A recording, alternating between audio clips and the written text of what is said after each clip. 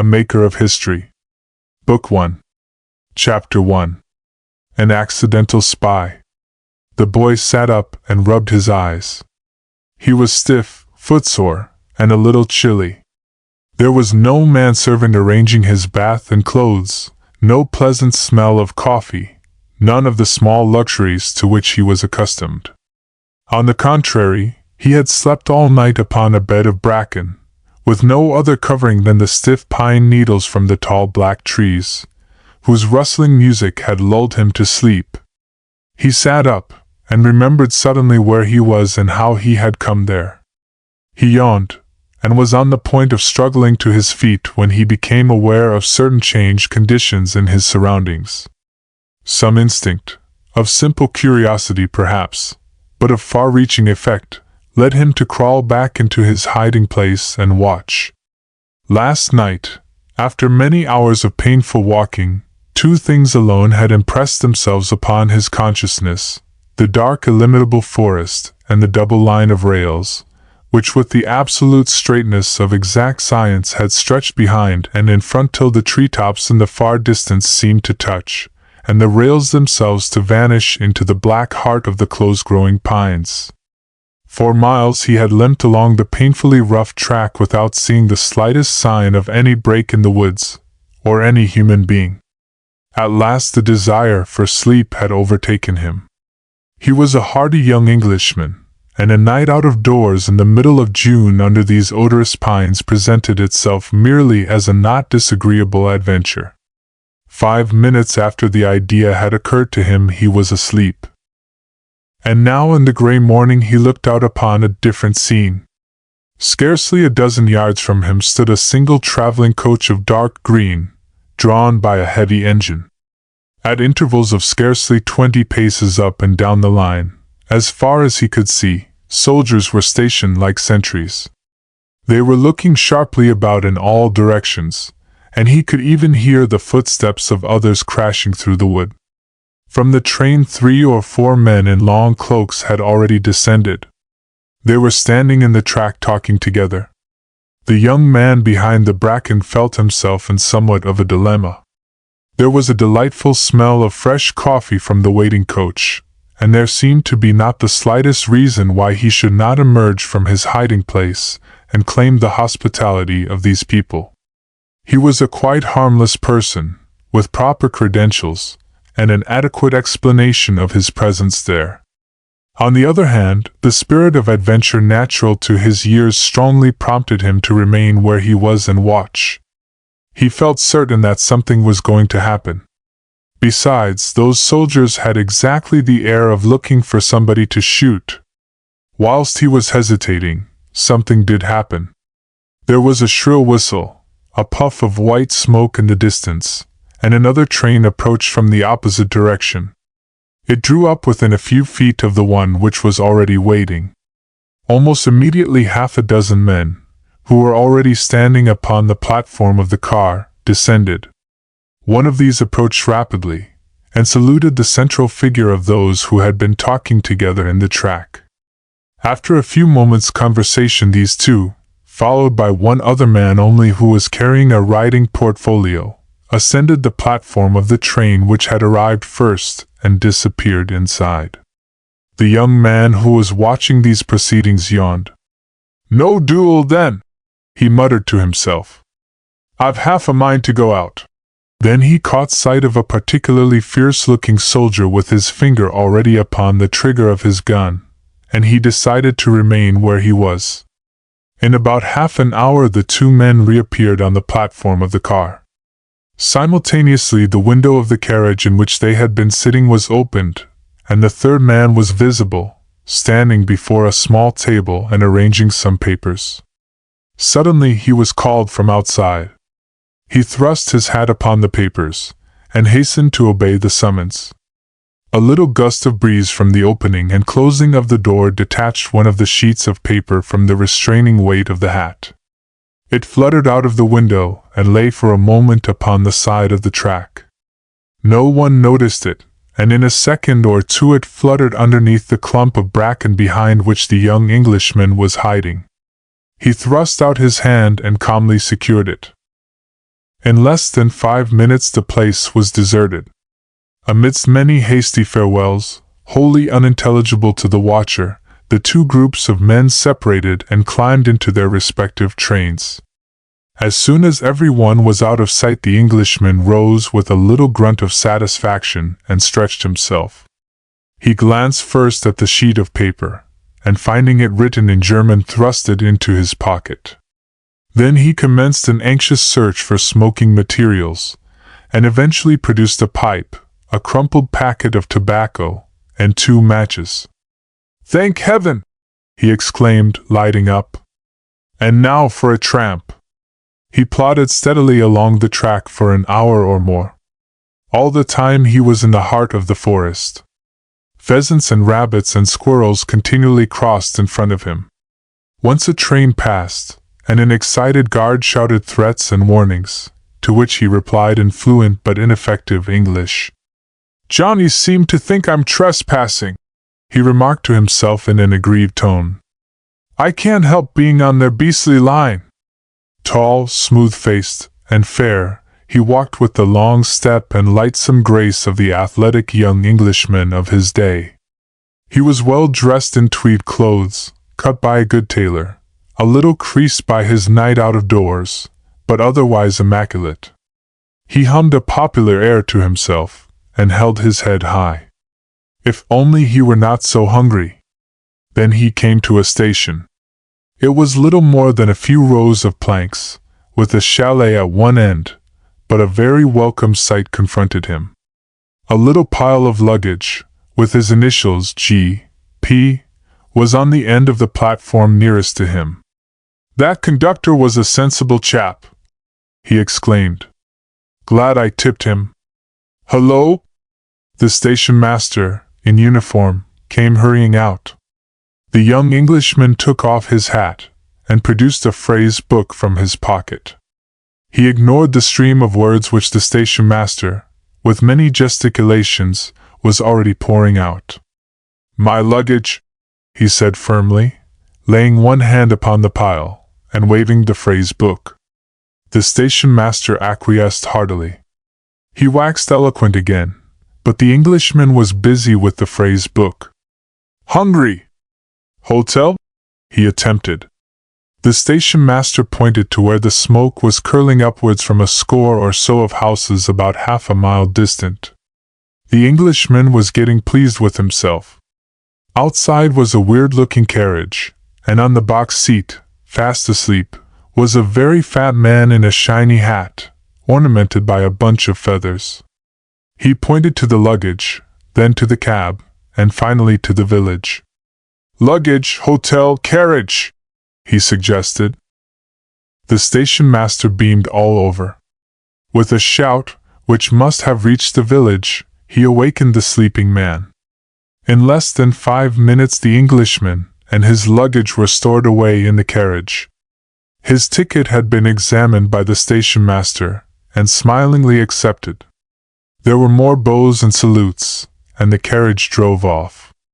Mr. Guy Poynton leaned back amongst the moldy leather upholstery, and smiled complacently. "Easiest thing in the world to get on in a foreign country with a phrase book and your wits," he remarked to himself. "Jove, I am hungry." He drove into a village of half a dozen houses or so, which reminded him of the pictured abodes of Noah and his brethren. An astonished innkeeper, whose morning attire apparently consisted of trousers, shirt, and spectacles, ushered him into a bare room with a trestle table. Guy produced his phrase book. "Hungry," he said vociferously. "Want to eat? Coffee?" The man appeared to understand, but in case there should have been any mistake, Guy followed him into the kitchen. The driver, who had lost no time, was already there, with a long glass of beer before him. Guy produced a mark, laid it on the table, touched himself, the innkeeper, and the driver, and pointed to the beer. The innkeeper understood, and the beer was good. The driver, who had been of course ludicrously overpaid, settled down in his corner, and announced his intention of seeing through to the end this most extraordinary and heaven-directed occurrence. The innkeeper and his wife busied themselves with the breakfast, and Guy made remarks every now and then from his phrase book, which were usually incomprehensible, except when they concerned a further supply of beer. With a brave acceptance of the courtesies of the country, he had accepted a cigar from the driver, and was already contemplating the awful moment when he would have to light it. Just then an interruption came.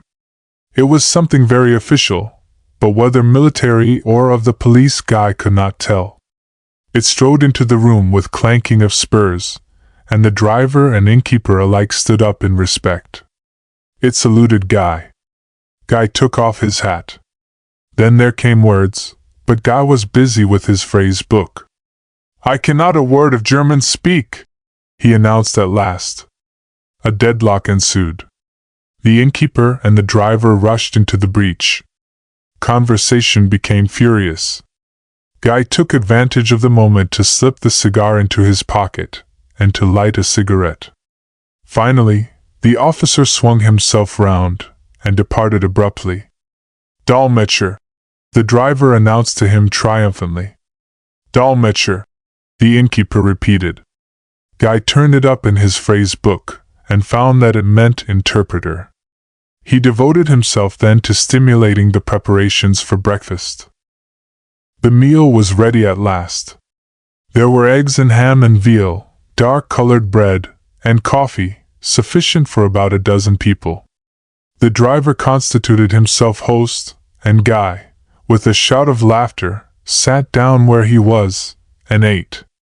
In the midst of the meal the officer reappeared, ushering in a small wizen-faced individual of unmistakably English appearance. Guy turned round in his chair, and the newcomer touched his forelock. "Hello!" Guy exclaimed. "You're English?" "Yes, sir," the man answered. "Came over to train polo ponies for the Prince of Hapsburg. Not in any trouble, I hope, sir?" "Not I," Guy answered cheerily. "Don't mind my going on with my breakfast, do you? What's it all about? Who's the gentleman with the fireman's helmet on, and what's he worrying about?" "He is an officer of the police, sir, on special service," the man answered. "You have been reported for trespassing on the state railway this morning." "Trespassing be blowed," Guy answered. "I've got my ticket for the frontier. We were blocked by signal about half a dozen miles off this place, and I got down to stretch my legs. I understood them to say that we could not go on for half an hour or so. They never tried to stop my getting down, and then off they went without any warning, and left me there." "I will translate to the officer, sir," the man said. "Right," Guy declared. "Go ahead." There was a brisk colloquy between the two. Then the little man began again. "He says that your train passed here at midnight, and that you did not arrive until past 6. "Quite right," Guy admitted. "I went to sleep. I didn't know how far it was to the station, and I was dead tired." "The officer wishes to know whether many trains passed you in the night?" "Can't say," Guy answered. "I sleep very soundly, and I never opened my eyes after the first few minutes." "The officer wishes to know whether you saw anything unusual upon the line?" the little man asked. "Nothing at all," Guy answered coolly. "Bit inquisitive, isn't he?" The little man came closer to the table. "He wishes to see your passport, sir," he announced. Guy handed it to him, also a letter of credit and several other documents. "He wants to know why you were going to the frontier, sir."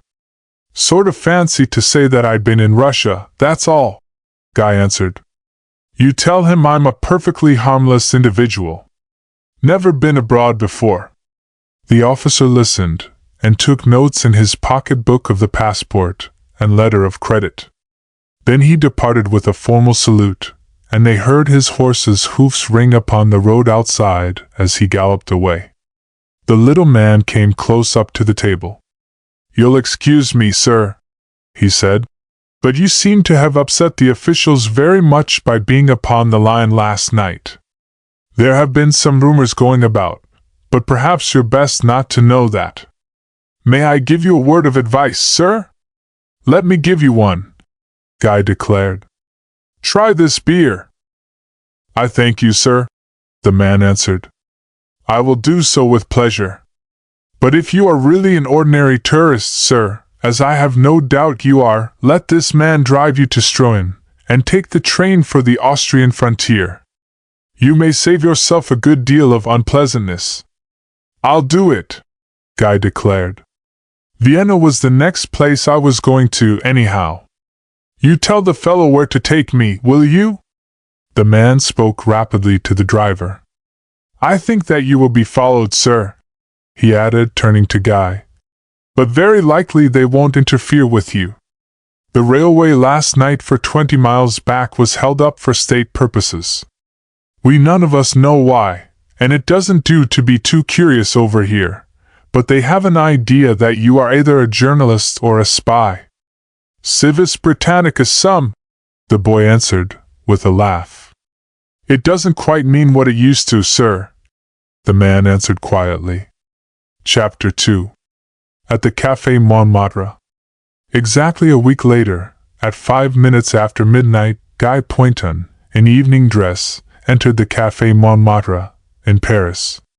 He made his way through the heterogeneous little crowd of men and women who were drinking at the bar, past the scarlet-coated orchestra, into the inner room, where the tables were laid for supper.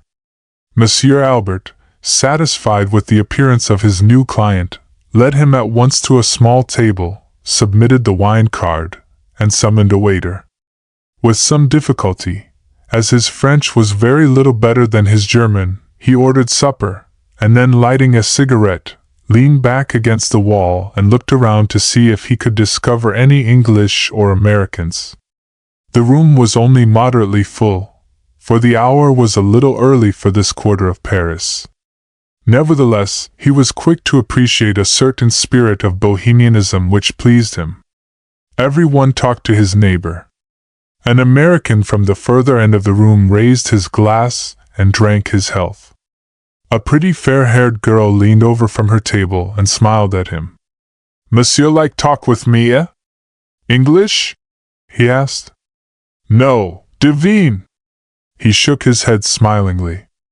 We shouldn't get on, he declared. Can't speak the language. She raised her eyebrows with a protesting gesture, but he looked away and opened an illustrated paper by his side. He turned over the pages idly enough at first, but suddenly paused. He whistled softly to himself and stared at the 2 photographs which filled the sheet. By Jove! He said softly to himself. There was the rustling of skirts close to his table. An unmistakably English voice addressed him. Is it anything very interesting? Do show me. He looked up. Mademoiselle Flossie, pleased with his appearance, had paused on her way down the room. Come and sit down, and I'll show it you, he said, rising. You're English, aren't you? Mademoiselle Flossie waved a temporary adieu to her friends and accepted the invitation. He poured her out a glass of wine. Stay and have supper with me, he begged. I must be off soon, but I'm tired of being alone. This is my last night, thank goodness. All right, she answered gaily. I must go back to my friends directly afterwards. Order what you like, he begged. I can't make these chaps understand me. She laughed and called the waiter. And now show me what you were looking at in that paper, she insisted. He pointed to the 2 photographs. I saw those 2 together only a week ago, he said. Want to hear about it? She looked startled for a moment, and a little incredulous. Yes, go on, she said. He told her the story. She listened with an interest which surprised him. Once or twice when he looked up he fancied that the lady from Vienna was also doing her best to listen. When he had finished their supper had arrived. I think, she said, as she helped herself to hors d'oeuvre, that you were very fortunate to get away. He laughed carelessly. The joke of it is, he said, I've been followed all the way here. One fellow, who pretended he got in at Strasbourg, was trying to talk to me all the time, but I saw him sneak in at Vienna, and I wasn't having any. I say, do you come here every evening? Very often, she answered. I dance at the Comique, and then we generally go to Maxim's to supper, and up here afterwards. I'll introduce you to my friends afterwards, if you like, and we'll all sit together. If you're very good, I'll dance to you.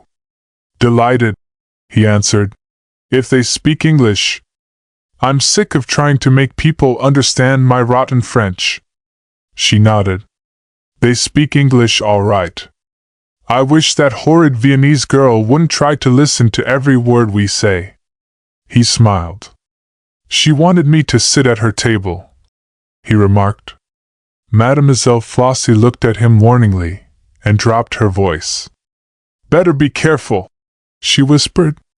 They say she's a spy. On my track, very likely, he declared with a grin. She threw herself back in her seat and laughed. Conceited. Why should anyone want to be on your track? Come and see me dance at the Comique tomorrow night. Can't, he declared. My sister's coming over from England. Stupid. Oh, I'll come one night, he declared. Order some coffee, won't you, and what liqueurs? I'll go and fetch my friends, she declared, rising. We'll all have coffee together. Who are they? He asked. She pointed to a little group down the room, 2 men and a woman. The men were French, one middle-aged and one young, dark, immaculate, and with the slightly bored air affected by young Frenchmen of fashion. The woman was strikingly handsome and magnificently dressed. They were quite the most distinguished-looking people in the room. If you think they'll come, he remarked doubtfully. Aren't we rather comfortable as we are? She made her way between the tables. Oh, they'll come, she declared. They're pals. She floated down the room with a cigarette in her mouth, very graceful in her airy muslin skirts and large hat. Guy followed her admiringly with his eyes. The Viennese lady suddenly tore off a corner of her menu and scribbled something quickly. She passed it over to Guy. Read, she said imperatively. He nodded and opened it. Prenez garde, he said slowly. Then he looked at her and shook his head. She was making signs to him to destroy her message, and he at once did so. Don't understand, he said. Sorry. Mademoiselle Flossie was laughing and talking with her friends. Presently they rose, and came across the room with her. Guy stood up and bowed. The introductions were informal, but he felt his insular prejudices a little shattered by the delightful ease with which these 2 Frenchmen accepted the situation. Their breeding was as obvious as their bonhomie. The table was speedily rearranged to find places for them all. Your friends will take coffee with me, mademoiselle, Guy said. Do be hostess, please. My attempts at French will only amuse everybody. The elder of the 2 Frenchmen, whom the waiter addressed as Monsieur le Baron, and everyone else as Louis, held up his hand. With pleasure, he declared. Later on. Just now it is too early. We will celebrate l'entente cordiale. Garçon, a magnum of Pommery, un new frappé. I know you will forgive the liberty, he said, smiling at Guy. This bottle is vowed. Flossie has smiled for the first time for 3 evenings. She threw a paper fan at him, and sat down again by Guy. Do tell him the story you told me, she whispered in his ear. Louis, listen. Guy retold his story. Monsieur le Baron listened intently. So did the lady who had accompanied him. Guy felt that he told it very well, but for the second time he omitted all mention of that missing sheet of paper which had come into his possession. Monsieur le Baron was obviously much interested. You are quite sure of the 2 men? He asked quietly. Quite, Guy answered confidently. One was, Madame, Flossie's friend, dropped a wineglass. Monsieur le Baron raised his hand. No names, he said. It is better not. We understand. A most interesting adventure, Monsieur Pointon, and to your health. The wine was good, and the fun of the place itself went almost to the head. Always there were newcomers who passed down the room amidst a chorus of greetings, always the gayest of music. Then amidst cheers Flossie and another friend whom she called from a distant table danced a cakewalk, danced very gracefully, and with a marvelous display of rainbow skirts. She came back breathless, and threw herself down by Guy's side. "Give me some more wine," she panted. "How close the place is!" The younger Frenchman, who had scarcely spoken, leaned over. "An idea!" he exclaimed. "My automobile is outside. I will drive you all round the city. Monsieur Pointon shall see Paris undressed. Afterwards we will go to Louis's rooms and make his man cook us a déjeuner anglais." Flossie stood up and laughed. "Who'll lend me a coat?" she cried. "I've nothing but a lace mantle." "Plenty of Frenchmen in the car," the young Frenchman cried. "Are we all agreed? Good. Garçon, l'addition." "And mine," Guy ordered. The women departed for their wraps. Guy and the two Frenchmen filled their pockets with cigarettes. When the bills came, Guy found that his own was a trifle, and Monsieur Louis waved aside all protest. "We are hosts tonight, my young friend," he declared with charming insistence. "Another time you shall have your turn. You must come round to the club tomorrow, and we will arrange for some sport. Allons!" They crowded out together amidst a chorus of farewells. Guy took Flossie's arm going down the stairs. "I say, I'm awfully obliged to you for introducing me to your friends," he declared. "I'm having a ripping time." She laughed. "Oh, they're all right," she declared. "Mind my skirts." "I say, what does Prenez Garde mean?" he asked. "Take care, why?" He laughed again. "Nothing." Chapter 3.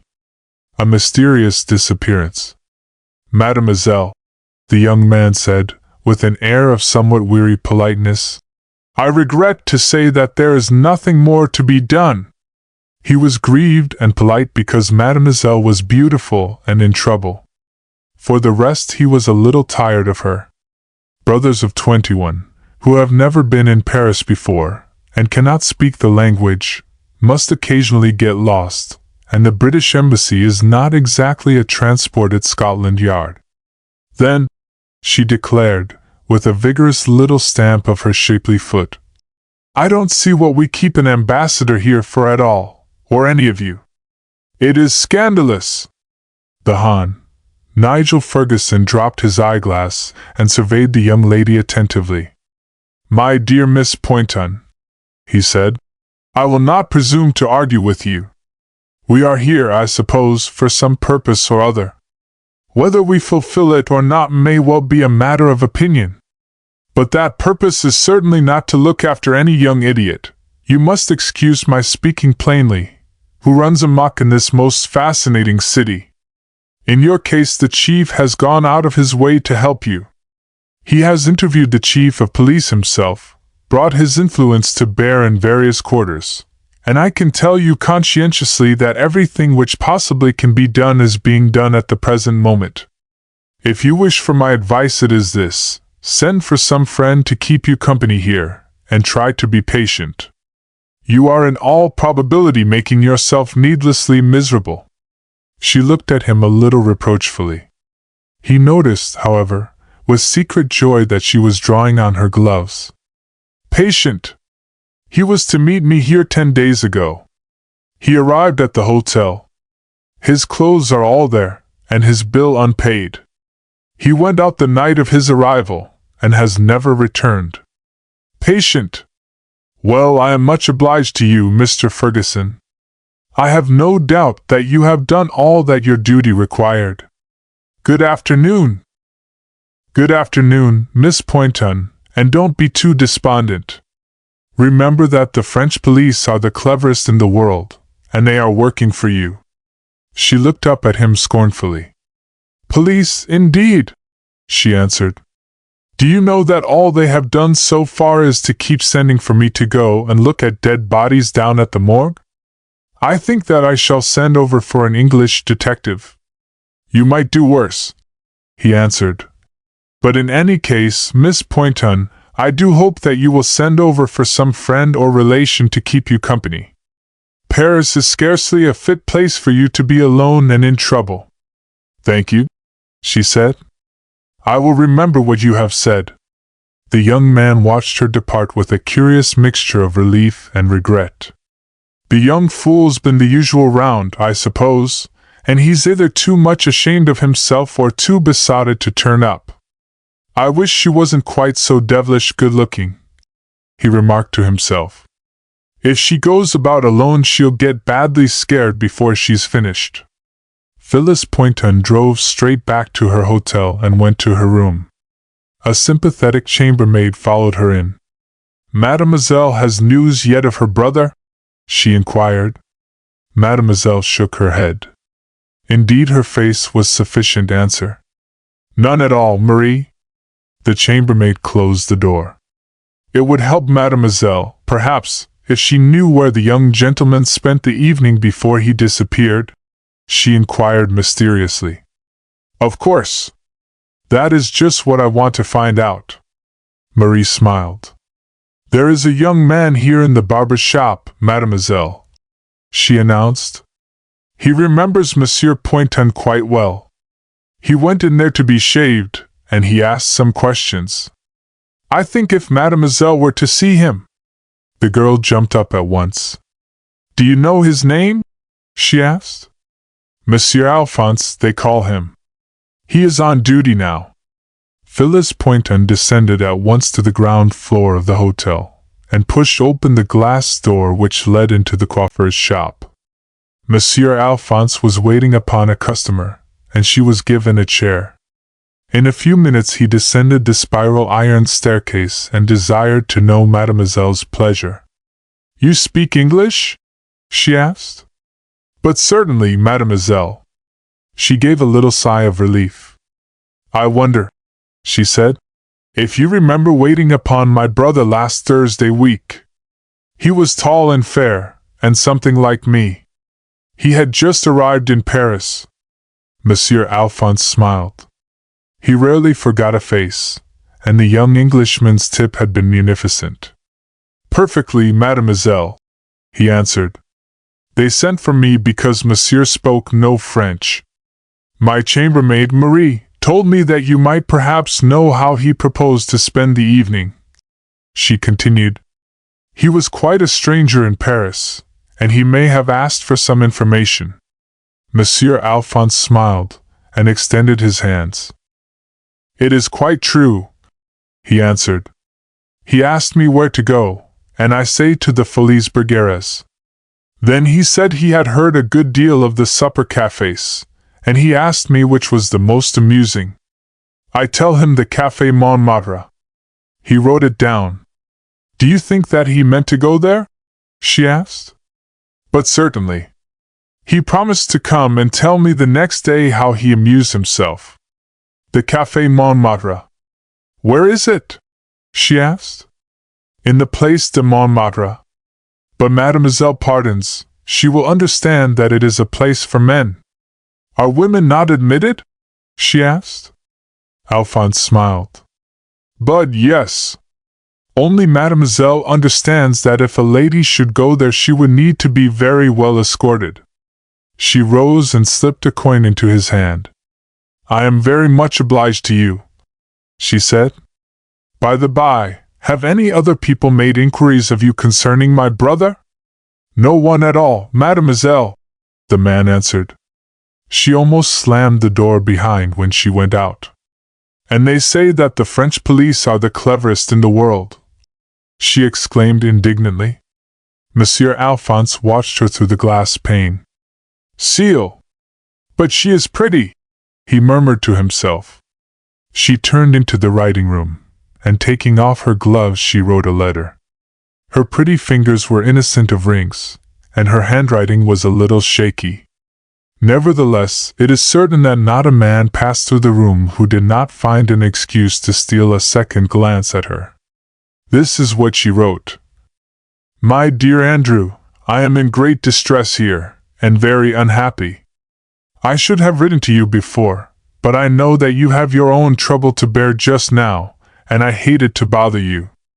I arrived here punctually on the date arranged upon between Guy and myself, and found that he had arrived the night before, and had engaged a room for me. He was out when I came. I changed my clothes and sat down to wait for him. He did not return. I made inquiries and found that he had left the hotel at 8 o'clock the previous evening. To cut the matter short, 10 days have now elapsed, and he has not yet returned. My dear Andrew, I have been to the embassy, to the police, and to the morgue. Nowhere have I found the slightest trace of him. No one seems to take the least interest in his disappearance. The police shrug their shoulders, and look at me as though I ought to understand. He will return very shortly, they are quite sure. At the embassy they have begun to look upon me as a nuisance. The morgue, heaven send that I may one day forget the horror of my hasty visits there. I have come to the conclusion, Andrew, that I must search for him myself. How, I do not know, where, I do not know. But I shall not leave Paris until I have found him. Andrew, what I want is a friend here. A few months ago I should not have hesitated a moment to ask you to come to me.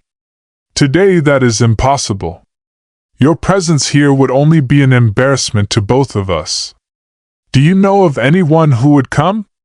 I have not a single relative whom I can ask to help me. Would you advise me to write to Scotland Yard for a detective, or go to one of these agencies? If not, can you think of anyone who would come here and help me, either for your sake as your friend, or, better still, a detective who can speak French and whom one can trust? All our lives Guy and I have congratulated ourselves that we have no relation nearer than India. I am finding out the other side of it now. I know that you will do what you can for me, Andrew. Write to me by return. Yours in great trouble and distress, Phyllis Poynton. Phyllis Poynton. She sealed and addressed her letter, and saw it dispatched. Afterwards she crossed the courtyard to the restaurant, and did her best to eat some dinner. When she had finished it was only 8:30. She rang for the lift and ascended to the 4th floor. On her way down the corridor a sudden thought struck her. She took a key from her pocket and entered the room which her brother had occupied.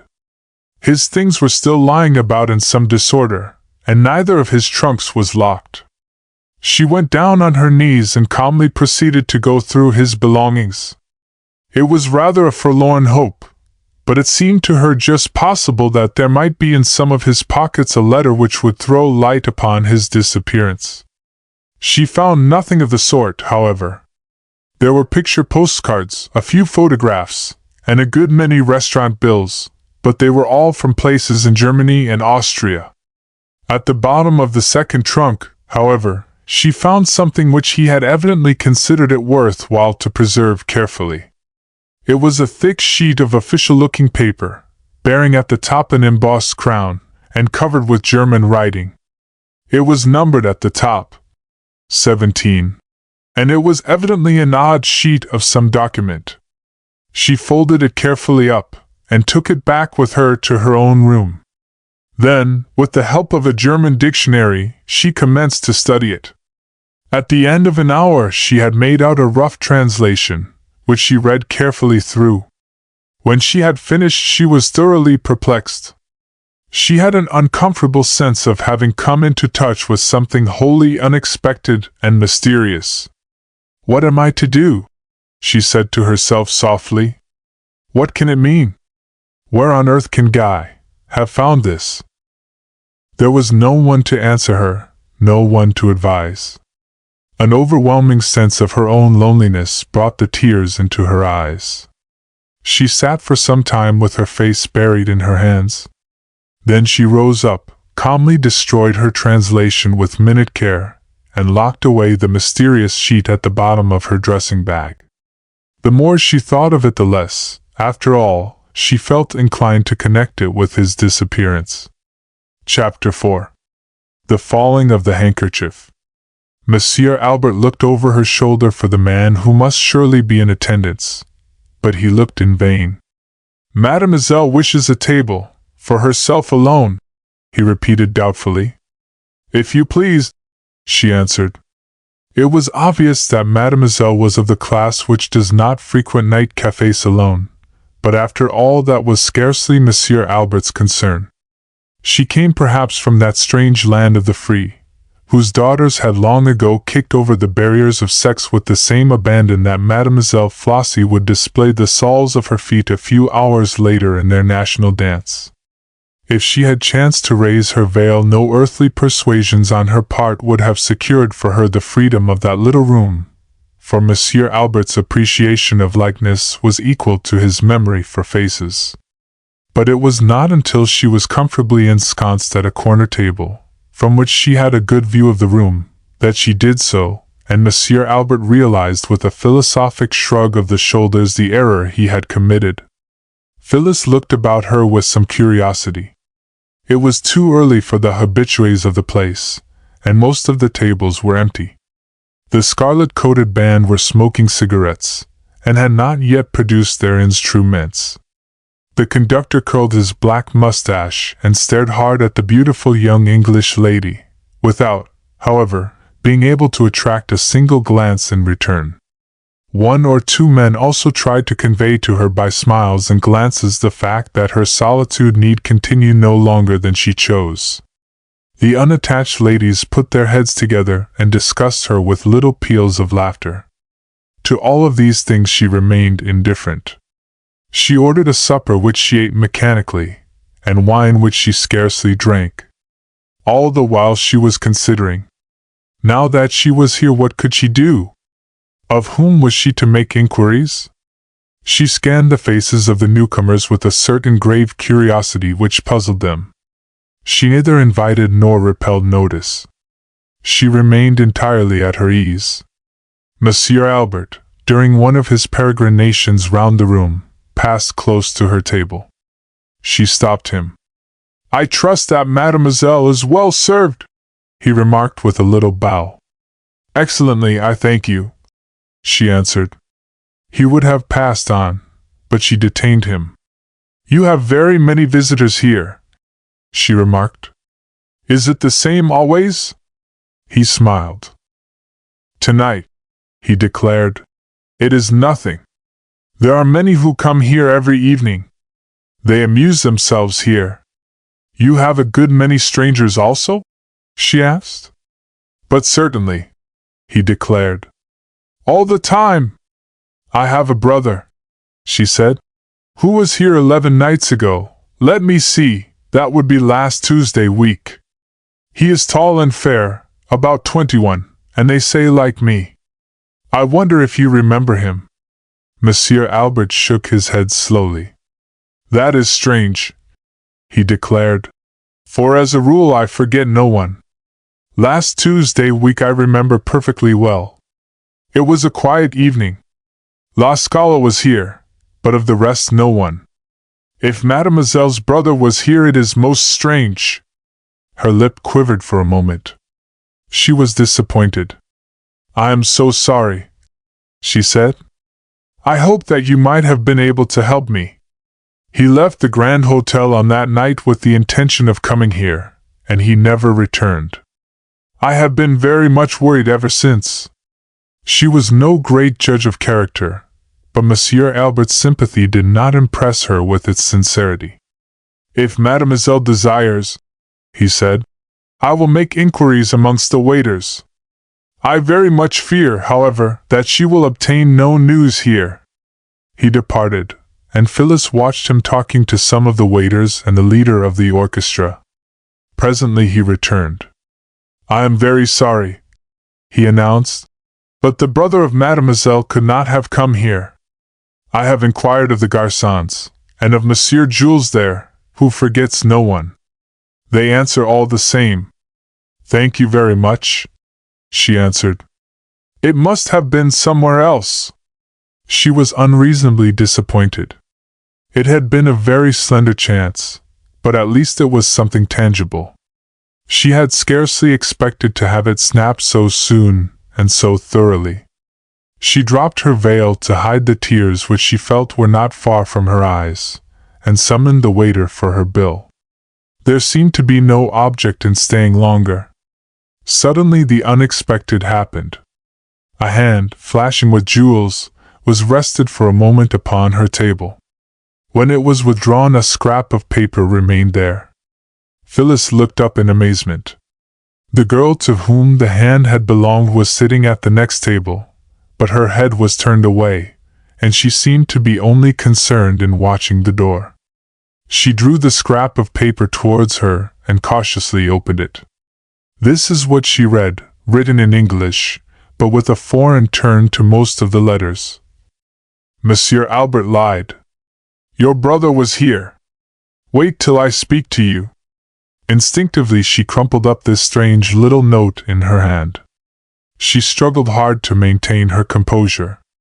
She had at once the idea that everyone in the place was looking at her. Monsieur Albert, indeed, on his way down the room wondered what had driven the hopeless expression from her face. The waiter brought her bill. She paid it and tipped him with prodigality which for a woman was almost reckless. Then she ordered coffee, and after a second's hesitation, cigarettes. Why not? Nearly all the women were smoking, and she desired to pass for the moment as one of them. For the first time she ventured to gaze at her neighbor. It was the young lady from Vienna. She was dressed in a wonderful demi-toilette of white lace, and she wore a large picture hat adjusted at exactly the right angle for her profile. From her throat and bosom there flashed the sparkle of many gems. The finger which held her cigarette was ablaze with diamonds. She leaned back in her seat smoking lazily, and she met Phyllis's furtive gaze with almost insolent coldness. But a moment later, when Monsieur Albert's back was turned, she leaned forward and addressed her rapidly. A man will come here, she said. Who could tell you, if he was willing, all that you seek to know? He will come tonight. He comes all the nights. You will see I hold my handkerchief so in my right hand. When he comes I shall drop it, so. The girl's swift speech, her half-fearful glances towards the door, puzzled Phyllis. Can you not come nearer to me and talk? She asked. No. You must not speak to me again. You must not let anyone, especially the man himself, know what I have told you. No more now. Watch for the handkerchief. But what shall I say to him? The girl took no notice of her. She was looking in the opposite direction. She seemed to have edged away as far as possible from her. Phyllis drew a long breath. She felt her heart beating with excitement. The place suddenly seemed to her like part of a nightmare. And then all was clear again. Fortune was on her side.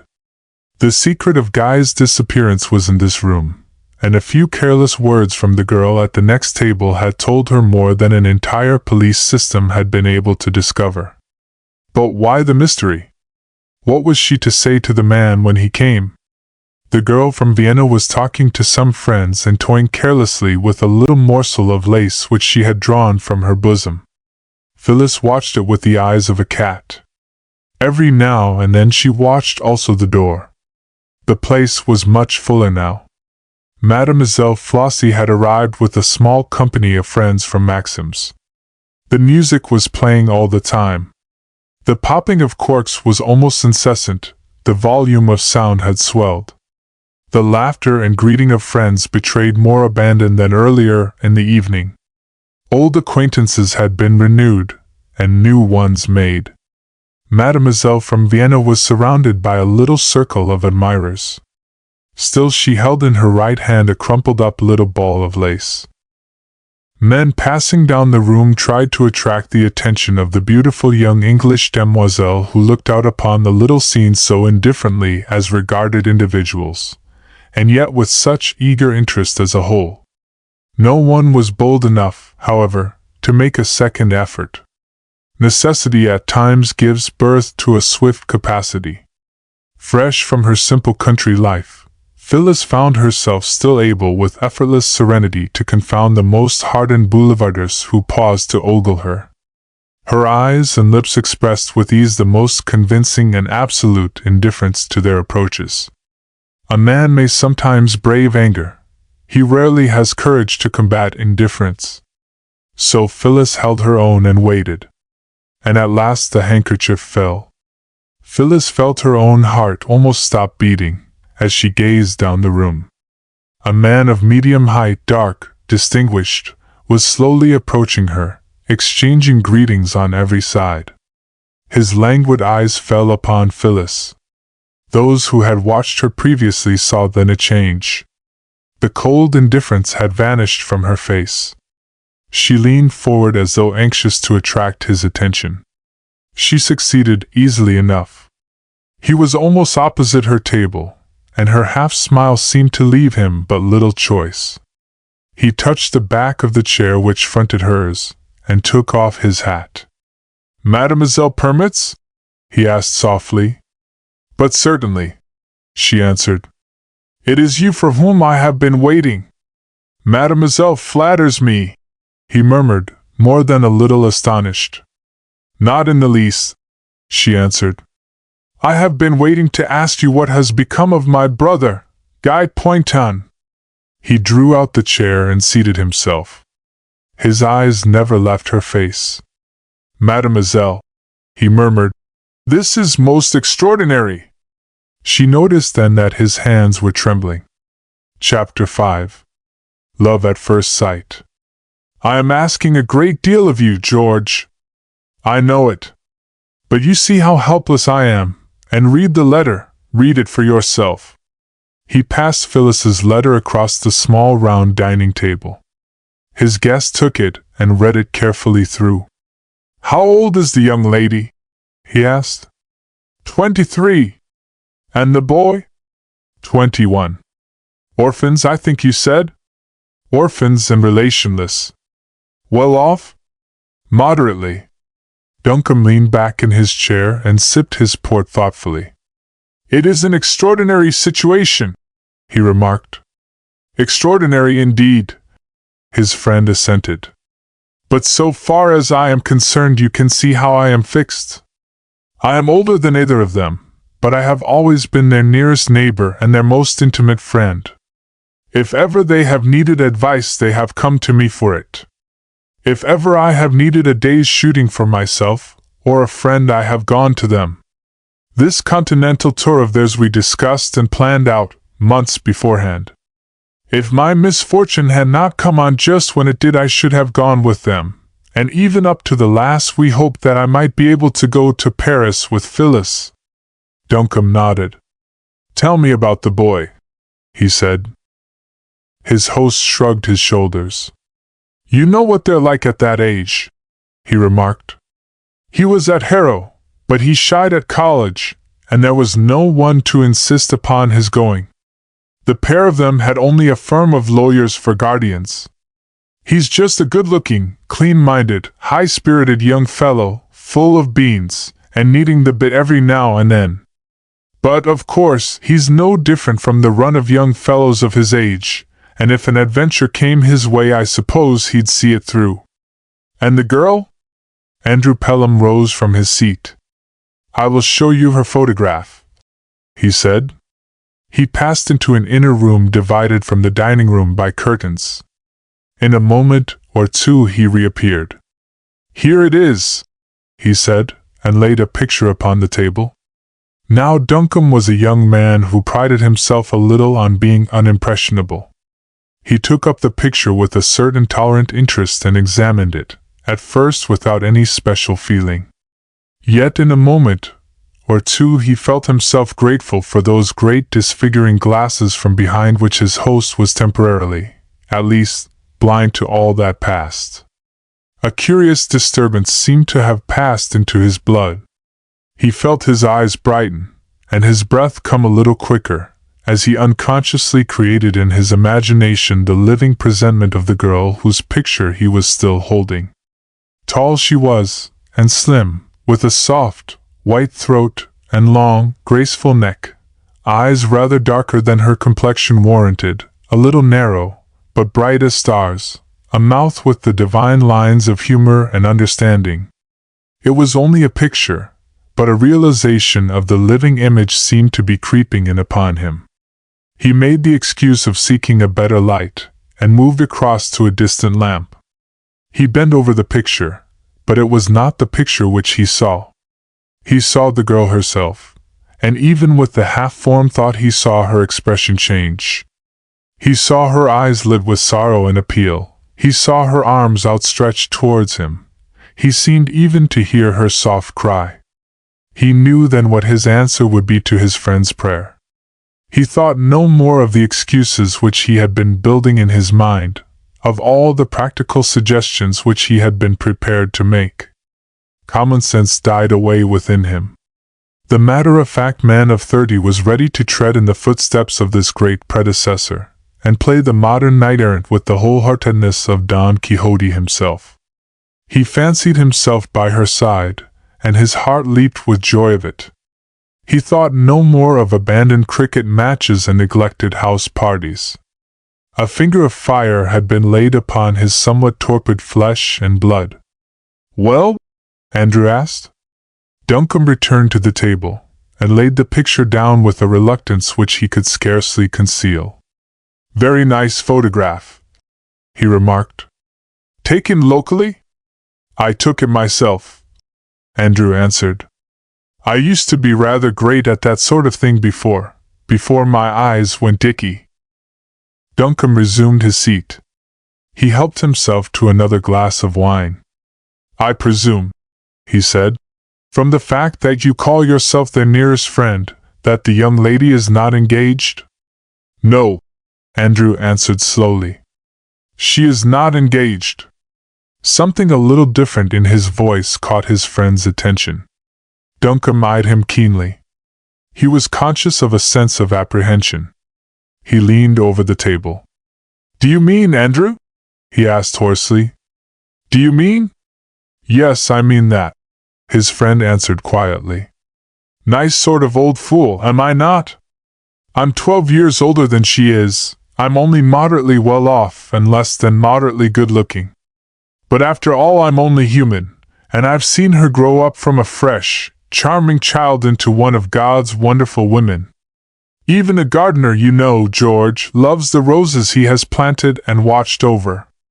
I've taught her a little and helped her a little, and I've watched her cross the borderland. Does she know?" Andrew shook his head doubtfully. "I think," he said, "that she was beginning to guess. 3 months ago I should have spoken, but my trouble came. I didn't mean to tell you this, but perhaps it is as well that you should know. You can understand now what I am suffering. To think of her there alone almost maddens me." Duncombe rose suddenly from his seat. "Come out into the garden, Andrew," he said. "I feel stifled here." His host rose and took Duncombe's arm. They passed out through the French window onto the gravel path which circled the cedar-shaded lawn. A shower had fallen barely an hour since, and the air was full of fresh, delicate fragrance. Birds were singing in the dripping trees, blackbirds were busy in the grass. The perfume from the wet lilac shrubs was a very dream of sweetness. Andrew pointed across a park which sloped down to the garden boundary. "Up there, amongst the elm trees, George," he said. "Can you see a gleam of white? That is the hall, just to the left of the rookery." Duncombe nodded. "Yes," he said, "I can see it. Guy and she walk down so often after dinner," he said quietly. "I have stood here and watched them. Sometimes she came alone. What a long time ago that seems!" Duncombe's grip upon his arm tightened. "Andrew," he said, "I can't go. There was a short silence. Andrew stood quite still. All around them was the soft weeping of dripping shrubs. An odorous whiff from the walled rose garden floated down the air. "I'm sorry, George. It's a lot to ask you, I know." "It isn't that." Andrew turned his head toward his friend. The tone puzzled him. "I don't understand." "No wonder, old fellow. I don't understand myself." There was another short silence. Andrew stood with his almost sightless eyes turned upon his friend, and Duncan was looking up through the elm trees to the hall. He was trying to fancy her, as she must have appeared to this man who dwelt alone, walking down the meadow in the evening. "No," he repeated softly. "I don't understand myself. You've known me for a long time, Andrew. You wouldn't write me down as altogether a sentimental ass, would you?" "I should not, George. I should never even use the word sentimental in connection with you." Duncan turned and faced him squarely. He laid his hands upon his friend's shoulders. "Old man," he said, "here's the truth. So far as a man can be said to have lost his heart without rhyme or reason, I've lost mine to the girl of that picture." Andrew drew a quick breath. "Rubbish, George!" he exclaimed. "Why, you never saw her. You don't know her." "It is quite true," Duncan answered. "And yet, I have seen her picture." His friend laughed queerly. "You, George Duncan, in love with a picture? Stony-hearted George, we used to call you. I can't believe it. I can't take you seriously. It's all rot, you know, isn't it? It must be rot." "It sounds like it," Duncan answered quietly. "Put it this way, if you like. I have seen a picture of the woman whom, if ever I meet, I most surely shall love. What there is that speaks to me from that picture I do not know. You say that only love can beget love. Then there is that in the picture which points beyond. You see, I have talked like this in an attempt to be honest. You have told me that you care for her. Therefore I have told you these strange things. Now do you wish me to go to Paris, for if you say yes I shall surely go." Again Andrew laughed, and this time his mirth sounded more natural. "Let me see," he said. "We drank Pontet Canet for dinner. You refused liqueurs, but I think you drank 2 glasses of port. George, what has come over you? What has stirred your slow-moving blood to fancies like these? Bah! We are playing with one another. Listen! For the sake of our friendship, George, I beg you to grant me this great favor. Go to Paris tomorrow and help Phyllis. You mean it? God knows I do. If ever I took you seriously, George, if ever I feared to lose the woman I love, well, I should be a coward for my own sake to rob her of help when she needs it so greatly. Be her friend, George, and mine. For the rest the fates must provide." "The fates," Duncan answered. It seems to me that they have been busy about my head tonight." "It is settled then. I will go." Chapter 6. The Vanishing Lady. At precisely 9:30 on the following evening, Duncan alighted from his petite voiture in the courtyard of the Grand Hotel, and making his way into the office engaged a room. And then he asked the question which 100 times on the way over he had imagined himself asking. A man to whom nervousness in any shape was almost unknown, he found himself only able to control his voice and manner with the greatest difficulty. In a few moments he might see her. "You have a young English lady, Miss Poynton, staying here, I believe," he said. "Can you tell me if she is in now?" The clerk looked at him with sudden interest. "Miss Poynton is staying here, sir," he said. "I do not believe that she is in just now. Will you wait one moment?" He disappeared rapidly, and was absent for several minutes.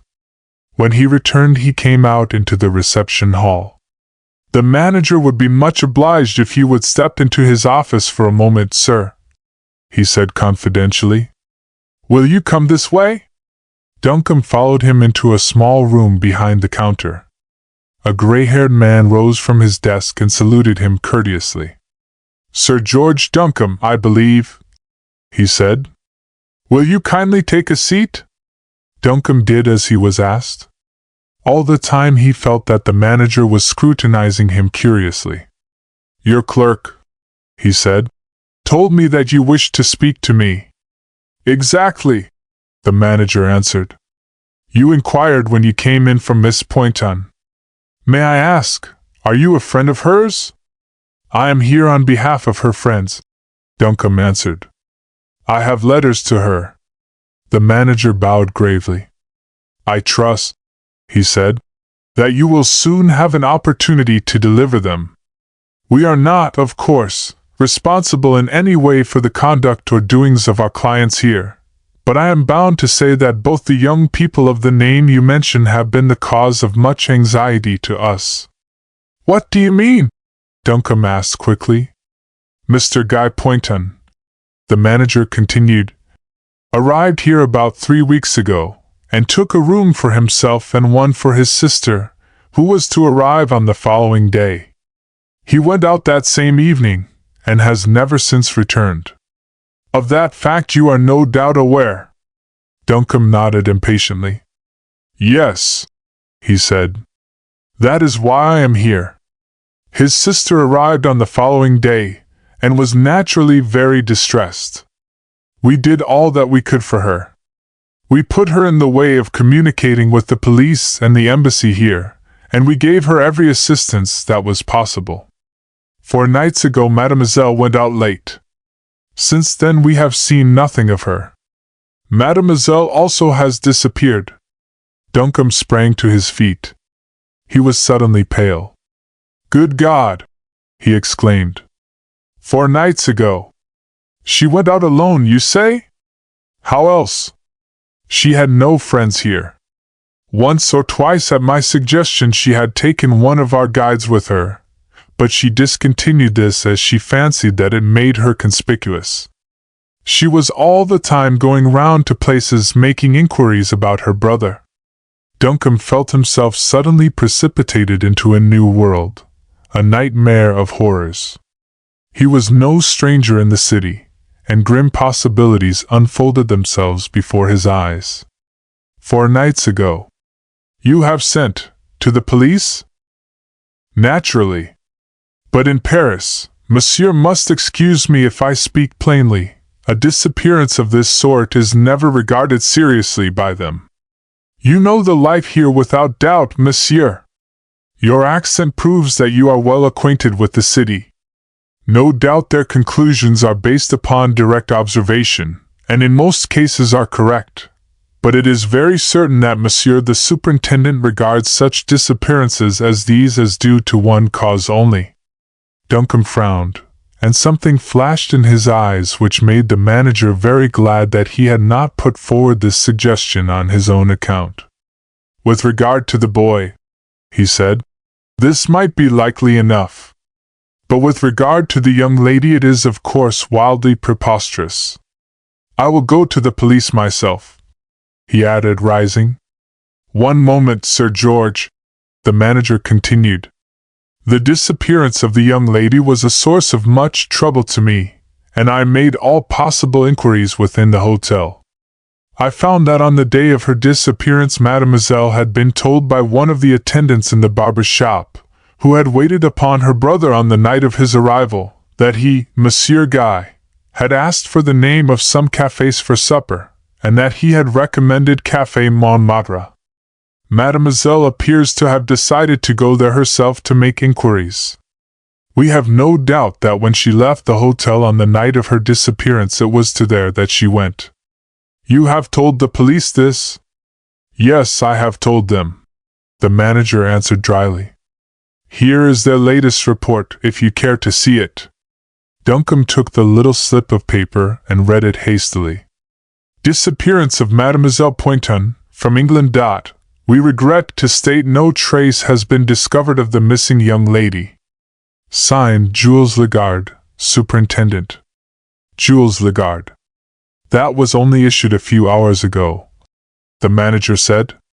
And I thought, Duncombe said bitterly, that the French police were the best in the world. The manager said nothing. Duncombe rose from his chair. I shall go myself to the Café Montmartre, he said. The manager bowed. I shall be glad, he said, to divest myself of any further responsibility in this matter. It has been a source of much anxiety to the directors as well as myself. Duncombe walked out of the room, and putting on his coat again called for a petite voiture. He gave the man the address in the Rue Espionage and was driven to a block of flats there over some shops. Is Monsieur Spencer in? He asked the concierge. He was directed to the first floor. An English manservant admitted him, and a few moments later he was shaking hands with a man who was seated before a table covered with loose sheets of paper. Duncombe, by all that's wonderful, he exclaimed, holding out his hand. Why, I thought that you had shaken the dust of the city from your feet forever, and turned country squire. Sit down. What will you have? First of all, am I disturbing you? Spencer shook his head. I've no press work tonight, he answered. I've a clear hour to give you at any rate. When did you come? 2:20 from Charing Cross, Duncombe answered. I can't tell you how thankful I am to find you in, Spencer. I'm over on a very serious matter, and I want your advice. Spencer touched the bell. Cigars and cigarettes, whiskey and soda, appeared as though by magic.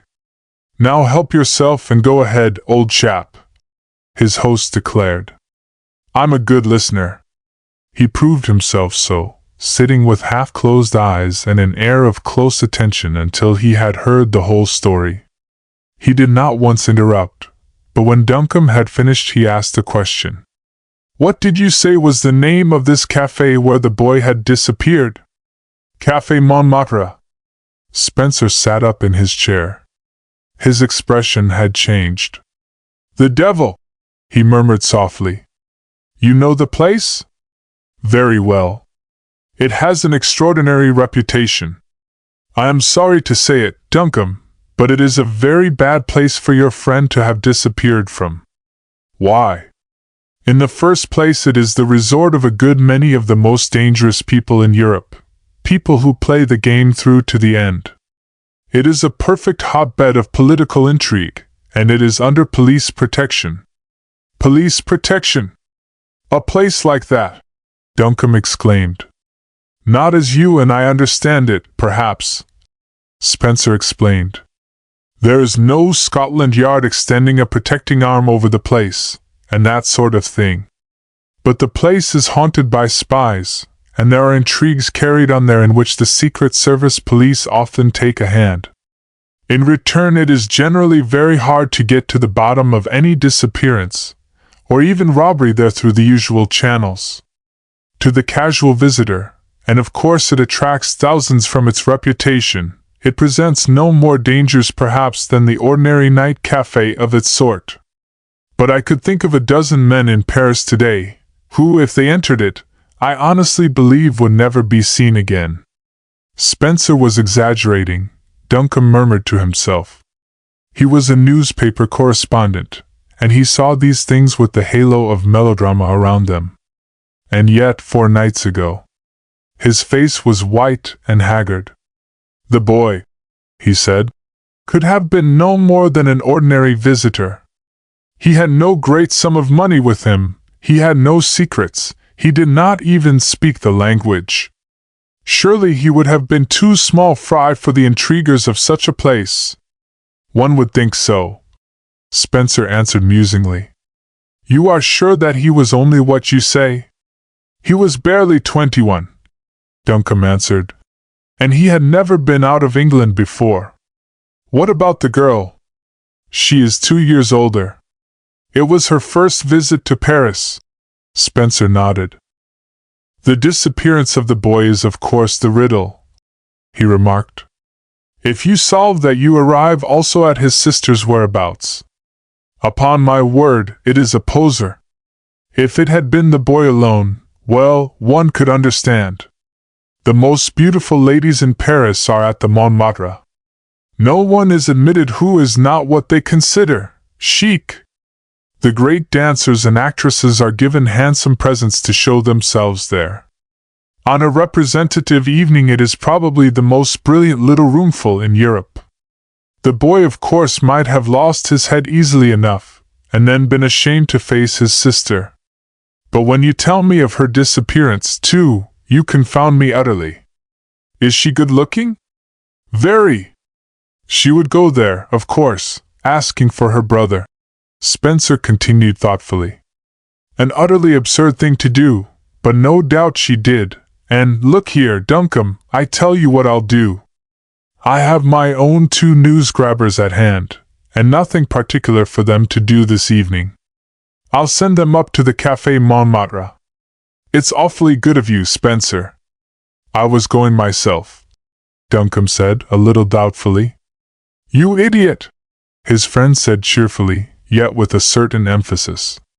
English from your hair to your boots, you'd go in there and attempt to pump people who have been playing the game all their lives, and who would give you exactly what information suited their books. They know what you were there for, the moment you opened your mouth. Honestly, what manner of good do you think that you could do? You'd learn what they chose to tell you. If there's really anything serious behind all this, do you suppose it would be the truth? You're quite right, I suppose, Duncombe admitted, but it seems beastly to be doing nothing. Better be doing nothing than doing harm, Spencer declared. Look round the other cafes and the boulevards. And come here at 11 tomorrow morning. We'll breakfast together at Paillard's. Chapter 7. The Decoy House of Europe. Spencer wrote out his luncheon with the extreme care of the man to whom eating has passed to its proper place amongst the arts, and left to Duncombe the momentous question of red wine or white. Finally, he leaned back in his chair, and looked thoughtfully across at his companion. Sir George, he said, you have placed me in a very painful position. Duncombe glanced up from his hors d'oeuvre. What do you mean? I will explain, Spencer continued. You came to me last night with a story in which I hoped that I showed a reasonable amount of interest, but in which, as a matter of fact, I was not interested at all. Girls and boys who come to Paris for the first time in their lives unattended, and find their way to the Café Montmartre, and such places, generally end up in the same place. It would have sounded brutal if I had added to your distress last night by talking like this, so I determined to put you in the way of finding out for yourself. I sent 2 of my most successful news scouts to that place last night, and I had not the slightest doubt as to the nature of the information which they would bring back.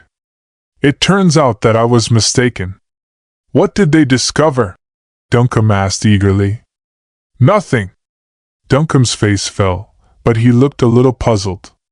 Nothing? I don't understand. They must have heard that they had been there anyhow. They discovered nothing. You do not understand the significance of this. I do. It means that I was mistaken for one thing. Their disappearance has more in it than the usual significance.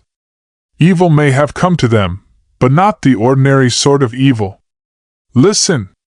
You say that the police have disappointed you in having discovered nothing. That is no longer extraordinary to me. The police, or those who stand behind them, are interested in this case, and in the withholding of information concerning it. You are talking reals to me, Spencer, Duncombe declared. Do you mean that the police in Paris may become the hired tools of malefactors? Not altogether that, Spencer said, waving aside a dish presented before him by the head waiter himself with a gesture of approval. Not necessarily malefactors. But there are other powers to be taken into consideration, and most unaccountably your 2 friends are in deeper water than your story led me to expect. Now, not another question, please, until you have tried that sauce. Absolute silence, if you please, for at least 3 or 4 minutes. Duncombe obeyed with an ill grace. He had little curiosity as to its flavor, and a very small appetite at all with the conversation in its present position. He waited for the stipulated time, however, and then leaned once more across the table. "Spencer! First I must have your judgment upon the sauce. Did you find enough mussels?" "Damn the sauce!" Duncombe answered. "Forgive me, Spencer, but this affair is, after all, a serious one to me.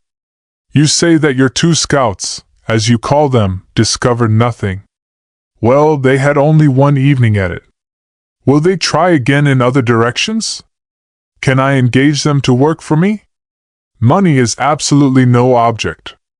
Spencer shook his head. "Duncombe," he said, "you're going to think me a poor sort of friend, but the truth is best. You must not count upon me any more. I cannot lift even my little finger to help you. I can only give you advice if you want it. And that? Go back to England tomorrow. Chuck it altogether. You are up against too big a combination. You can do no one any good. You are a great deal more likely to come to harm yourself." Duncombe was quite quiet for several moments. When he spoke again, his manner had a new stiffness. "You have surprised me a good deal, I must confess, Spencer. We will abandon the subject." Spencer shrugged his shoulders. "I know how you're feeling, old chap," he said. "I can't help it. You understand my position here. I write a daily letter for the best paying and most generous newspaper in the world, and it is absolutely necessary that I keep hand in glove with the people in high places here. My position absolutely demands it, and my duty to my chief necessitates my putting all personal feeling on one side in a case like this when a conflict arises." "But where," Duncombe asked, "does the conflict arise?" "Here," Spencer answered. "I received a note this morning from a great personage in this country to whom I am under more obligation than any other breathing man, requesting me to refrain from making any further inquiries or assisting anyone else to make them in this matter. I can assure you that I was thunderstruck, but the note is in my pocket at the present moment." "Does it mention them by name?" "The exact words are," Spencer answered, "respecting the reported disappearance of the young Englishman, Mr. Guy Poynton, and his sister. This will just show you how much you have to hope for from the police, for the person whose signature is at the foot of that note could command the implicit obedience of the whole system." Duncombe's cheeks were a little flushed. He was British to the backbone, and his obstinacy was being stirred. "The more reason," he said quietly, "so far as I can see, that I should continue my independent efforts with such help as I can secure. This girl and boy are fellow country people, and I haven't any intention of leaving them in the clutches of any brutal gang of Frenchmen into whose hands they may have got. I shall go on doing what I can, Spencer."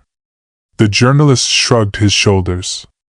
"I can't help sympathizing with you, Duncombe," he said, "but keep reasonable. You know your Paris well enough to understand that you haven't 1,000 to 1 chance.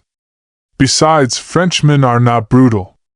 If the boy got into a scrape, it was probably his own fault. And the girl? What of her? Am I to leave her to the tender mercies of whatever particular crew of blackguards may have got her into their power?" "You are needlessly melodramatic," Spencer answered. "I will admit, of course, that her position may be an unfortunate one, but the personage whom I have the honor to call my friend does not often protect blackguards.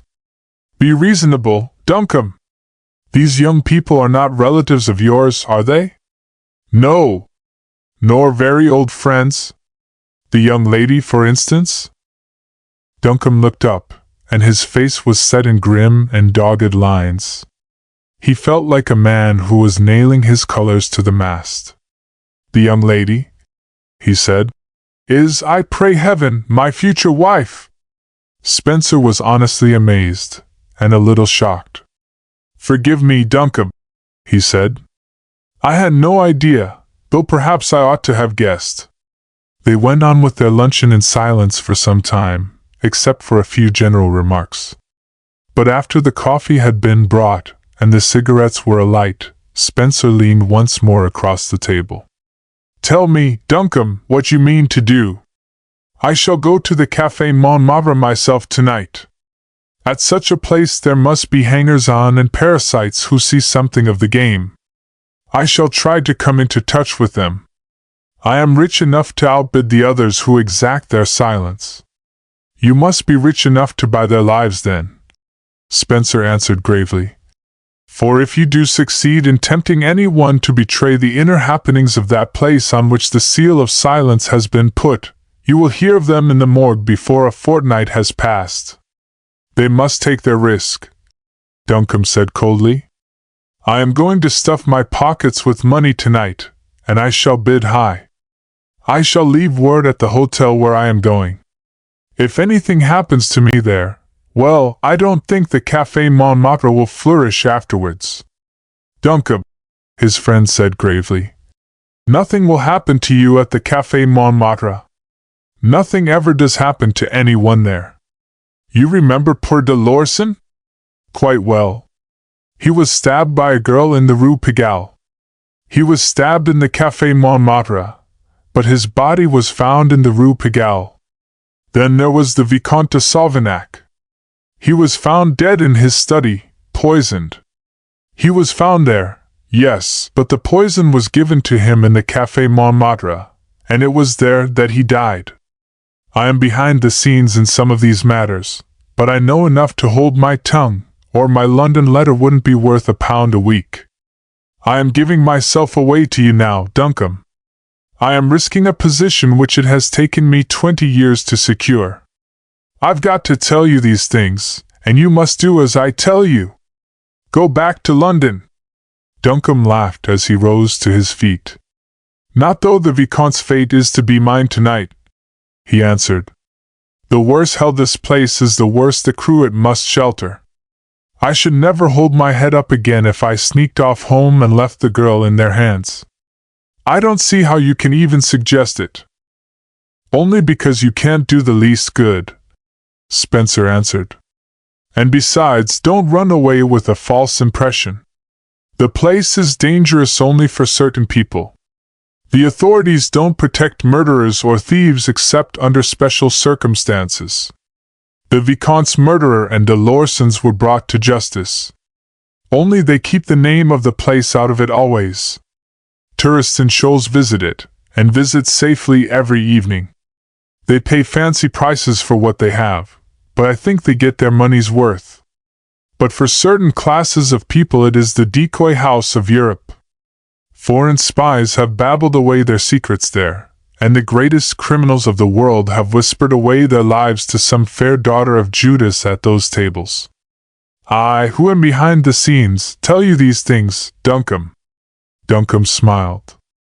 "Tomorrow," he said, "you may add another victim to your chamber of horrors." Chapter 8. Duncombe's. "Hold up."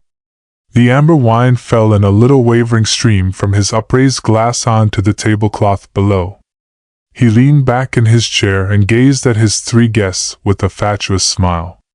The girl in blue, with the dazzlingly fair hair and wonderful complexion, steadied his hand and exchanged a meaning look with the man who sat opposite. Surely the poor fool was ready for the plucking? But Madame, who sat beside her, frowned upon them both. She had seen things which had puzzled her. She signed to them to wait. She leaned over and flashed her great black eyes upon him. "Monsieur enjoys himself like this every night in Paris?" A soft, a very seductive voice. The woman who envied her success compared it to the purring of a cat. Men as a rule found no fault with it, especially those who heard it for the first time. Duncombe set down his glass, now almost empty. He looked from the stain on the tablecloth into the eyes of Madame, and again she thought them very unlike the eyes of a drunken man. "Why not? It's the one city in the world to enjoy oneself in. 4:30, and here we are as jolly as anything.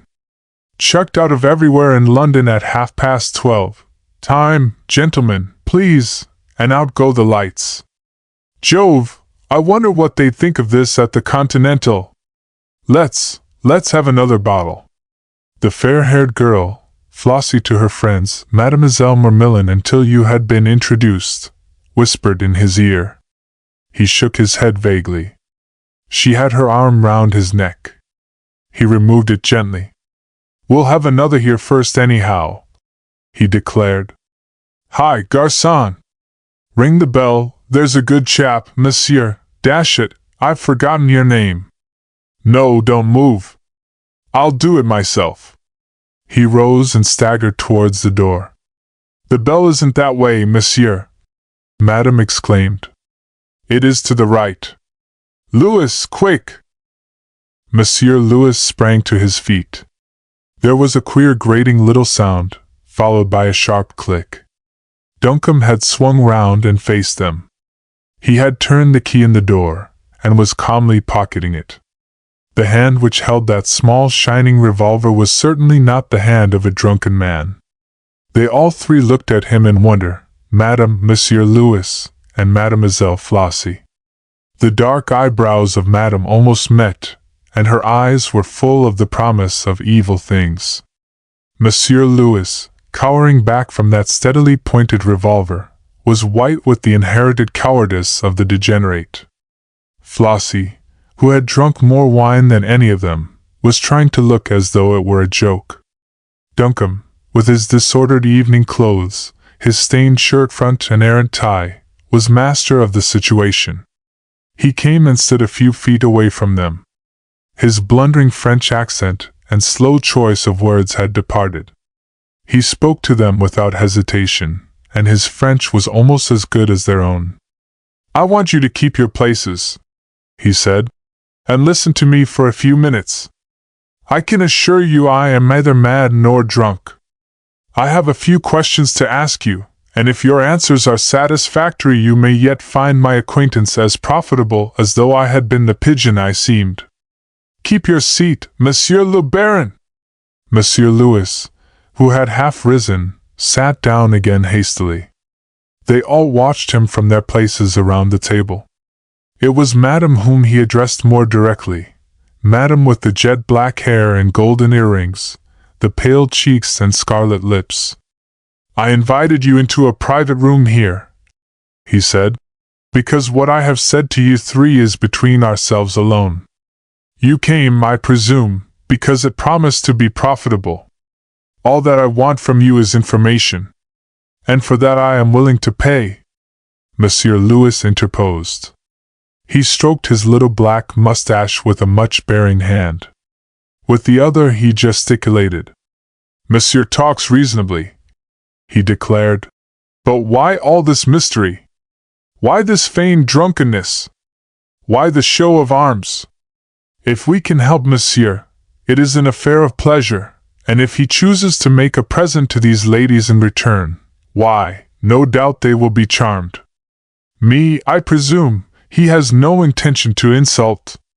Permit me, Monsieur. He drew a card from a small gold case, and presented it to Duncombe, who accepted it with a little bow. If I can aid you in any way, Monsieur Louis continued, I am entirely at your service, but I require first of all that in addressing us you recognize my position as a French nobleman, who amuses himself in this place as you, Monsieur, also do, and also that you unlock that door. Duncombe smiled quietly. Monsieur le Baron, he said, I think that we are very well as we are, secure from interruption. I have sent others here on this same mission, and they did not succeed. Both of these ladies, I believe, have been approached for the information I desire, and they have thought well to withhold it. I have set my heart upon success this time, and I wish to secure at least the opportunity of being heard. Monsieur Louis shrugged his shoulders. There are secrets, he murmured. Affairs of honor. Duncombe interrupted him. Monsieur Louis, he said, I am not so young as I look, and I have lived in Paris. I know that this café, for all its outward smartness, bears perhaps the worst reputation in Europe. I have heard of you 3 many times, the Trinity from hell, they call you sometimes, I think. You see, I know where I am and the risk I run. Even this little room has its secrets. A murder or two, I believe, and other things, secrets which I don't suppose there is gold enough in France to buy. Well, I don't want to buy them. You can go your way so far as I am concerned. There is only one thing I want to know from you, and for that I offer you, the ladies, of course, I mean, 5,000 francs each. 5,000 francs, Madame murmured. Mademoiselle Flossie said nothing, but her eyes shone. The question, monsieur? What has become of Mademoiselle Phyllis Poynton, the young English lady? The eyes of Madame seemed to narrow for a moment. Monsieur Louis lit a cigarette with fingers which shook a little, and the fair face of Mademoiselle Flossie was suddenly white. Then they all three looked at one another. Do you know whom monsieur may mean? Not I. An English girl. There are none come here. Mademoiselle Poynton. It is a name unheard of. The young Englishman smiled upon them grimly. Madam, he said, you have in your satchel, don't move, if you please, a roll of French notes.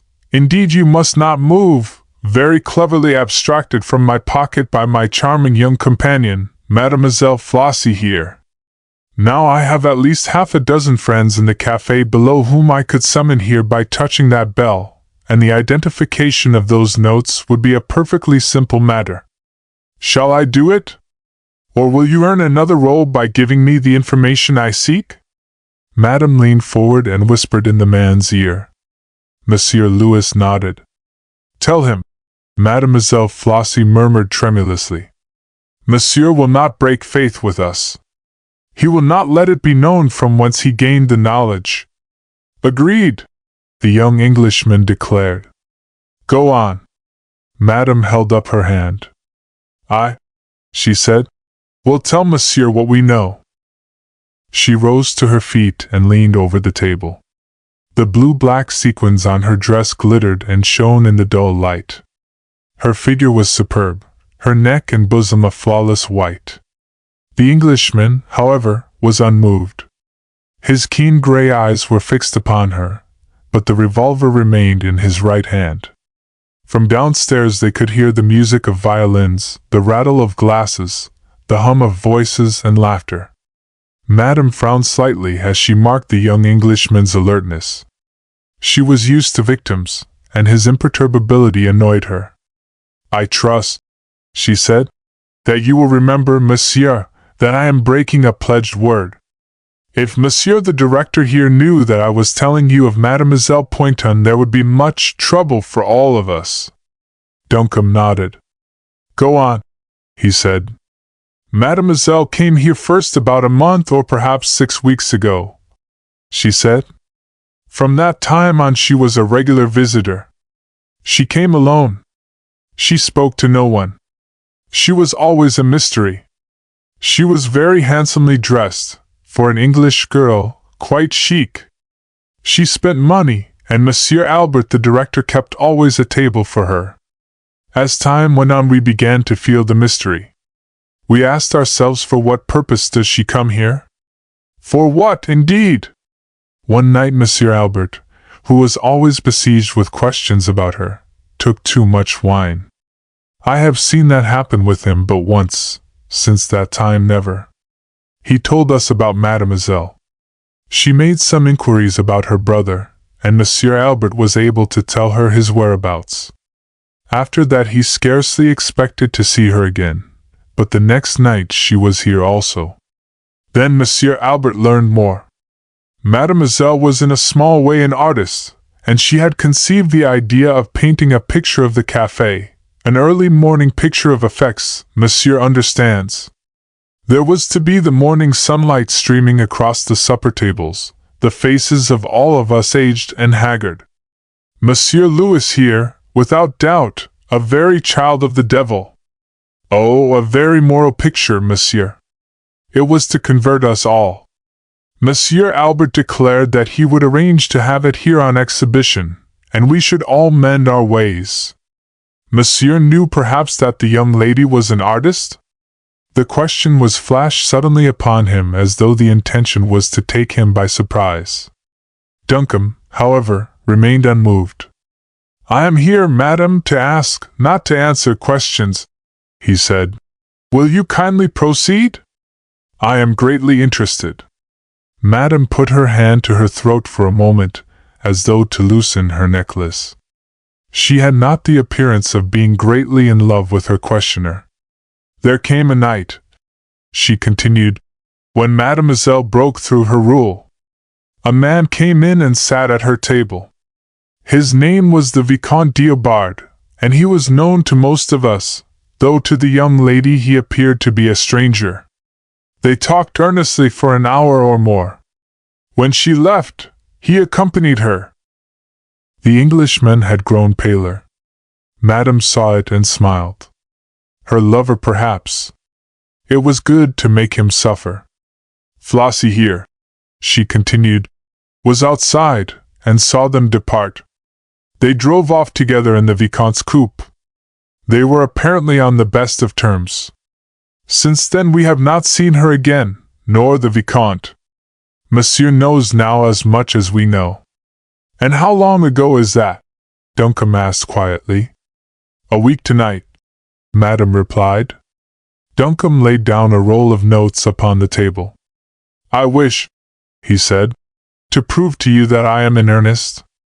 I am therefore going to pay you the amount I promised, although I am perfectly well aware that the story of Madame is false."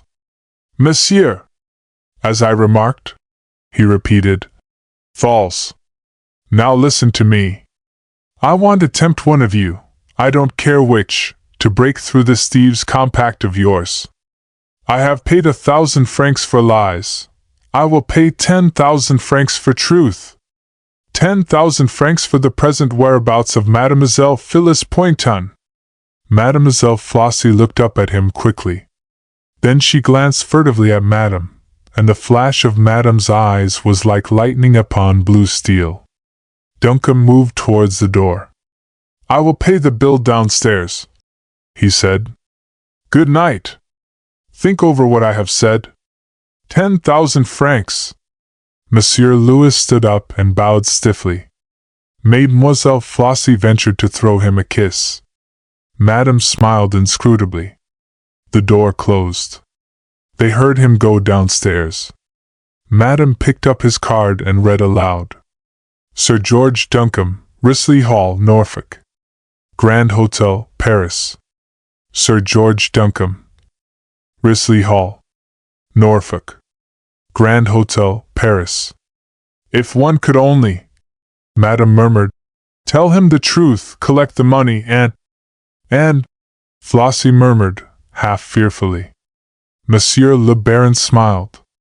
Chapter 9. The Story of a Call. Mademoiselle Marmillon was not warmly welcomed at the Grand Hotel. The porter believed that Sir George Duncombe was out. He would inquire if Mademoiselle would wait, but he did not usher her into the drawing-room, as would have been his duty in an ordinary case, or even ask her to take a seat. Mademoiselle Marmillon was of the order of young person who resents, but this afternoon she was far too nervous. During the porter's temporary absence she started at every footstep, and scrutinized anxiously every passer-by. Often she looked behind her through the glass doors into the street. When at last he reappeared alone her disappointment was obvious. Sir George Duncombe is out, mademoiselle, he announced. Will you be pleased to leave a message or your name? You do not know how long he will be? She inquired. Sir George left no word, the man answered. He has been out since before déjeuner. Mademoiselle decided to leave a note. The porter supplied her with notepaper and envelopes. She sat down at a small round table, and once more glanced furtively around. Convinced that she was not being watched, she hastily wrote a few lines, sealed and addressed the envelope, and handed it to the porter. You will give this to Sir George immediately he returns, she begged. It is important. Monsieur shall have it without doubt, mademoiselle, the man answered. She pulled down her veil and left the place hurriedly. When she reached the boulevard she slackened her pace and drew a little breath of relief. 10,000 francs, she murmured to herself. If I took that with me they would receive me at home. I might start all over again. It is worth a little risk. Heavens, how nervous I am! She entered a café and drank au petit verre. As she set her glass down a man looked at her over the top of his newspaper. She tried to smile, but her heart was beating, and she was sick with fear. What a fool I am, she muttered. It is a stranger, too. If he were one of Gustave's lot I should know him. She returned his smile, and he came and sat down beside her. They had another liqueur. Later they left the place together. Duncombe returned to his hotel tired out after a disappointing day spent in making fruitless inquiries in various parts of Paris. He had learned nothing. He seemed as far off the truth as ever. He opened the note which the porter handed him listlessly enough. Afterwards, however, it was different. This is what he read. I can tell you about the young English lady if you will promise upon your honor that you will not betray me. I dare not come here again. I dare not even speak to you while the others are about. Go to the Café Sylvain tonight and order dinner in a private room. I will come at 7:30. Flossie. Flossie. Duncombe drew a little sigh of relief. At last then he was to know something. He was very English, a bad amateur detective, and very weary of his task.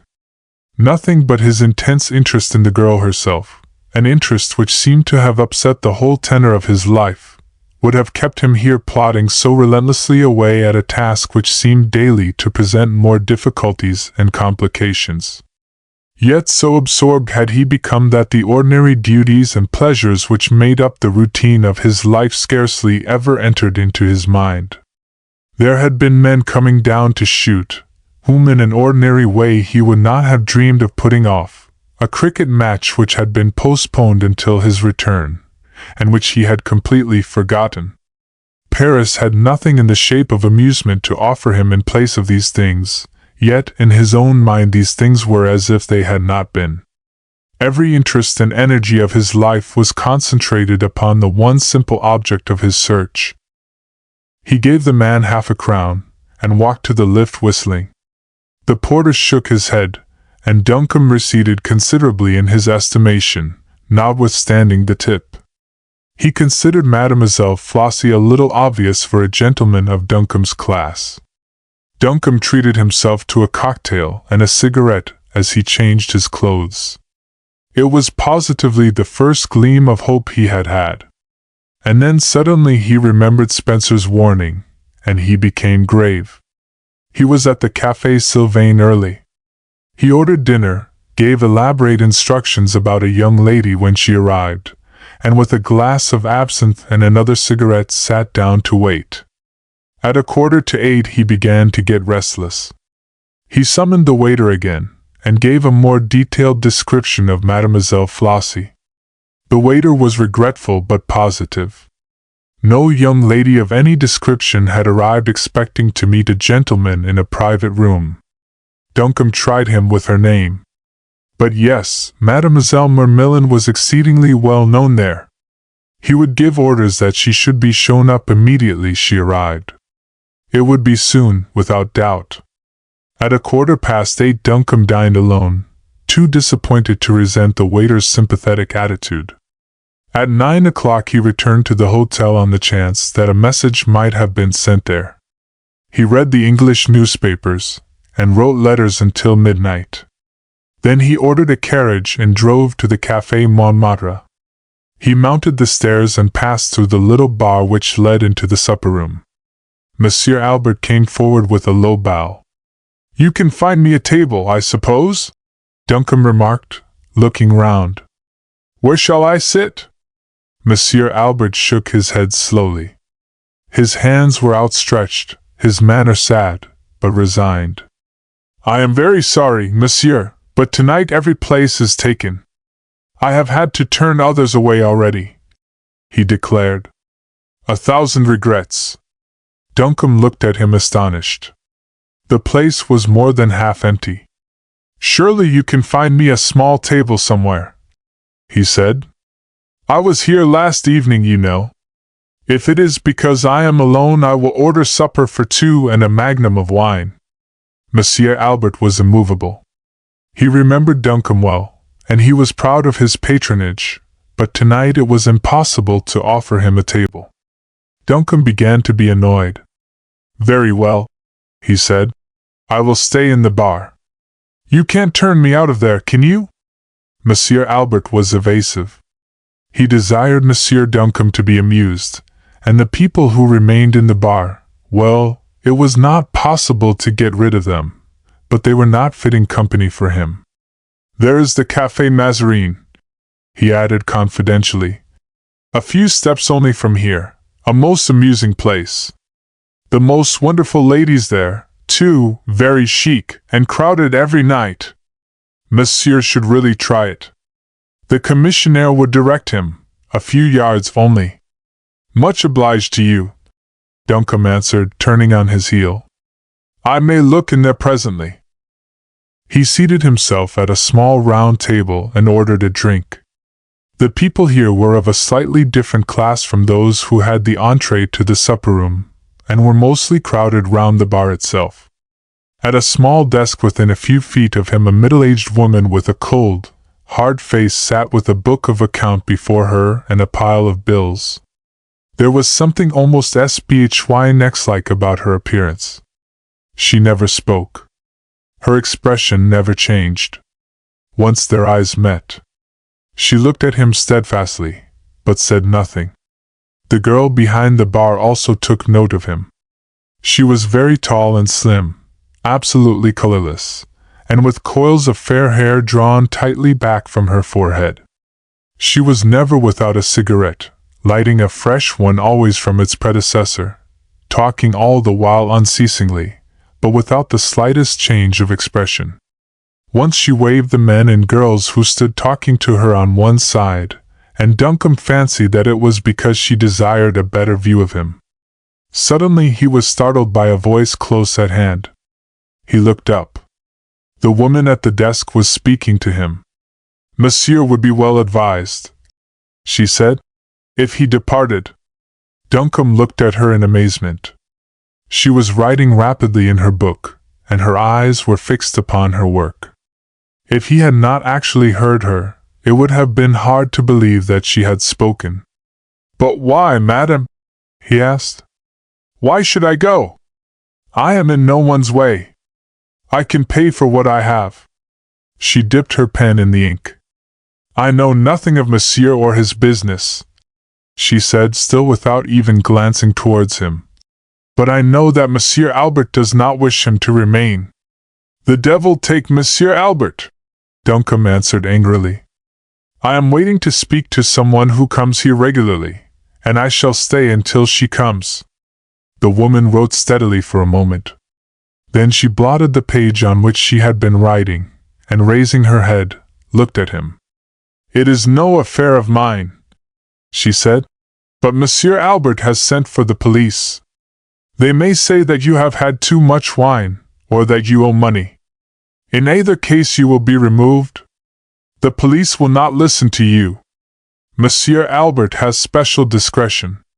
It is no affair of mine," she repeated, "but if I were monsieur I would go." Duncombe rose slowly to his feet, and summoning a waiter paid his bill. The man produced a second one, dated a few days back, for a large amount. "What is the meaning of this?" he asked. "I do not owe you anything. Monsieur was here with a party last Thursday night," he said glibly. "He promised to pay the next time. I will call the manager." Duncombe tore the bill in half and turned away. He bowed to the lady at the desk. "I see that you were right," he said. "I will leave. Monsieur is wise." she answered without looking up. He left the cafe without speaking to anyone further. When he reached the pavement, he slipped a 5-franc piece into the hand of the tall commissionaire. "You know most of the young ladies who come here, I suppose?" he asked. "But certainly," the man answered with a smile. "Monsieur desires?" "I want the address of a young lady named Mermillon, Flossie, I think they call her," Duncombe said. 31 Rue Pigalle, the man answered promptly. "But she should be here within an hour." "She never misses?" Duncombe thanked him, and hailed a carriage. "Shall I give Mademoiselle any message?" the man asked confidentially. "I am going to call for her," Duncombe answered. "If I do not find her, I will return." To drive to the Rue Pigalle was an affair of 5 minutes only. Duncombe climbed a couple of flights of narrow stairs, pushed open a swing gate, and found himself in front of an office, in which an elderly woman sat reading. "Can you tell me where to find Mademoiselle Mermillon?" Duncombe asked. "Next floor, first door on the left," the woman answered. "Mademoiselle is not often in at this hour, though." Duncombe thanked her, and climbed another flight of stairs. He had to strike a match to look for a bell or knocker, and then found neither. He knocked on the door with his knuckles. There was no reply. He was on the point of departure, when he noticed that the door was ajar. After a moment's hesitation, he pushed it open. He found himself in a narrow passage, with dresses and other articles of apparel hanging from a row of pegs on the wall. The place was in complete darkness. He struck another match. At the end of the passage was an inner door, also ajar. He rapped upon it, and finally pushed it open. Just then his match went out. Chapter 10. Spencer's Surprise. Duncombe had the nerves and temperament of the young Englishman of his class, whose life is mostly spent out of doors, and who has been an athlete all his days.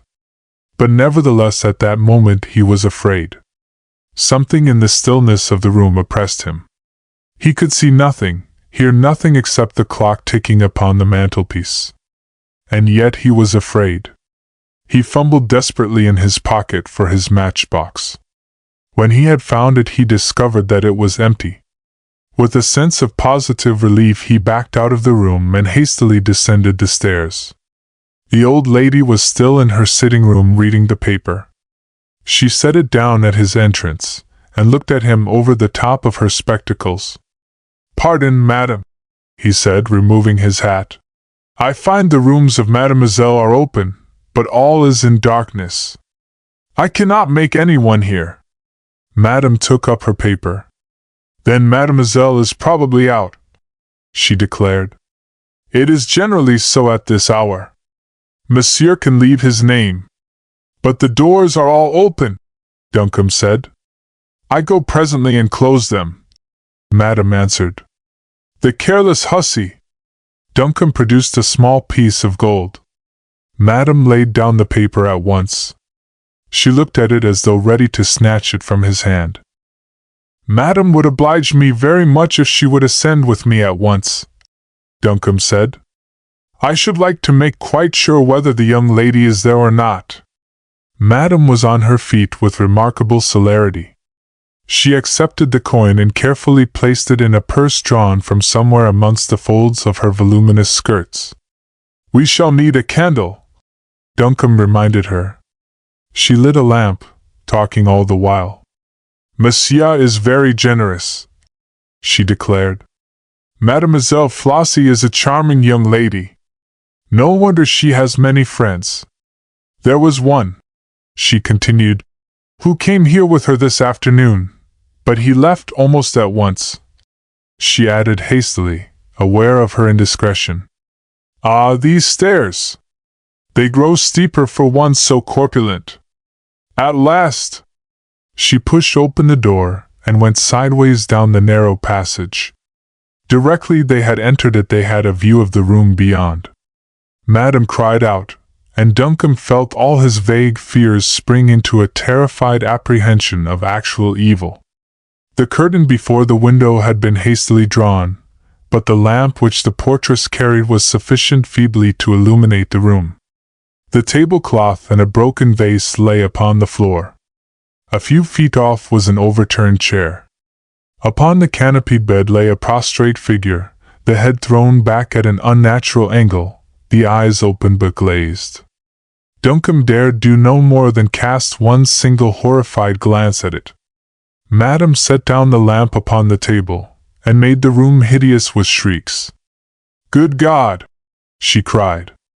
"It is the little one who is dead!" Duncombe himself fetched in the gendarmes, and waited whilst they took voluminous notes of the occurrence. The murder seemed to them and to Madame to be one of a very common class. The assassin had left no clue whatever behind him. The poor girl's rings had been torn from her fingers, her little stock of jewelry ransacked, her purse was empty, everything of value had been taken. There was not a shred of evidence against anyone. Madame, who had seen the man upon the stairs, could only say that he was short, and wore a black felt hat. The officer who took down what they had to say shrugged his shoulders as he replaced the book in his pocket. The affair would pass most certainly, he feared, into the long list of undiscoverable crimes. Duncombe left his name and address, and enough money for the funeral. Then he returned to his hotel. This was the end, then, of the clue from which he had hoped so much. Spencer's warning as to what would surely happen to those whom he might succeed in bribing came back into his mind with sickening insistence. In a measure he was responsible for the girl's death. After all, what chance had he? He was fighting against powers which, moving always in the darkness, seemed able with the most ridiculous ease to frustrate his every move. He re-entered the hotel in a state of complete nervous depression. For the first time he had forebodings on his own account. What had happened to Mademoiselle Flossie might happen so easily to himself. A man rose quickly from the lounge in the hotel as he entered. Duncombe greeted him with a little expression of wonder. "Spencer!" he exclaimed. "Were you waiting to see me?" The journalist nodded. He was not in evening dress, and he too had the appearance of a man who has received something of a shock. "Yes. The cafe is closed, I suppose? Let us go down into the smoke-room. I want to talk to you." Duncombe led the way. They found 2 easy chairs, and dispatched a waiter for whiskies and soda. Then Spencer turned to his friend. "Have you met?" he asked. "With any success?" "None," Duncombe answered gloomily. "I have something to tell you," Spencer continued. "No, it is not good news," he added hastily. "It is more a personal matter. It is of something which has happened to myself." Duncombe sighed. "Go on," he said. "For 22.5 years," Spencer said, "I have lived in Paris as the correspondent to various English journals. I have made many friends, and it has been considered amongst all my fellow journalists that I had the ear of more influential people in politics and society here than any other writer. Today I have resigned my position."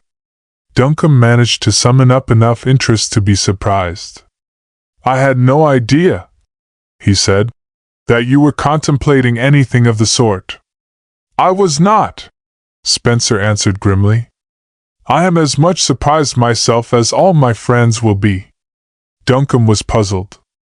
"I am afraid I don't quite understand," he said. "You can't mean that your people—" "No. My people have nothing to do with it," Spencer answered. "I have had the sack, but not from them. It is Paris which will have no more of me. I live here, of course, on my faculties for obtaining information, and my entree into political and social life. Today the Minister of Police has declined to receive me, or at any future time, my cards of entry into the chamber, and 6 places have been revoked. My name has been expunged from the visiting list of the President, and practically of every other person of importance. All that I may see of Paris now is from the outside. And there is no appeal. But what is the reason of it, Spencer? What have you done? How have you offended all these people? Spencer hesitated.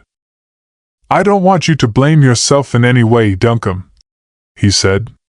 You could not possibly have guessed the sort of thing you were up against. But the fact remains that my offense is in having sent my friends to the Café Montmartre on your account, and in being suspected of rendering you further assistance in your search for those two marvelous young English people. You are not joking by any chance, are you? Duncombe asked gravely. The matter, Spencer replied, does not appear to me to lend itself to anything of the sort. Duncombe buried his head in his hands for several moments. Great heavens, he murmured. Let me think. I can't tell you how sorry I am, old chap. Can't the thing be explained? As a matter of fact, you were discretion itself. I don't want it explained, Spencer said, even if it would do any good, which it wouldn't. I should have retired in any case in less than a year, and, as it is, I believe my successor is on his way over already. Now would you like to know why I have come here at this hour of the night to tell you this? Duncombe nodded. Go on, he said. Afterwards I've something to tell you. I've come, Spencer said, because I'm free now, if you like, to help you. I was interested in your story before. I am 10 times more interested in it now. If you still want me, I'll do what I can for you. Want you? Spencer, do you mean it? Duncombe exclaimed. Want you? Why, there's no one I'd rather interest in the affair than you. Well, I can promise you my interest is pretty well excited already, Spencer answered. I'm with you right along. Now tell me where you've been this evening, and what's happened. Duncombe recounted the evening's events. His new ally listened and afterwards smoked for a moment or two in silence. It is simply wonderful, he declared. The whole Secret Service system of Paris is working to cover up the traces of this boy and girl. Their spies, of course, are everywhere, and their organization perfect. The first one of their creatures who tries to break away is Mademoiselle Flossie. The poor little fool lived for only a few hours afterwards. Your bribe was high, but she ought to have known better. You mean? Why, of course. The theft of her poor little jewels was only a blind. It was to deceive the public, for, as a matter of fact, her murderer would have been perfectly safe if he had strolled into the nearest police station and made his report. She was killed because she was going to give you certain information. Duncombe shuddered. Great heaven! He exclaimed. Tell me, Spencer, who or what can be at the back of all this? Guy Poynton was simply a healthy-minded, not over-intelligent, young Saxon, unambitious, and passionately fond of his home and his country life. He had no friends over here, no interests, no ties of any sort. He was abroad for the first time of his life. He regarded foreign countries and people simply with the tolerant curiosity of the untraveled Britisher. He appears in Paris for one night and disappears, and forthwith all the genius of French espionage seems to have combined to cover up his traces. It is the same with his sister, only as she came afterwards it was evidently on his account that she also is drawn into the mystery. What can be the meaning of it, Spencer? My young friend, Spencer said, I will be frank with you. I have not the least idea. I only know that somehow or other you're up against a big thing. In a week, perhaps a day, I may know more. Meanwhile, I want you to go on your way precisely as though you and I had not discussed this matter. We may not work together then? Duncombe asked. Certainly not. You are a marked man everywhere. Every door is closed to you. I shall nominally stick to my post. You must be content to be the actual looker-on, though you had better not abandon your inquiries altogether. I will put you up at the Cercle Anglais. It will serve to pass the time, and you may gain information at the most unlikely places. And now goodbye." The lift man thrust a penciled note into Duncombe's hand as he ascended to his room. "From I do not know whom, monsieur," he announced. "It was left here by someone whom I cannot say." Duncombe opened it in his dressing room. There was only one sentence. "Monsieur would be well advised to leave Paris tonight." Chapter 11. A word of warning. "In the most unlikely places," Duncombe murmured to himself as he bowed to the Frenchman, whose name his friend had mentioned. "I am very glad to meet you again, Monsieur le Baron," he said aloud. They were in the covered garden at the Ritz. Duncombe had accepted the pressing invitation of an old college friend, whom he had met on the boulevards, to drop in and be introduced to his wife. And the third at the tea table was Monsieur Louis, known in society apparently as Monsieur le Baron de Sures. Lady Hadley, his friend's wife, smiled languidly upon them both. She was a frail pink and white little woman, with the reputation of a beauty to sustain, wherein lay her life's work. "You two know one another, of course," she remarked. "Paris is no larger than London, after all." "Sir George and I have met once at least," the Baron said, smiling. "I am glad that he does me the honor of remembering the occasion." Duncombe felt himself no match for his companion with the foils. He let the conversation drift, and waited for his opportunity.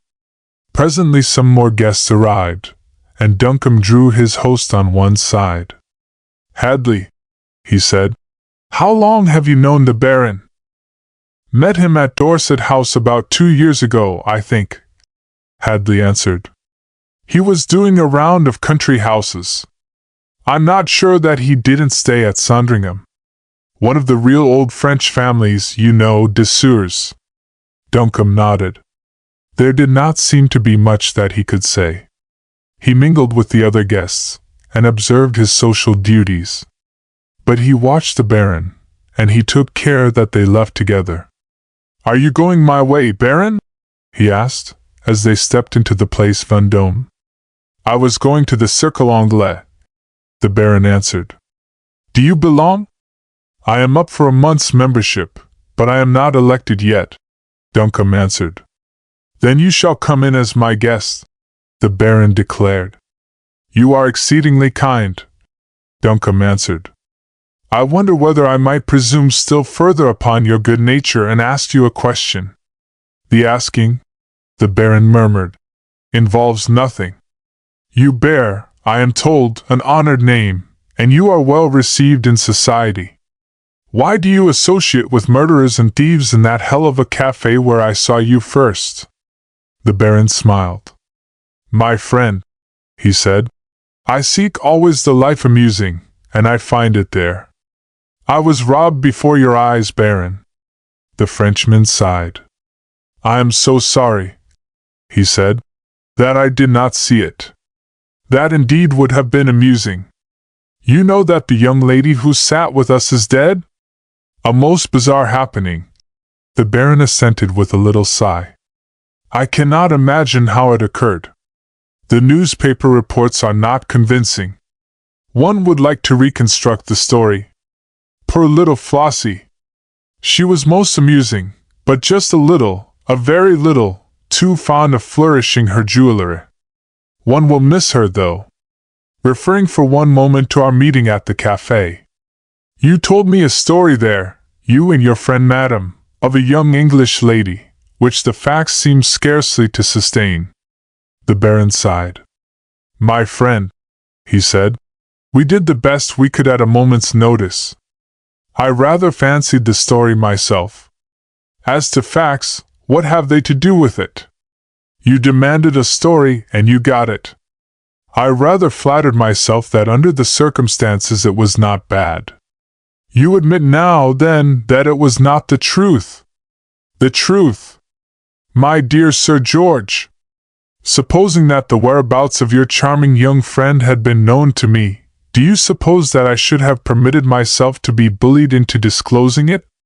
Forgive me if I speak plainly, But if you really wish for information which you supposed that I had, your method of seeking it put you at once out of court. A French gentleman does not permit himself to be bullied." Duncan was silent for several moments. There were many things which he could have said, but where was the use? "As a French gentleman, then," he said at last, "will you permit me to make a personal appeal to you? Miss Phyllis Poynton is a young lady in whom I am deeply interested. She was last seen at the Café Montmartre, from which place she disappeared. I am an Englishman of your own station. Tell me where I can find her, or what has become of her." "My dear Sir George," the Baron said, "you might have saved yourself a great deal of trouble if you had spoken like this to me at the first. Frankly, then, I have not the least idea. Young English ladies come and go every evening at the Café Montmartre, and such places. One remembers only those who happen to have amused one, and not always those. Forgive me if I speak plainly. A young lady who had visited the Café Montmartre alone, well, you might look for her anywhere, but most assuredly in that case, if your anxiety was to induce her to return to her friends, you would be a little too late. Ah, we have arrived. Now, my friend, I must make you free of the place." Duncan was fuming with anger, but he had discretion enough to remain silent. "Do you play bridge?" the Baron asked, as they entered the card room. "Occasionally," Duncan assented. "I will go and see if I can find any men," the Baron remarked. "I will leave my young friend de Bergerac to entertain you. The Vicomte de Bergerac, Sir George Duncan." Duncan shook hands with a pale, weary-looking youth, whose whole appearance was distinguished by marked symptoms of lassitude and ill health. They sat in easy chairs almost opposite to one another, and Duncan found the other's scrutiny almost embarrassing. "You speak French, perhaps, yes?" the young man asked at length. "Yes, I speak French," Duncan admitted. "Then listen to me," the Vicomte said slowly. "I speak as one man of honor to another. Do not play cards in this club." "Not play cards? Why not?" Duncan asked, amazed. "You can take my advice or leave it," the Vicomte answered calmly. "I have no explanation to offer you. If you chose to repeat my remark, you would place me in an exceedingly awkward position. You see, I rely upon you as a man of honor." "I am only too much obliged to you for the hint," Duncan declared. "But this club, the Cercle Anglais—" "The club is all right," the Vicomte admitted calmly. "Unfortunately, there is no place in Paris which would be entirely safe for you. You have the misfortune, you see, to be in opposition to some of my friends, who have really unlimited opportunities for making things disagreeable for you. Now I am beginning to talk, and it is very foolish of me. Why don't you leave Paris, Sir George?" "Why should I?" Duncan asked, a little sharply. "I break no laws here, I wrong no one. I am here on my own business, and I only ask to be let alone." The Vicomte regarded him as one might look at a spoilt child whom it was yet advisable to humor. "Ah," he said, "they will not let you alone. You are so obstinate, like all your country people, or you would recognize that without my risking so much by speaking. You will have to leave Paris, and very soon. It is so easily to be managed. A dispute at cards here, you would certainly be in the wrong, and an ugly scandal if you were not away in 24 hours. It is one method of 1,000. You know so much," Duncan said. "I have no doubt that you know the one thing which I would give years of my life to be satisfied about." The boy's dark eyes were fixed steadily upon his. "Sir George," he said, "there is nothing which I can possibly say to you. My warning has been exceeding foolish, but after all, if I can persuade you to leave Paris, I shall have done no great harm. As for the cards, well, I must plead guilty to weakness there. I have not the slightest objection to taking the life of a man who is making a nuisance of himself, but his honor I think one should not tamper with. May I offer you a cigarette? Well, Louis, what luck?" The Baron had strolled back into the room, and was sitting on the arm of a chair. "It will be all right directly," the Baron answered. "We have 3, and old Diarchon has telephoned that he will be here in 5 minutes. Duncombe rose to his feet. "It was really very careless of me," he said, "but I completely forgot that I had an engagement at the hotel at 6 o'clock. I am afraid that I shall not be able to stop." The Baron glanced quickly at his young friend. There was nothing whatever to be learnt, though, from his pale, boyish face. His own countenance had darkened for the moment, but he recovered his composure immediately. "As you will," he answered carelessly. "Perhaps you can drop in later. Come and dine, will you, at 8:30? "I am much obliged to you, Baron," Duncombe said, "but I cannot accept your invitation. I am a lover of plain speaking, so I will not plead a previous engagement.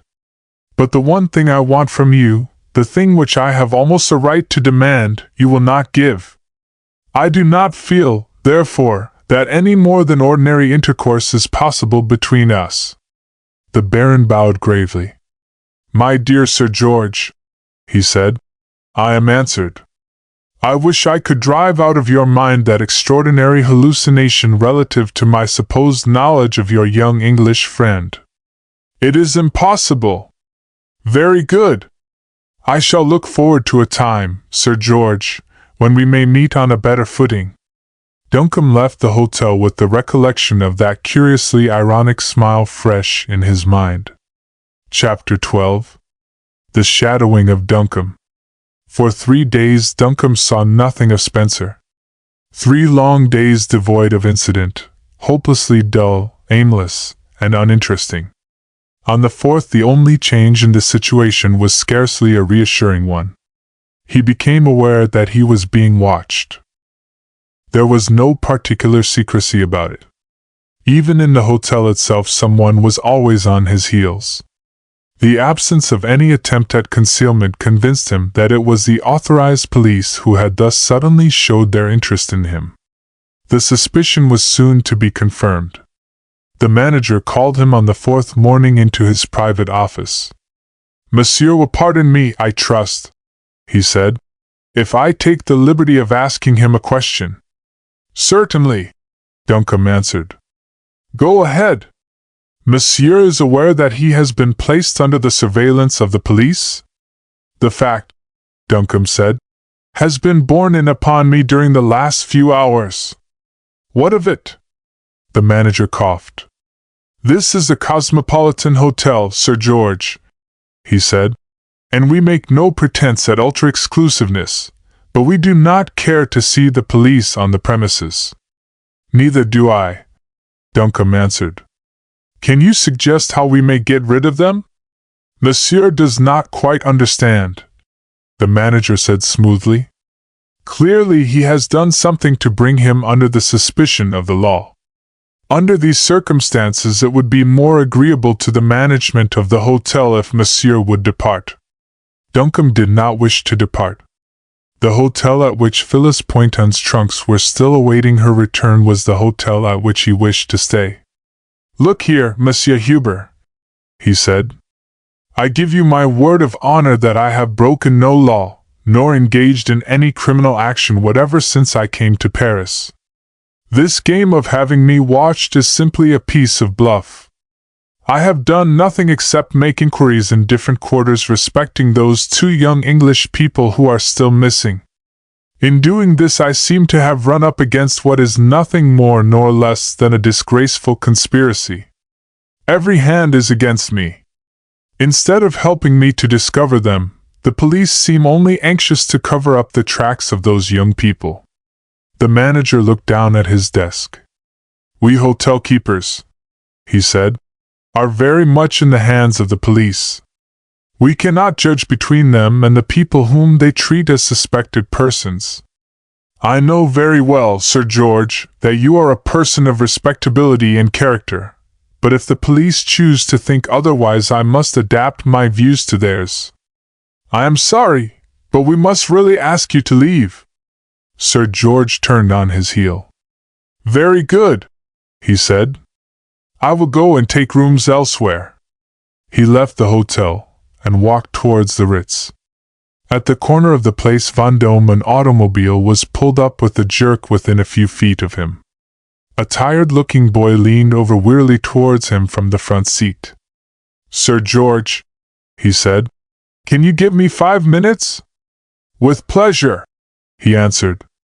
"I was going into the Ritz." "Come and have something." "To Maxim's, if you don't mind," the Vicomte said. "It will take us only a moment." Sir George stepped in. The Vicomte, in whose fingers the wheel seemed scarcely to rest, so light and apparently careless was his touch, touched a lever by his side, released the clutch, and swung the great car round the corner at a speed which made Duncombe grasp the sides.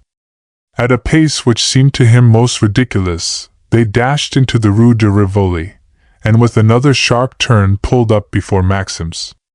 The Vicomte rose with a yawn as though he had just awoke from a refreshing dream. His servant slipped off his fur coat, and he descended to the pavement faultlessly dressed and quite unruffled. The commissionaire preceded them, hat in hand, to the door. A couple of waiters ushered them to the table, which the Vicomte intimated by a gesture. "I myself," he remarked, drawing off his gloves, "take nothing but absinthe. What may I have the pleasure of ordering for you?" Duncombe ordered a whiskey and soda. "I think," he said, "there is one thing which I ought to tell you at once. I am being shadowed by the police. The man who has just arrived, and who seems a little breathless, is, I believe, the person whose duty it is to dog my footsteps in the daytime." "What a pity!" the Vicomte murmured. "I would at least have taken you a mile or so round the boulevards if I had known. But wait! You are sure that it is the police by whom you are being watched?" "Quite," Duncombe answered. "The manager of the hotel has spoken to me about it. He has asked me, in fact, to leave." "To leave the hotel?" "Yes. I was on my way to the Ritz to secure rooms when I met you." The Vicomte sipped his absinthe gravely. "I should not take those rooms," he said. "You will in all probability not occupy them." "Why not?" "It has been decided," the Vicomte said, "that you are to be driven out of Paris. In the end you will have to go. I think if I were you I would not wait. The train de luxe to Calais is more comfortable than a wet bench in the morgue or a French prison." "Who has decided this?" Duncombe asked. "What emperor has signed the decree of my banishment?" "There have been worse served emperors," the Vicomte remarked. "Then the, shall we say, person who bids you go?" "What is my offense?" Duncombe asked. "I know nothing," the Vicomte answered slowly, pouring himself out some absinthe. "Who are my judges, then? What secret authorities have I incensed? I am an honest man, engaged in an honest mission. Why should I not be allowed to execute it?" The Vicomte half closed his eyes. Duncombe was a little angry. The Vicomte regarded him with reproachful wonder. "You asked me so many questions," he murmured, "and I tell you that I know nothing. I have asked you to come here with me because I had just this to say. I can answer no questions, offer no explanations. I have no particular liking for you, but I am afflicted with a cursedly sensitive disposition, and there are things which I find it hard to watch with equanimity. There is a train for England at 9 o'clock this evening, Sir George. Take it." Duncombe rose from his seat. "I am very much obliged to you," he said. "I believe that you are giving me what you believe to be good advice. Whether I can follow it or not is a different matter." The Vicomte sighed. "You Englishmen," he said, "are so obstinate. It is the anxiety concerning your friends, I suppose, which keeps you here? Yes. The Vicomte hesitated. He looked up and down the room, and especially at the man whom Duncombe had pointed out to him. He had edged nearer and nearer till he was almost within earshot. The Vicomte's voice, always low, became a whisper. I can tell you this much, at any rate, he said. Whatever their present condition may be, it is more likely to be improved than made worse by your departure. You are a well-meaning person, monsieur, but you do nobody any good here, and you risk more than I dare tell you. The Vicomte turned away to greet a little party of friends who had just entered. Duncombe strolled back to the hotel, and found Spencer walking restlessly up and down the hall waiting for him. At last! He exclaimed, with a sigh of relief. Come up into my room, Spencer. We can talk there. He rang for the lift, and as they ascended he watched the other anxiously. Spencer was looking pale and disturbed. His eyes showed signs of sleeplessness, and he had not the air of a man who has good news to impart. As soon as they were inside the room he locked the door. Duncombe, he said, there is a train which leaves Paris for London at 4 o'clock. You must catch it, if you are allowed to. Don't look like that, man. I tell you you've got to do it. If you are in Paris tonight you will be in prison. For what offense? Duncombe asked. For the murder of Mademoiselle Flossie. They are training the witnesses now. The whole thing is as easy as ABC. They can prove you so guilty that not even your best friend would doubt it. Pack your clothes, man, or ring for the valet. Duncombe hesitated, but he, too, was pale. Are you serious, Spencer? He asked. I am so serious, Spencer answered, that unless you obey me I will not move another finger in this matter. You lose nothing by going. All that a human being can do I will do. But you lose your life, or, at any rate, your liberty if you stay. Duncombe bowed his head to fate. Very well, he said. I will go. Chapter 13. Her voice. You have heard now, Duncombe said finally, the whole history of my wanderings. I feel like a man who has been beating the air, who has been at war with unseen and irresistible forces. I never seem to have a chance. In plain words, I have failed utterly. The two men were sitting in a room impossible of classification. It might have been a study, smoking room, or gun room. The walls were adorned with stags' heads and various trophies of the chase. There were guns and rifles in plenty in a rack by the chimney-piece, a row of bookcases along the north wall, golf clubs, cricket bats, and foils everywhere. A pile of logs ready for burning stood in the open grate, and magnificent rugs were spread about the floor. Nowhere was there the slightest trace of a woman's presence, for Duncombe had no sisters, and his was entirely a bachelor household. Duncombe himself and Andrew Pelham were seated in great easy chairs in front of the open window. It was his first fine evening at home, and he was drinking in great draughts of the fresh pure air, fragrant with the perfume of roses and huge clusters of wallflowers. Paris had seemed to him like a great oven. All the time he had been half stifled, and yet he knew very well that at a word from Spencer he would have returned there at an hour's notice. He knew, too, that the home which he had loved all his days could never be quite the same place to him again. Andrew roused himself from rather a prolonged silence. You were a brick to go, George, he said. It is more than any one else in the world would have done for me. Duncombe laughed a little uneasily. He knocked the ashes from his pipe and refilled it slowly. Andrew, he said, I don't want to seem a fraud. I dare say that I might have gone for you alone, but I didn't. His friend smiled faintly. Ah, he remarked. I had forgotten your little infatuation. It hasn't worn off yet, then? No, nor any signs of it, Duncombe answered bluntly. It's an odd position for a matter-of-fact person like myself, isn't it?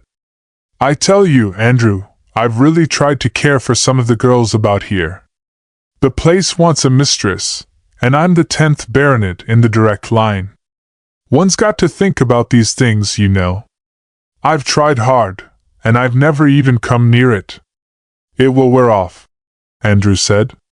It is a very charming little fancy, a most delightful bit of sentiment, George, but with nothing behind it, it can't last. Perhaps not, Duncombe answered quietly. All that I know is that it has shown no signs of wearing off up to now. It was in Paris exactly as it is here. And I know very well that if I thought it would do her the least bit of good, I would start back to Paris or to the end of the world tonight. I must readjust my views of you, George, his friend said with mild satire. I always looked upon you as fair game for the Norfolk dowagers with their broods of daughters, but I never contemplated your fixing your affections upon a little piece of pasteboard. Rot! It is the girl herself, Duncombe declared. But you have never seen her.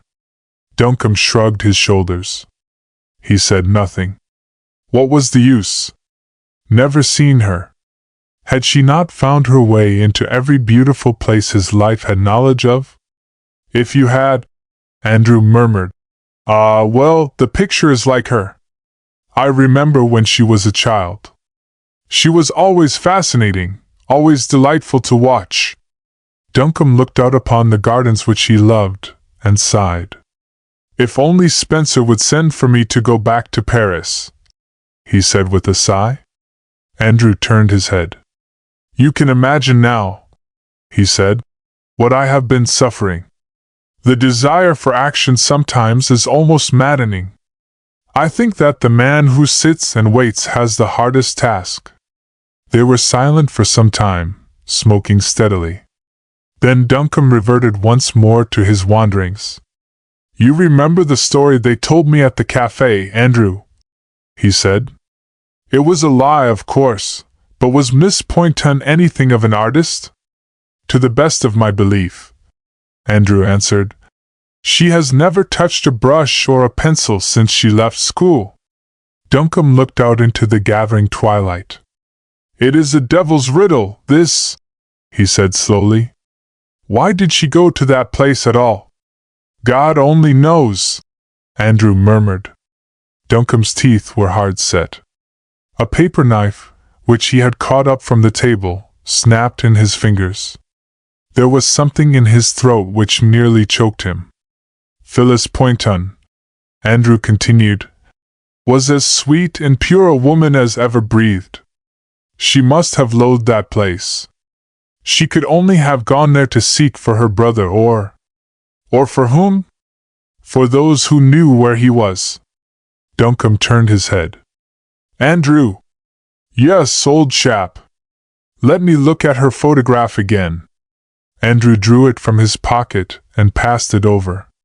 Duncombe studied it for several moments under the lamplight. You are right, Andrew, he said slowly. For her the other things would not be possible. I wonder. His fingers clung to the photograph. He looked across at his friend. There was a slight flush in his face. He spoke nervously. Andrew, he said, I'm afraid it sounds a bit brutal, but this photograph is no use to you just now, is it, until your eyes get better? Will you lend it me? I couldn't, Andrew answered quietly.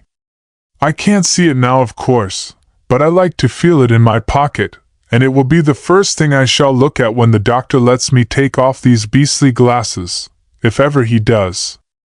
Until then, well, I like to feel I've got it. That's all. They both smoked furiously for several moments without looking at one another. Duncombe spoke first. Andrew. Well? If she comes back, shall you ever ask her to marry you? I don't know, George. I'm poor, and I'm 12 years older than she is. I don't know. There was another silence. Then the conversation drifted back once more to the one subject which was monopolizing the thought of both of them. I tell you what seems to me to be the most extraordinary part of the whole business, Duncombe said. First the brother disappears. Then without a word to anyone the sister also rushes off to Paris, and vanishes from the face of the earth after a series of extraordinary proceedings. One supposes naturally that if they have come to harm anywhere, if there has been a crime, there must have been a motive. What is it? You say that their banking account has been undisturbed. It was last week. I should hear if any checks were presented. And the boy's letter of credit even has never been drawn upon. No, not since he left Vienna. Then the motive cannot be robbery. Thank heaven, Duncombe added, with a little shudder, that it was the boy who went first. Don't! A great winged insect came buzzing into the room. Duncombe struck viciously at it with the palm of his hand.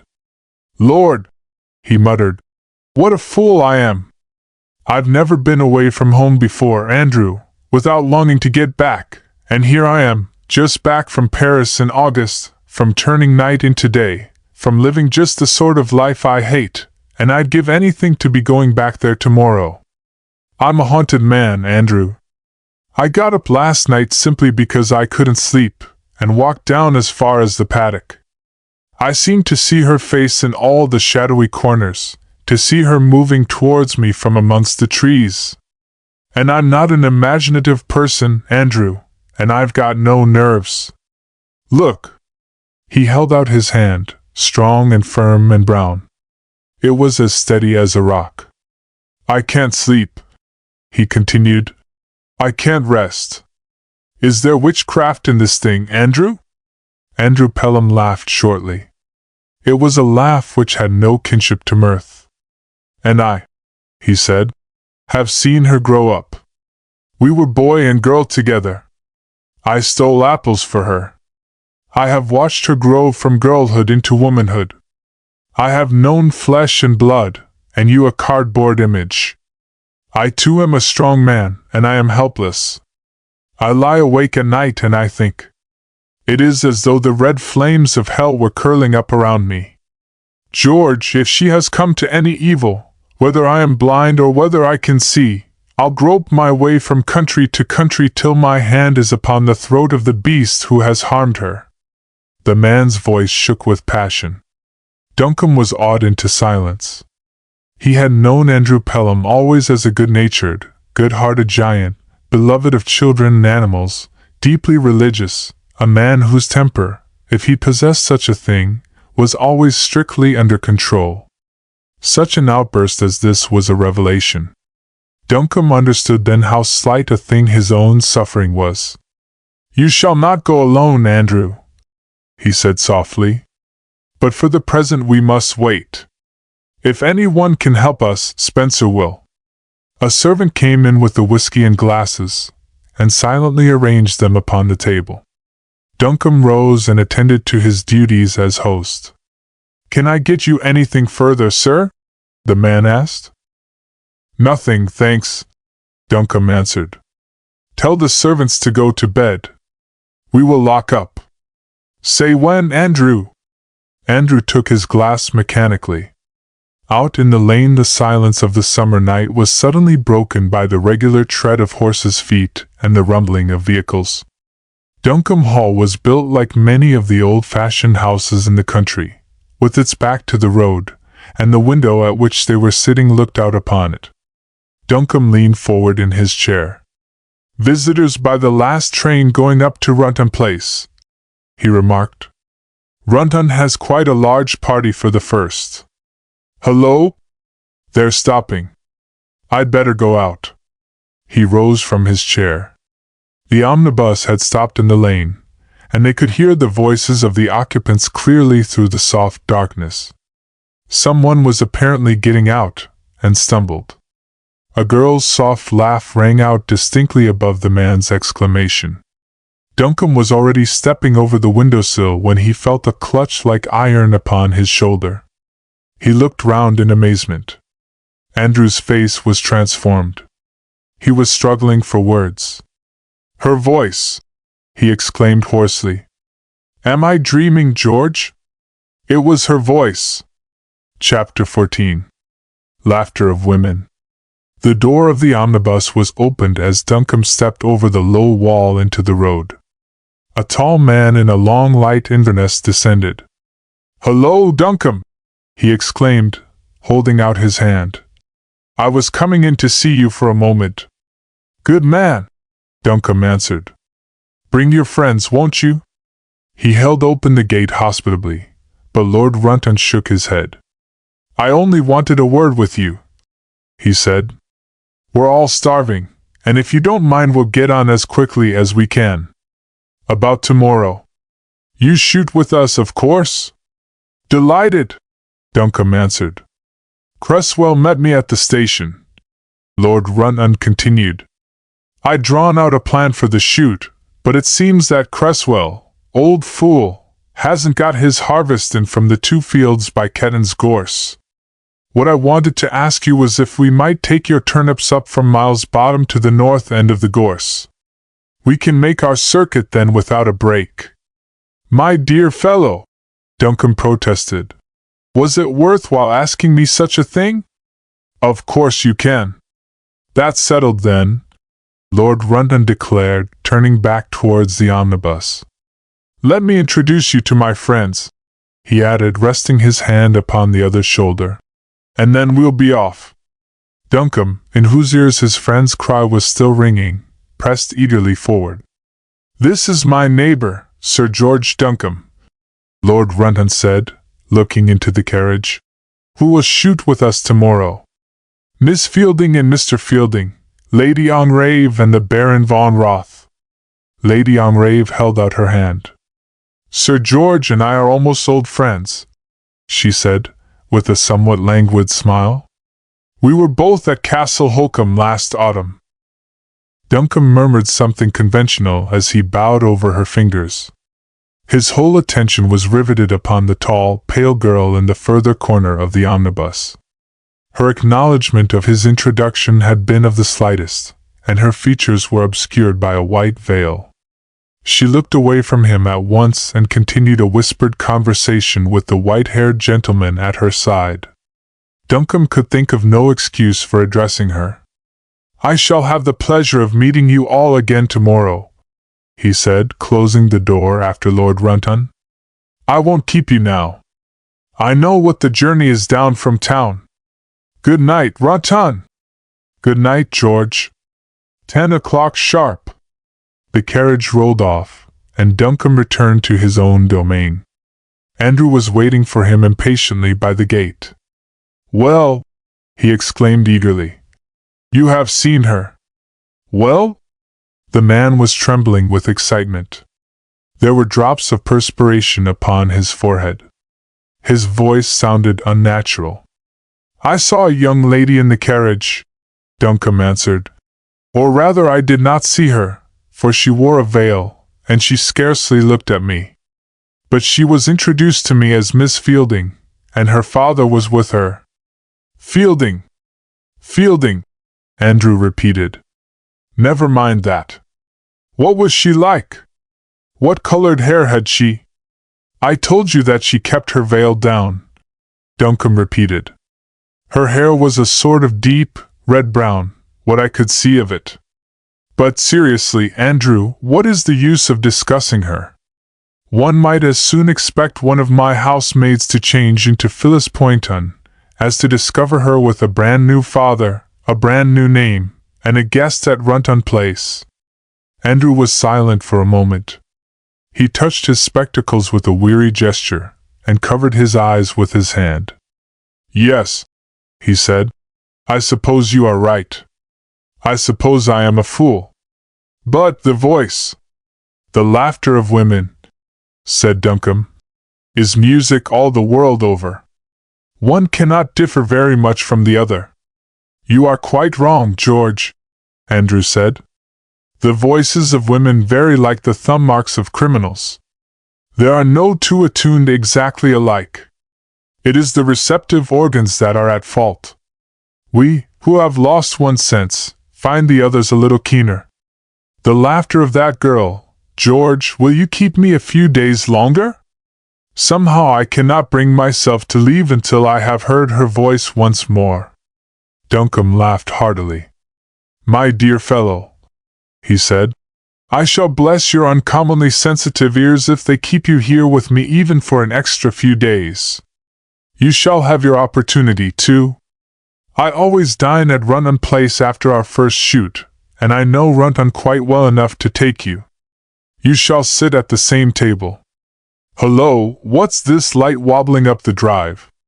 He strolled a yard or so away, and returned. A bicycle, he remarked. One of the grooms has been down to the village. I shall have to speak to Burdett in the morning. I will not have these fellows coming home at all sorts of times in the morning. Come along in, Andrew. Just a drain, eh? And a cigarette, and then to bed. Runton's keen on his bag, and they say that German, von Roth, is a fine shot. Can't let them have it all their own way. No fear of that, Andrew answered, stepping through the window. I'll have the cigarette, please, but I don't care about any more whiskey. The field mentioned your name only a few weeks ago as one of the finest shots at rising birds in the country, so I don't think you need fear the German. I ought to hold my own with the partridges, Duncombe admitted, helping himself from the siphon. But come in, come in. A servant entered with a telegram upon a silver salver. A boy has just brought this from Runton, sir, he said. Duncombe tore it open. He was expecting a message from his gunmaker, and he opened it without any particular interest, but as he read, his whole manner changed. He held the sheet in front of him long enough to have read it a dozen times. He could not restrain the slight start, a half-exclamation. Then his teeth came together. He remembered the servant and looked up. There will be no answer tonight, Murray, he said. Give the boy a shilling and some supper. If he goes home by the Runton gates, tell him to be sure and close them, because of the deer. Very good, sir. The man departed. Duncombe laid the telegram upon the table. He felt that Andrew was waiting impatiently for him to speak. Well? The telegram is from Spencer, Duncombe said. From Paris? Yes. He has discovered something? On the contrary, Duncombe answered. He is asking me for information, and very curious information, too. What does he want to know? The telegram, Duncombe said slowly, is in French. He asks me to wire him at once the names of all the guests at Runton Place. Andrew struck the table a mighty blow with his clenched fist. I knew it, he cried. It was her laugh, her voice. Phillips Oppenheim is there. Duncombe looked at his friend incredulously. My dear Andrew, he said, be reasonable. The young lady and her father in that omnibus were introduced to me by Runton himself as Mr. and Miss Fielding. They are going to his house as his guests. Naturally, therefore, he knows all about them. Miss Oppenheim, as you have told me more than once, is an orphan. Common sense won't even admit it as a matter of argument, Andrew said. I know that quite well. But how do you account for Spencer's telegram? Remember that he is a newspaper correspondent, Duncombe said. He has many interests and many friends with whom he is constantly exchanging information. It is a coincidence, I admit. But the wildest flight of imagination could not make any more of it. You must be right, Andrew said quietly. It all sounds and is so convincing. But I wish that I had not heard that laugh. Chapter 15. Miss Fielding from America. Duncombe leaned his gun up against the gate. A few yards away his host was talking to the servants who had brought down luncheon. The rest of the party were only just in sight a field or two off. Have a glass of sherry before lunch, George? His host asked, strolling towards him. Nothing to drink, thanks. I'd like a cigarette if you have one. Lord Runton produced his case, and a servant brought them matches. They both leaned over the gate and watched the scattered little party slowly coming towards them. "Who is your friend Fielding?" Duncombe asked, a little bluntly. "Fellow from New York," Lord Runton answered. "He's been very decent to my brother out there, and Archibald wrote and asked me to do all we could for them. The girl is very handsome. You'll see her at dinner tonight." "Here for long?"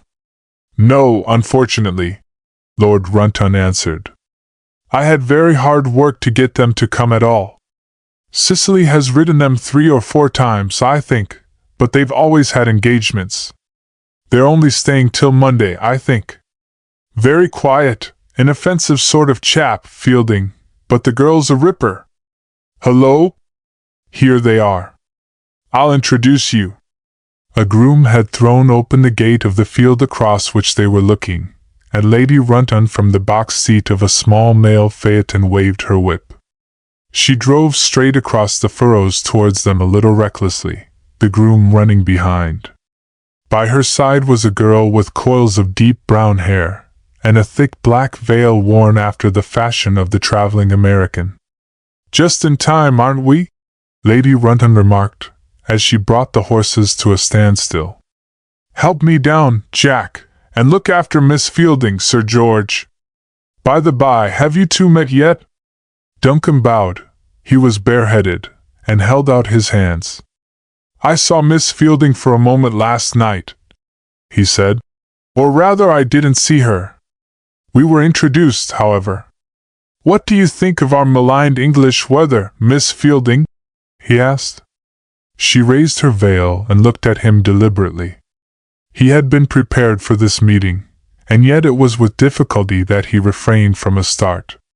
The likeness of the photograph, it was even at that moment in his pocket, was wonderful. She looked a little older, perhaps. There were shadows in her face of which there were no traces in the picture.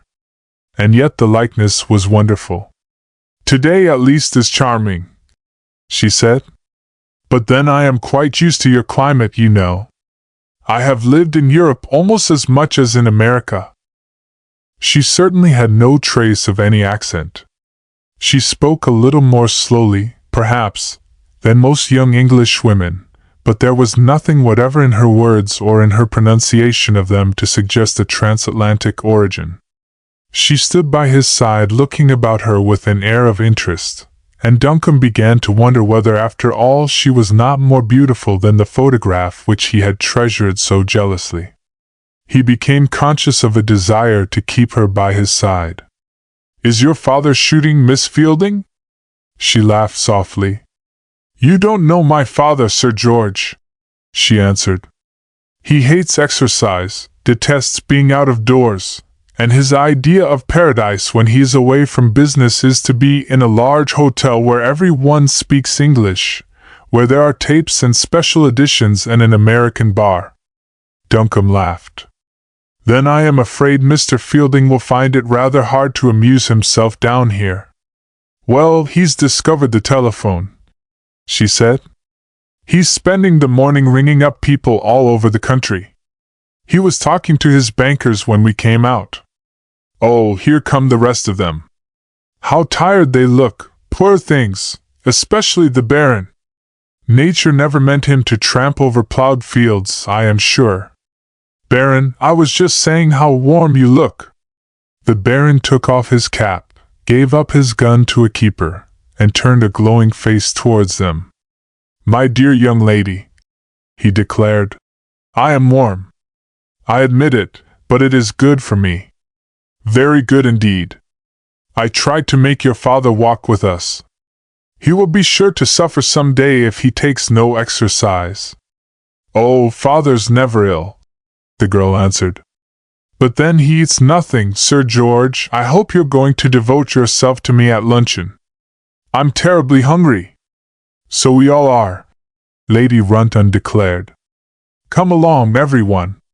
Luncheon was served in a large open barn, pleasantly fragrant of dried hay, and with a delightful view of the sea far away in the distance. Miss Fielding chattered to everyone, was amusing and amused. The Baron gave her as much of his attention as he was ever disposed to bestow upon anyone at mealtimes, and Duncombe almost forgot that he had breakfasted at 8 o'clock. "Charming young person, that," said Lady Runton's neighbor to her. "One of our future duchesses, I suppose?" Lady Runton smiled. "Lots of money, Teddy," she answered. "What a pity you haven't a title." The young man, he was in the Foreign Office, sighed and shook his head. "Such things are not for me," he declared sententiously. "My affections are engaged." "That isn't the least reason why you shouldn't marry money," her ladyship declared, lighting a cigarette. "Go and talk to her." "Can't spoil sport," he answered, shaking his head. "By Jove! Duncombe is making the running, though, isn't he?" Her ladyship raised her glasses. Duncombe and Miss Fielding had strolled outside the barn. He was showing her his house, a very picturesque old place it looked, down in the valley. "It's nothing but a farmhouse, of course," he said. "No pretensions to architecture or anything of that sort, of course, but it's rather a comfortable old place." "I think it is perfectly charming," the girl said. "Do you live there all alone? You have sisters, perhaps?" He shook his head. "No such luck," he answered. "Mine is entirely a bachelor establishment.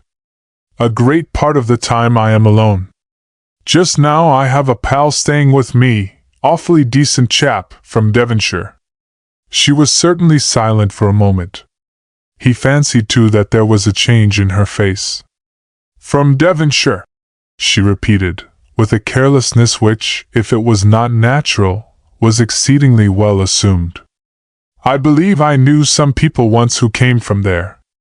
What is your friend's name, Sir George?" He turned slowly towards her. "Andrew Pelham," he said quietly. "He comes from a place called Rainsworth. He is staying here now, with you?" "Yes," he answered gravely. It was not his fancy this time. Of that he felt sure. Her face for the moment had been the color of chalk. A little exclamation had been strangled upon her lips. She shot a quick glance at him. He met it steadily. "You know the name?" he asked. She shook her head. "The name, yes," she answered, "but not the person. A very old friend of mine was called Andrew Pelham, but he was an American, and he has never been in England. It startled me, though, to hear the exact name from you." She was herself again. Her explanation was carelessly given. It sounded even convincing, but Duncombe himself was not convinced. He knew that she wanted him to be. He felt her eyes seeking his, studying his face. Perhaps she was only anxious that he should not misunderstand. "George, are you ready?" his host called out. "We're going to take Smith's pastures." "Quite," Duncombe answered. "Until this evening, Miss Fielding." "You are dining at Runton Place?" she asked quietly. "Yes," he answered. "Will you tell me all about your Andrew Pelham?" She raised her eyes to his and smiled. "Do you think that you would be interested?" she asked. "You know that I should," he answered quietly. For a time he shot badly. Then he felt that his host's eye was upon him, and pulled himself together. But he was never at his best. He felt that the whole world of his sensations had been suddenly disturbed. It was impossible that there could be any connection between this girl and the photograph which had first fired him with the impulse to undertake that most extraordinary and quixotic mission. Yet the fact remained that the girl herself had had very much the same effect upon him as his first sight of the photograph. It was a coincidence, of course. Miss Fielding was charming. There was no reason why he should not indulge to the full his admiration of her. She had affected him in a most curious manner. Another man would have declared himself in love with her. It was not possible that she could be anyone but Miss Fielding. That start which he had fancied that he had noticed, the sudden aging of her face, the look almost of fear. Absurd. He was losing his nerves. It was not possible, he told himself steadfastly. And yet, some of the women were following them in a leisurely sort of way behind. Miss Fielding was there, walking a little apart. She carried her hat in her hand. The wind, which was blowing the skirts of her white cloth dress about her, was making havoc in her glorious hair. She walked with her head thrown back, with all the effortless grace of youth, a light heart and easy conscience. He deliberately left his place and walked back to meet her. She waved her hand gaily. There was color in her cheeks now, and her eyes laughed into his. The shadows were gone. He felt that this was madness, and yet he said what he had come back to say. "I thought that you might be interested to know, Miss Fielding, that you will meet the gentleman, with the same name as your friend, this evening. Lord Runton has been good enough to ask him to come up and dine." She nodded gaily. "What a crowd of sentimental memories his coming will evoke," she declared. "Be nice to me, won't you, and help me dispel them?" "Perhaps," he said, smiling with a great relief. "I might prefer to try to construct a few on my own account." "Go and do your duty," she commanded, laughing. Duncombe hastened to his place. His eyes were bright. He felt that he was walking upon air. "What a double distilled thus I nearly made of myself," he muttered. Chapter 16. Miss Fielding asks a question. She came into the room a little late, and her entrance created almost a sensation. Duncombe only knew that she wore a black gown and looked divine. Lady Runton murmured Paquin, with a sigh and frown. "These girls might at least leave us black," she murmured to her neighbor. "What pearls!" Duncombe stepped forward to meet her. He could not keep the admiration from his eyes. Her shoulders and slim graceful neck were as white as alabaster. Her hair was a gorgeous brown kissed into fine gold glimmering as though with a touch of some hidden fire. She moved with the delightful freedom of absolute naturalness. He murmured something which sounded ridiculously commonplace, and she laughed at him. "Do you know that you are going to take me in?" she said. "I hope that you are prepared to be very amusing. Do tell me which is your friend." Then Duncombe remembered Andrew, who was standing by his side. He turned towards him, and the words suddenly died away upon his lips. Andrew's tall frame was shaking as though with some powerful emotion. He was standing with his head thrust forward as though listening intently. Duncombe set his teeth. "Will you allow me to present my friend Miss Fielding?" he said. "Andrew, this is Miss Fielding. Mr. Pelham, Miss Fielding." She held out her hand and took his passive fingers. "I am so glad to know you, Mr. Pelham," she said pleasantly. "Sir George gave me quite a shock today when he spoke of you. I was once very nearly engaged to an Andrew Pelham in Baltimore, and I had most distressing visions of all my old sweethearts turning up to spoil my good time here." Andrew's voice sounded odd and restrained. "I have never been in America," he said. She laughed. "You need not be afraid that I am going to claim you," she declared. "You are at least a foot taller than my Andrew. You don't even inspire me with any tender recollections of him. Baron, I do hope that you have not taken too much exercise." "My dear young lady," he answered, bowing, "I never felt better in my life.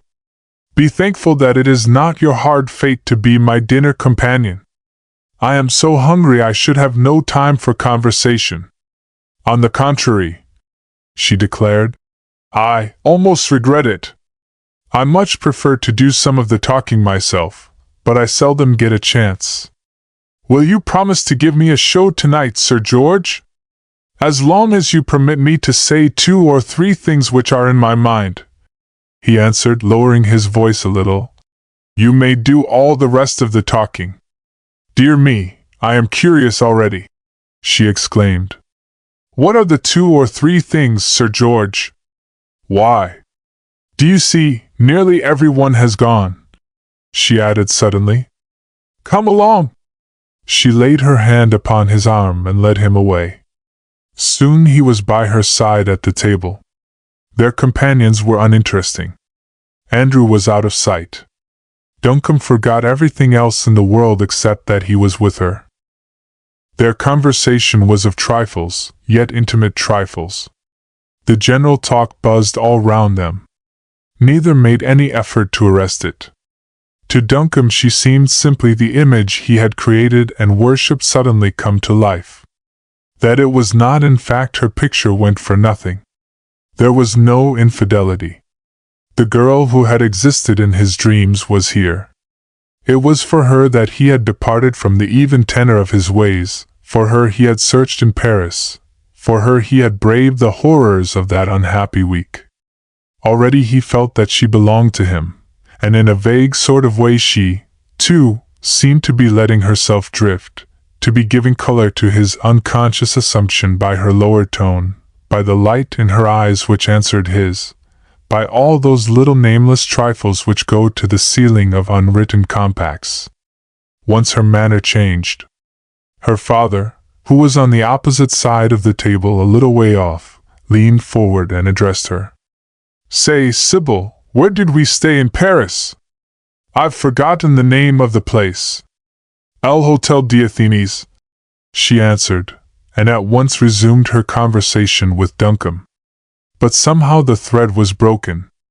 Duncombe found himself watching the little gray man opposite, who ate and drank so sparingly, who talked only when he was spoken to, and yet who seemed to be taking a keen but covert interest in everything that went on about him. Her father. There was no likeness, no shadow of a likeness. Yet Duncombe felt almost a personal interest in him. They would know one another better some day, he felt. So you've been in Paris lately? He asked her suddenly. She nodded. For a few days. I arrived from there barely a week ago, he remarked. I hate the place, she answered. Talk of something else. And he obeyed. The second interruption came from Andrew. During a momentary lull in the conversation they heard his firm, clear voice talking. My time was up yesterday, but I find so much to interest me down here that I think I shall stay on for a few more days, if my host remains as hospitable as ever. So much to interest him, she murmured. Are not all places the same to the blind? What does he mean? He is not really blind, Duncombe answered, lowering his voice. He can see things very dimly. The doctor has told him that if he wears those glasses for a few more months he may be able to preserve some measure of eyesight. Poor chap! He does not attract me, your friend, she said a little coldly. What can he find to interest him so much here? Do you see how he keeps his head turned this way? It is almost as though he wished to listen to what we were saying. There is a sort of reason for that, Duncombe answered. Shall I explain it? Do. Pelham lives, as I think I told you, in a small country house near Rainsworth, Duncombe began. The hall in his village was occupied by a young man, a boy really, and his sister. Early in the year the boy, who had never been abroad, thought that he would like to travel a little in Europe. He wandered about some time in Germany and Austria, and was coming home by Paris. Suddenly all letters from him ceased. He did not return. He did not write. He drew no money from his letter of credit. He simply disappeared. The girl was proceeding tranquilly with her dinner. The story so far did not seem to interest her. His sister, who went over to Paris to meet him, found herself quite alone there, and we suppose that she devoted herself to searching for him. And then curiously enough she, too, disappeared. Letters from her suddenly ceased. No one knew what had become of her. She looked at him with a faint smile. Now, she said, your story is becoming interesting. Do go on. I want to know where you and Mr. Pelham come in. Pelham, I think, he continued gravely, was their oldest friend. He sent for me. We were old college chums, and I went. This trouble with his eyes had only just come on, and he was practically helpless, much more helpless than the ordinary blind person, because it was all new to him. This boy and girl were his old and dear friends. He was longing to be off to Paris to search for them himself, and yet he knew that so far as he was concerned it would be simply wasted time. He showed me the girl's photograph. Well, I went in his place. And did you find either of them? No. I wonder, she said, why you have told me this story? I am going to tell you why, he answered. Because when Pelham heard you laugh last night he was like a man. He believed that it was the voice of Phyllis Poynton. And when I saw you, I also felt that miracles were at hand. Look here. He drew a photograph from his pocket and showed it to her. She looked at it long and earnestly. Yes, she admitted, there is a likeness. It is like what I might have been years ago. But will you tell me something? Of course. Why do you carry the picture of that girl about with you? He leaned towards her, and at that moment Lady Runton rose from her place. In the winter garden afterwards, he whispered. You have asked me the very question that I wanted to answer. Chapter 17. George Duncombe's Lie. There was something strange about Andrew's manner as he moved up to Duncombe's side. The latter, who was in curiously high spirits, talked incessantly for several minutes. Then he came to a dead stop. He was aware that his friend was not listening. What is the matter with you, old chap? He asked abruptly. You are positively glum. Andrew Pelham shook his head. Nothing much, he said. Rubbish. What is it? Andrew dropped his voice almost to a whisper. The words came hoarsely. He seemed scarcely master of himself. The girl's voice tortures me, he declared. It doesn't seem possible that there can be two so much alike. And then Spencer's telegram. What does it mean? Be reasonable, old fellow, Duncombe answered. You knew Phyllis Poynton well. Do you believe that she would be content to masquerade under a false name, invent a father, be received here, heaven knows how, and meet you, an old friend, as a stranger? The thing's absurd, isn't it?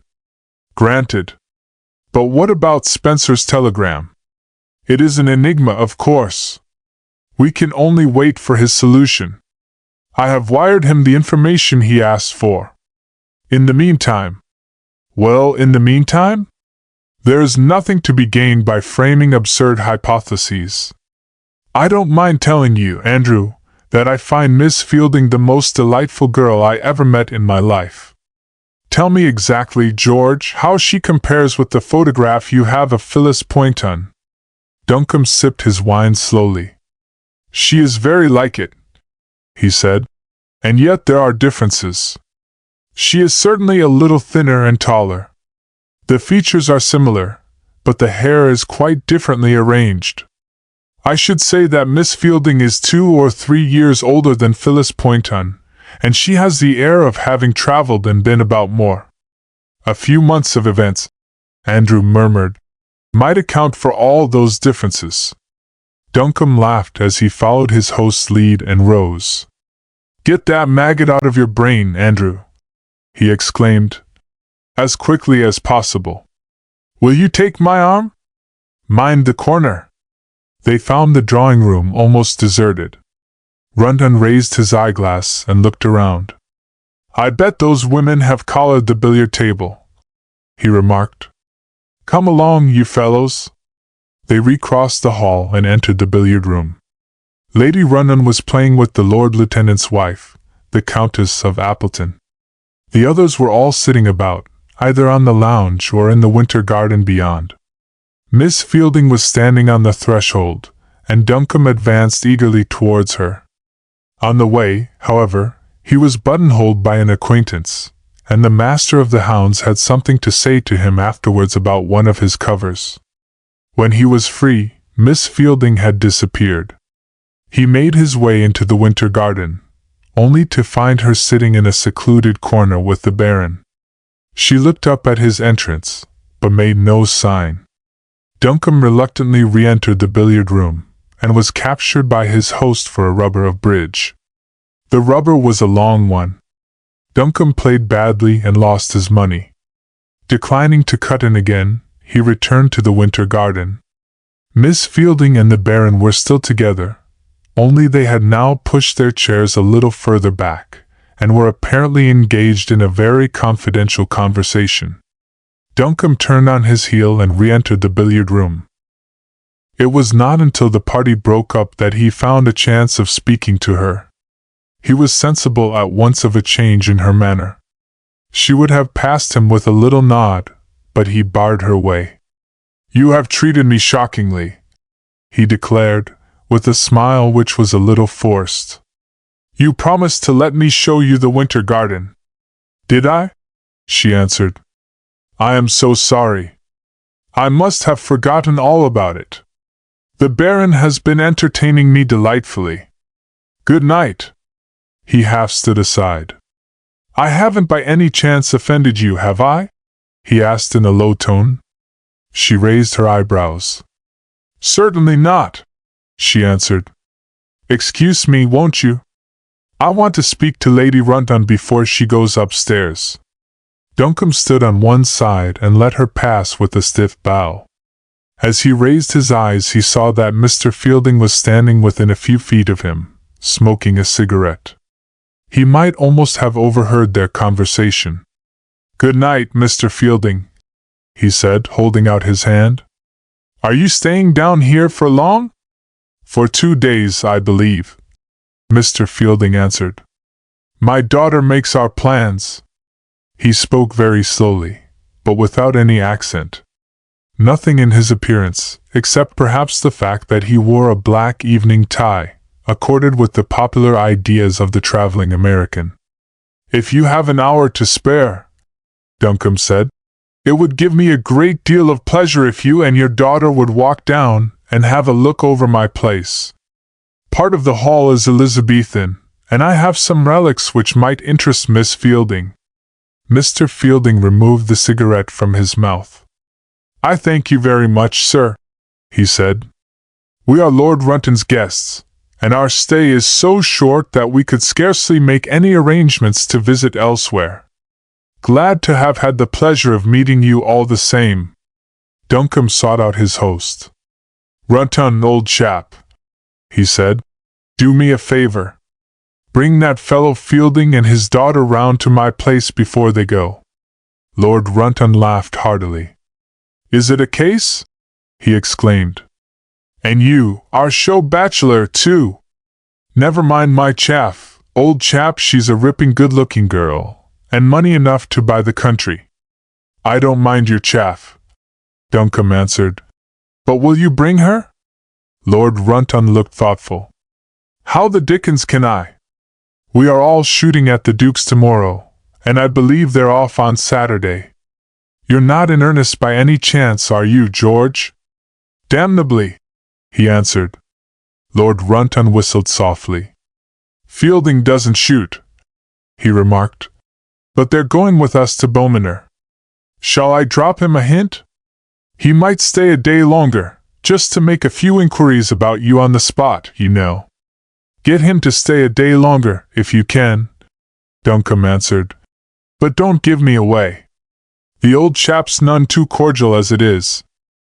"I must talk to him," Runton said. "Your baronetcy is a thundering sight better than any of these mushroom peerages. He probably doesn't understand that sort of thing. But what about the girl? Old Von Roth has been making the running pretty strong, you know. We all have to take our chance in that sort of thing," Duncombe said quietly. "I am not afraid of Von Roth. I'll do what I can for you," Runton promised. "Good night." Andrew, who had left an hour or so earlier, was sitting in the library smoking a pipe when his host returned. Not gone to bed yet, then? Duncombe remarked. Let me make you a whiskey and soda. Old chap, you look a bit tired. Very good of you. I think I will, Andrew answered. And George, are you sure that I should not be putting you out at all if I were to stay, say, another couple of days with you? Duncombe wheeled round and faced his friend. His reply was not immediate. Andrew, he said, you know very well that I haven't a pal in the world I'd sooner have here than you for just as long as you choose to stay. But forgive me if I asked you one question. Is it because you want to watch Miss Fielding that you have changed your mind? That has a good deal to do with it, George, Andrew said quietly. If I left without meeting that young lady again, I should be miserable. I want to hear her speak when she does not know that anyone is listening. Duncombe crossed the room and laid his hand upon the other's shoulder. Andrew, old fellow, he said, I can't have it. I can't allow even my best friend to spy upon Miss Fielding. You see, I've come a bit of a cropper. Quick work, I suppose you'd say. But I'm there all the same. Who wants to spy upon Miss Fielding? Andrew exclaimed hoarsely.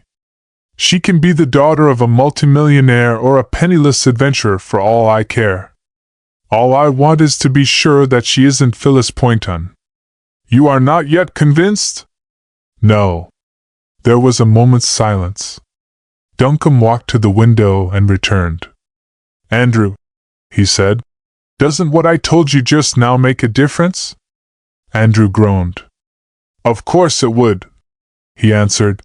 But I'm fool enough to feel the same about Phyllis Poynton. Duncombe, in the full glow of sensations which seemed to him to give a larger and more wonderful outlook on life, felt his sympathies suddenly awakened.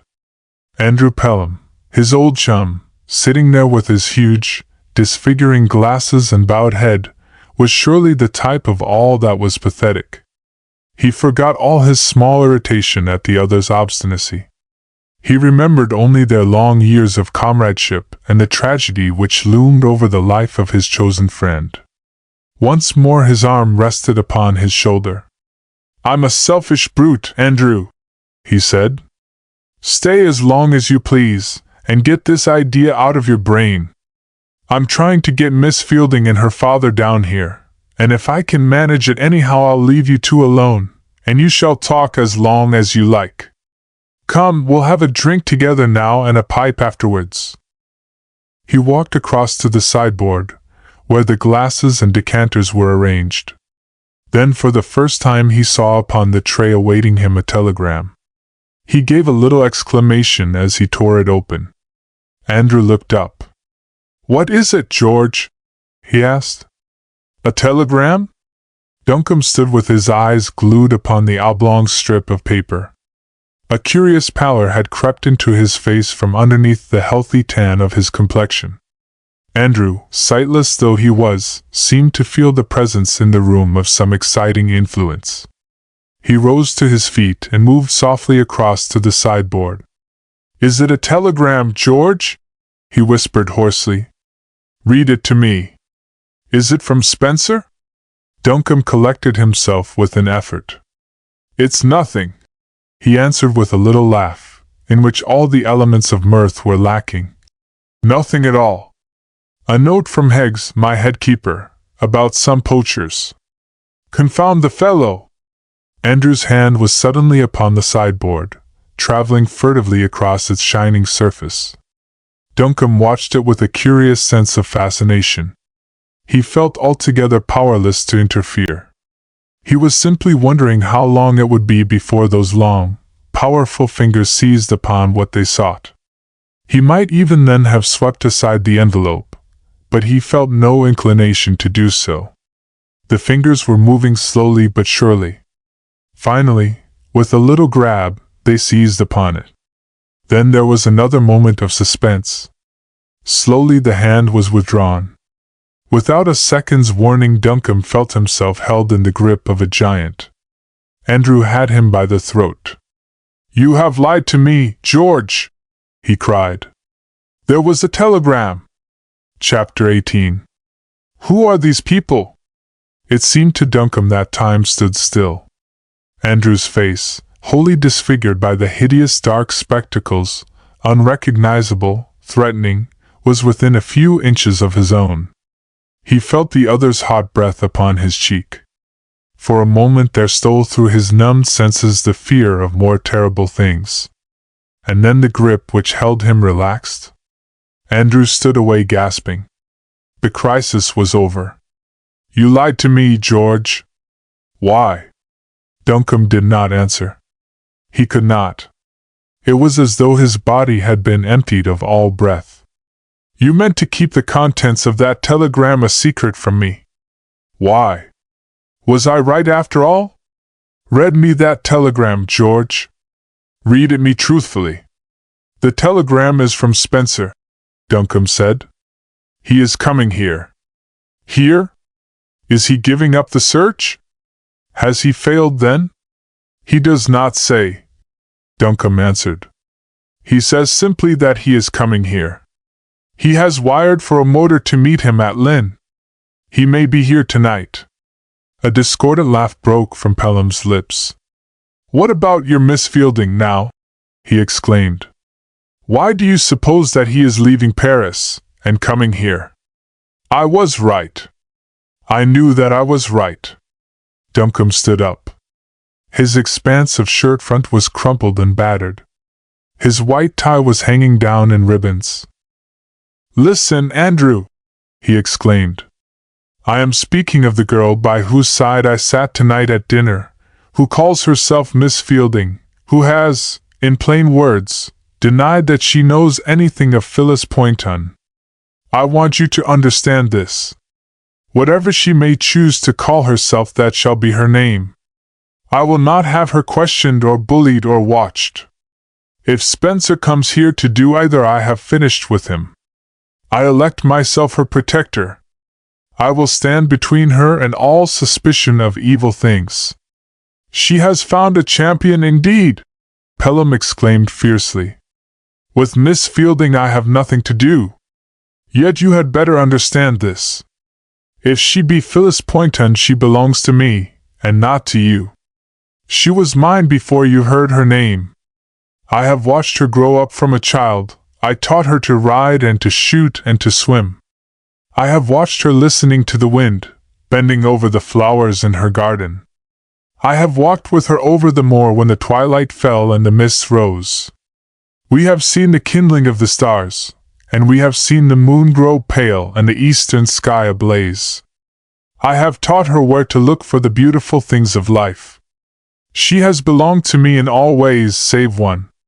I am a poor, helpless creature now, George, but by the gods, I will let no one rob me of my one holy compensation.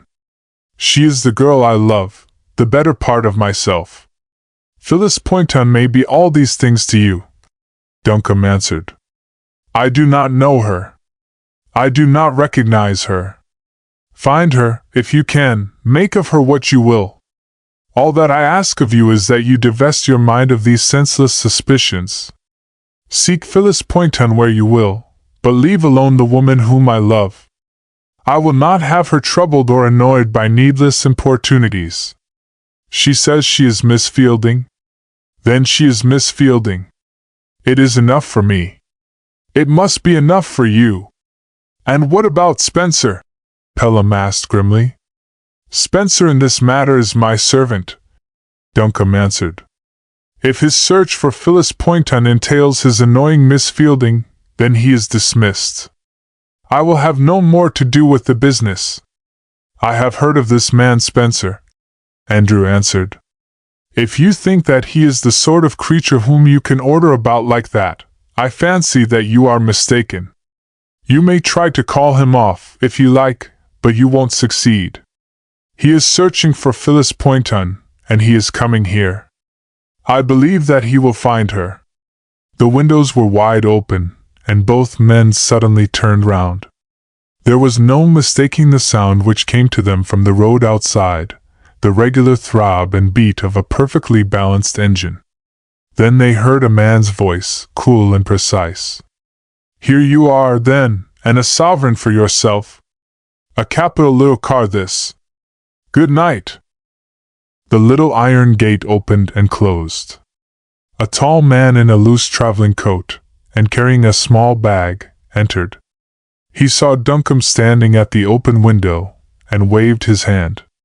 As he approached, his boyish face lit up into a smile. "What luck to find you up!" he exclaimed. "You got my telegram?" "An hour ago," Duncombe answered. "This is my friend, Mr. Andrew Pelham. What will you have?" "Whiskey and soda, and a biscuit, please," was the prompt reply. "Haven't upset you, I hope, coming down from the clouds in this fashion?" "Not in the least," Duncombe answered. "You've made us very curious, though." "Dear me!" Spencer exclaimed. "What a pity! I came here to ask questions, not to answer them. You've set me a regular poser, Duncombe. By Jove! That's good whiskey." "Help yourself," Duncombe answered. "We won't bother you tonight. I'll show you a room as soon as you've had a cigarette." "Fair crossing?" "No idea," Spencer answered. "I slept all the way." "Jolly place you've got here, Duncombe. Nice country, too." "There is just one question," Pelham began. "Shan't answer it tonight," Spencer interrupted firmly. "I'm dead sleepy, and I couldn't guarantee to tell the truth. And when tomorrow comes, I'll be frank with you, I've very little to say. Pardon me, but where does Mr. Pelham come in this matter?" "Pelham," Duncombe said slowly, "was a neighbor of Miss Poynton's in Devonshire. It was through him that I first went to Paris to search for her." Spencer nodded. "Glad to meet him, then," he remarked. "There are a few questions I shall be glad to ask him in the morning." "There is one," Pelham said, "which you must answer now." Spencer raised his eyebrows. He was standing with his back to them now, helping himself to sandwiches from a dish upon the sideboard. "By Jove, your cook does understand these things," he remarked, with his mouth full. "No idea I was so hungry. What was that, Mr. Pelham?" "A question which must be answered now." "Yes. You telegraphed to Duncombe to know the names of Lord Runton's guests, and now you have come here yourself. Why?" Spencer helped himself to another sandwich. "I came here," he said, "because I didn't seem to be getting on in Paris. It struck me that the clue to Miss Poynton's disappearance might after all be on this side of the channel." Pelham guided himself by the table to the sideboard. He stood close to Spencer. "Mr. Spencer," he said, "I am almost blind, and I cannot see your face, but I want you to tell me the truth. I expect it from you." "My dear fellow," Spencer answered, "I'm awfully sorry for you, of course, but I really don't see why I should answer your questions at all, truthfully or untruthfully. I have been making a few inquiries for my friend Duncombe. At present I regret to say that I have been unsuccessful. In their present crude state I should prefer keeping my discoveries, such as they are, to myself." Pelham struck the sideboard with his clenched fist so that all the glasses rattled upon the tray. His face was dark with passion. "I will not be ignored in this matter," he declared. "Phyllis Poynton and her brother are nothing to Duncombe. He acted only for me. He cannot deny it. Ask him for yourself." "I do not need to ask him," Spencer answered. "I am perfectly well aware of the circumstances of the case. All the same, I go about my business my own way. I am not ready to answer questions from you or anybody else." "You shall tell me this at least," Pelham declared. "You shall tell me why you telegraphed here for the names of Lord Runton's house party." "Simplest thing in the world," Spencer answered, relinquishing his attack upon the sandwiches, and lighting a cigarette. "I did it to oblige a friend who writes society notes for the New York Herald." Duncombe gave vent to a little exclamation of triumph. Pelham for the moment was speechless. Awfully sorry if I misled you in any way, Spencer continued. I never imagined your connecting my request with the disappearance of Phyllis Poynton. Why should I? The fact is, Duncombe interposed. There is a girl staying at Run Place whose voice Pelham declares is exactly like Phyllis Poynton's, and whose general appearance, I will admit, is somewhat similar to the photograph I showed you. It is a coincidence, of course, but beyond that it is absurd to go. This young lady is a Miss Fielding. She is there with her father, and they are invited guests, with all the proper credentials. Spencer nodded. I suppose it is because I am not a ladies' man, he said carelessly, but I must admit that all girls' voices sound pretty much alike to me. I wish to heaven that I could see your face, Pelham exclaimed. I should know then whether you were telling me the truth. The weak point about my temporary profession is, Spencer remarked thoughtfully, that it enables even strangers to insult one with impunity. If I have misjudged you, Pelham said with some dignity, I am sorry.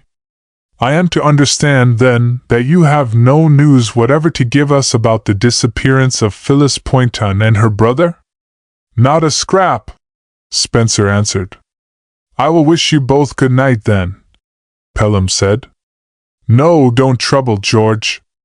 I can find my way quite well by myself. He disappeared, and Duncombe drew a little sigh of relief. Excitable person, your friend, Spencer remarked. Duncombe nodded. Very. I am frightened to death that he will make an ass of himself before Miss Fielding. If he hears her speak, he loses his head. Nice girl? Spencer asked. Yes, very. What sort of a fellow's the father? Very quiet. I've scarcely spoken to him. They're Americans. Friends of Lord Runton's brother, out in New York. Ever heard of them? Yes. A few times. You seem interested. I am very. Duncombe turned suddenly white. What do you mean? He asked. Spencer held his cigarette between his fingers and looked at it thoughtfully. Mr. Fielding of New York, he said, sailed for America from Havre last Saturday. His daughter has gone to Russia with a party of friends. Duncombe sprang from his seat. His cigarette slipped from his fingers and fell unheeded upon the carpet. Then who are these people? He exclaimed. Spencer shrugged his shoulders. I thought it worthwhile, he said, to come over and find out. Chapter 19. A Hillside Encounter. A few minutes before 10 the following morning a mounted messenger from Run Place brought the following note for Duncombe. Run Place, Friday morning. Run Place. My dear Duncombe, Fielding has cried off the shoot today. Says he has a motor coming over for him to try from Norwich, and his dutiful daughter remains with him. Thought I would let you know in case you cared to come and look them up. Best I could do for you. My dear Duncombe. Ever yours sincerely. Runton. Duncombe had breakfasted alone. Pelham had asked for something to be sent up for him, and Spencer, after a cup of coffee in his room, had gone out. Duncombe did not hesitate for a moment. He started at once for Run Place. A marvelous change had taken place in the weather since the previous day. The calm splendor of the early autumn seemed to have vanished. A strong north wind was blowing, and the sky was everywhere gray and threatening. The fields of uncut corn were bent, like the waves of the sea, and the yellow leaves came down from the trees in showers. Piled up masses of black clouds were driven across the sky. Scanty drops of rain kept falling, an earnest of what was to come as soon as the wind should fail. Duncombe had almost to fight his way along until, through a private gate, he entered Runton Park. The house lay down in the valley about a mile away. To reach it one had to cross a ridge of hills covered with furze bushes and tumbled fragments of ancient rock. Halfway up the first ascent he paused. A figure had struggled into sight from the opposite side, the figure of a girl. Her skirts and cloak were being blown wildly about her. She wore a flat tam o' shanter hat, from under the confines of which her hair was defying the restraint of hatpins and elastic. She stood there swaying a little from the violence of the wind, slim and elegant, notwithstanding a certain intensity of gaze and bearing. Duncombe felt his heart give a quick jump as he recognized her. Then he started up the hill as fast as he could go. She stood perfectly still, watching him clamber up to her side. Her face showed no sign of pleasure or annoyance at his coming. He felt at once that it was not he alone who had realized the coming of the tragedy.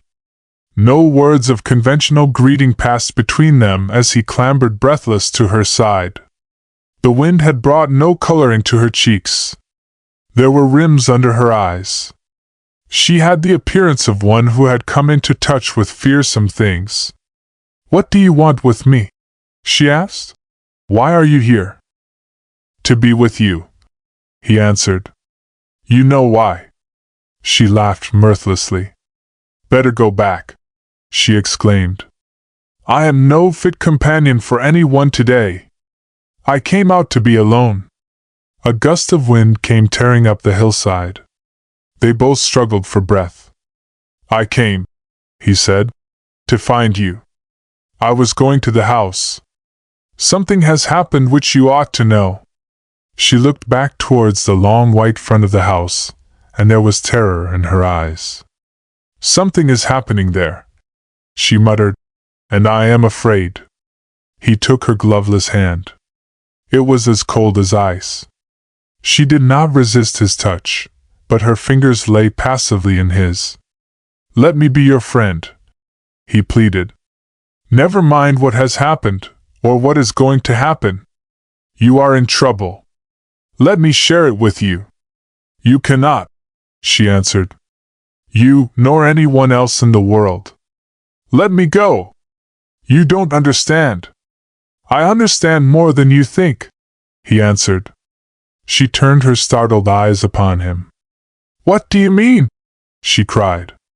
"I mean that the man whom we employed to trace the whereabouts of Phillips Oppenheim and her brother arrived from Paris last night," he answered. "He wanted a list of Lord Runton's house party. Can you guess why? Go on. Mr. Fielding of New York left Havre on Saturday." "Stop!" Her voice was a staccato note of agony.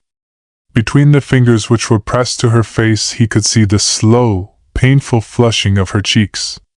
"Why did you come to tell me this?" she asked in a low tone. "You know," he answered. "Did you guess last night that we were impostors?" she asked.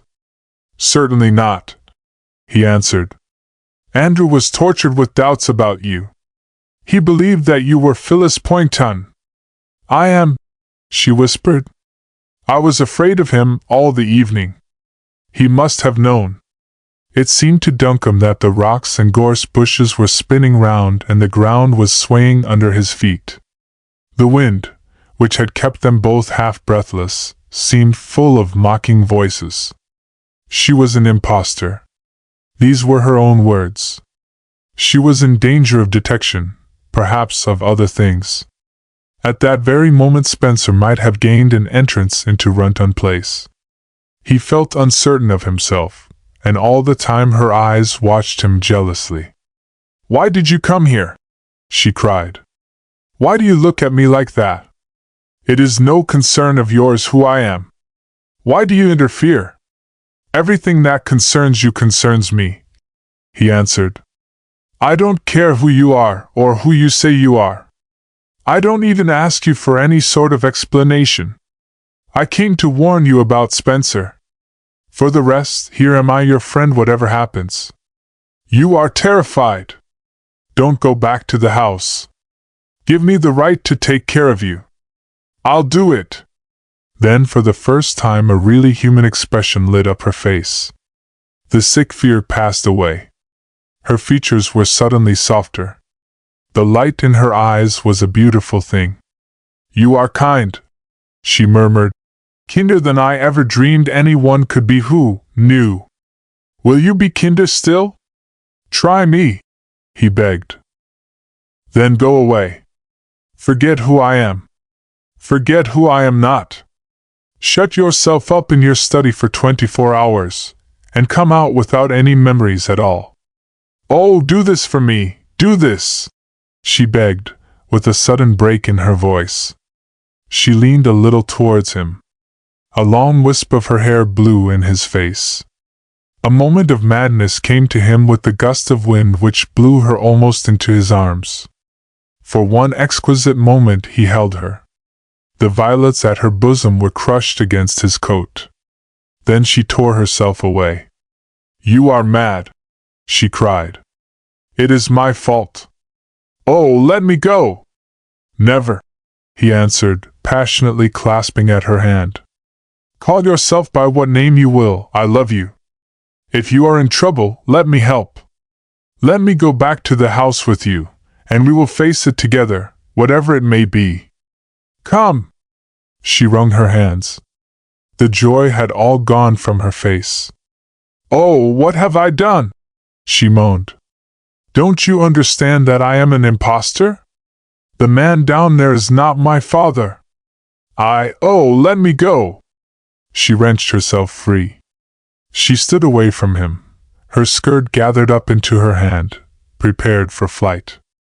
If you would really do me a kindness, she cried, get Mr. Spencer to stop his search for me. Tell him to forget that such a person ever existed. And you, too. You must do the same. What I have done of my own free will. I am my own mistress. I will not be interfered with. Listen! She turned a white, intent face towards the house. Duncombe could hear nothing for the roaring of the wind, but the girl's face was once more convulsed with terror. What was that? She cried. I heard nothing, he answered. What can one hear? The wind is strong to drown even our voices. And those? She cried again, pointing with outstretched finger to two rapidly moving black specks coming towards them along the winding road which led from the highway to Runton Place. Duncombe watched them for a moment. They are the Runton shooting brakes, he declared. I expect Lord Runton and the rest of them are coming back. Coming back, she repeated, with a little gasp. But they were going to shoot all day and dine there. They are not expected home till past midnight. I expect the shoot is off, Duncombe remarked. One couldn't possibly hit anything a day like this. I wonder they ever started. Her face was white enough before, but it was deathly now. Her lips parted, but only a little moan came from them. He heard the rush of her skirts, and saw her spring forward. He was left alone upon the hilltop. Chapter 20. Mr. Fielding in a New Role. Runton was apparently enjoying the relaxation of having got rid of practically the whole of its guests for the day. The women servants were going about their duties faithfully enough, but with a marked absence of any superfluous energy. Mr. Harrison, the butler, was enjoying a quiet pipe in his room and a leisurely perusal of the morning paper. Mrs. Ellis, the much-respected housekeeper, was also in her room comfortably ensconced in an easy-chair, and studying a new volume of collected menus which a friend had sent her from Paris. The servants were not exactly neglecting their work, but every one was appreciating a certain sense of peace which the emptying of the house from a crowd of more or less exacting guests had brought about. In one room only things were different, and neither Mrs. Ellis nor Mr. Harrison, nor any of the household, knew anything about that. It was the principal guest chamber on the first floor, a large and handsomely furnished apartment. Barely an hour ago it had been left in spotless order by a couple of painstaking servants. Just now it had another aspect. In the middle of the room a man lay stretched upon the floor, face downwards. The blood was slowly trickling from a wound in the side of the head down onto the carpet. With nearly every breath he drew he groaned. Overturned chairs and tables showed that he had taken part in no ordinary struggle. The condition of the other man also testified this. The other man was Mr. Fielding. He was down on his knees upon the floor, rapidly going through the contents of a dark mahogany box, which was apparently full of papers. Scattered over the carpet by his side were various strange-looking tools, by means of which he had forced the lock. Mr. Fielding was not at all his usual self. His face was absolutely colorless, and every few moments his hand went up to his shoulder blade and a shiver went through his whole frame. There was a faint odor of gunpowder in the room, and somewhere near the feet of the prostrate man lay a small shining revolver. Nevertheless, Mr. Fielding persevered in his task. Suddenly there came an interruption. Footsteps outside in the corridor had paused. There was a sharp tapping at the door. The prostrate man groaned louder than ever, and half turned over, proving that he was not wholly unconscious. Mr. Fielding closed the box and staggered to his feet. He stood for a moment staring wildly at the door. Who could it be? He had asked, as a special favor, that he might not be disturbed, and Mr. Fielding knew how to ask favors of servants. Interruption now meant disaster, absolute and unqualified, the end, perhaps, of a career in which he had achieved some success. Big drops of perspiration stood out upon his forehead, drawn there by the pain and this new fear. Slowly, and on tiptoe, he drew near the door. "Who is that?" he asked with wonderful calmness. "It is I. Let me in," came the swift answer, and Mr. Fielding drew a little breath of relief. Nevertheless, he was angry. He opened the door and drew the girl in. "You fool!" he exclaimed. "I sent you out of the way on purpose. Why have you come back?" She opened her lips, but no words came. The man on the floor groaned again. She swayed upon her feet. It was all so horrible. "Speak, can't you?" he muttered between his teeth. "Things have gone badly here. I'm wounded, and I'm afraid I've hurt that chap pretty badly. I was in the park," she faltered, "and saw them. They are all coming back." "Coming back?" "They are almost here. Sir George Duncombe told me that they could not shoot because of the wind." "The car?" "Downstairs, waiting." He had forgotten his hurt. He caught up his hat and a coat, and pushed her out of the room. He locked the door, and thrust the key into his pocket. As they walked down the corridor, he lit a cigarette. A footman met them in the hall. "A gentleman has called to see you, sir, a Mr. Spencer," he announced. "I have shown him into the library." Mr. Fielding appeared to hesitate for a moment. "It is the man who wants to sell us the car," he exclaimed, turning towards the girl. "But I haven't even seen it yet. Better tell him to wait for a quarter of an hour," he added, turning towards the footman. "I'll just drive down to the lodge gates and back. Come along, Sybil." She followed him to the front door. A man was seated at the wheel of the motor car, and turned his head quickly as they approached. Mr. Fielding nodded pleasantly, though his face was white with excruciating pain. "Kept you waiting, I'm afraid," he said. "Can you drive at all in a wind like this?" "Jump in, sir, and see," the man answered. "Is the young lady coming?" Mr. Fielding nodded, and stepped into the front seat. The girl was already in the tonneau. The man slipped in his clutch, and they glided round the broad, circular sweep in front of the entrance. Just as they started, the wagonette drew up. "We shan't be more than a few minutes," Mr. Fielding cried out, waving his hand. "Sorry you've lost your day's sport." "Hold on a minute, and I'll come with you," Runton called out. "That car looks like going." But Mr. Fielding did not hear. Duncombe, who had returned from the park by the fields, was crossing the road to enter his own gates, when a black speck far away on the top of the hill attracted his attention. He stood still gazing at it, and was instantly aware that it was approaching him at an almost incredible speed. It gathered shape swiftly, and he watched it with a fascination which kept him rooted to the spot.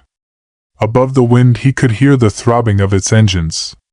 He saw it round a slight curve in the road, with two wheels in the air, and a skid which seemed for a moment as though it must mean destruction. Mud and small stones flew up around it. The driver was crouching forward over the wheel, tense and motionless.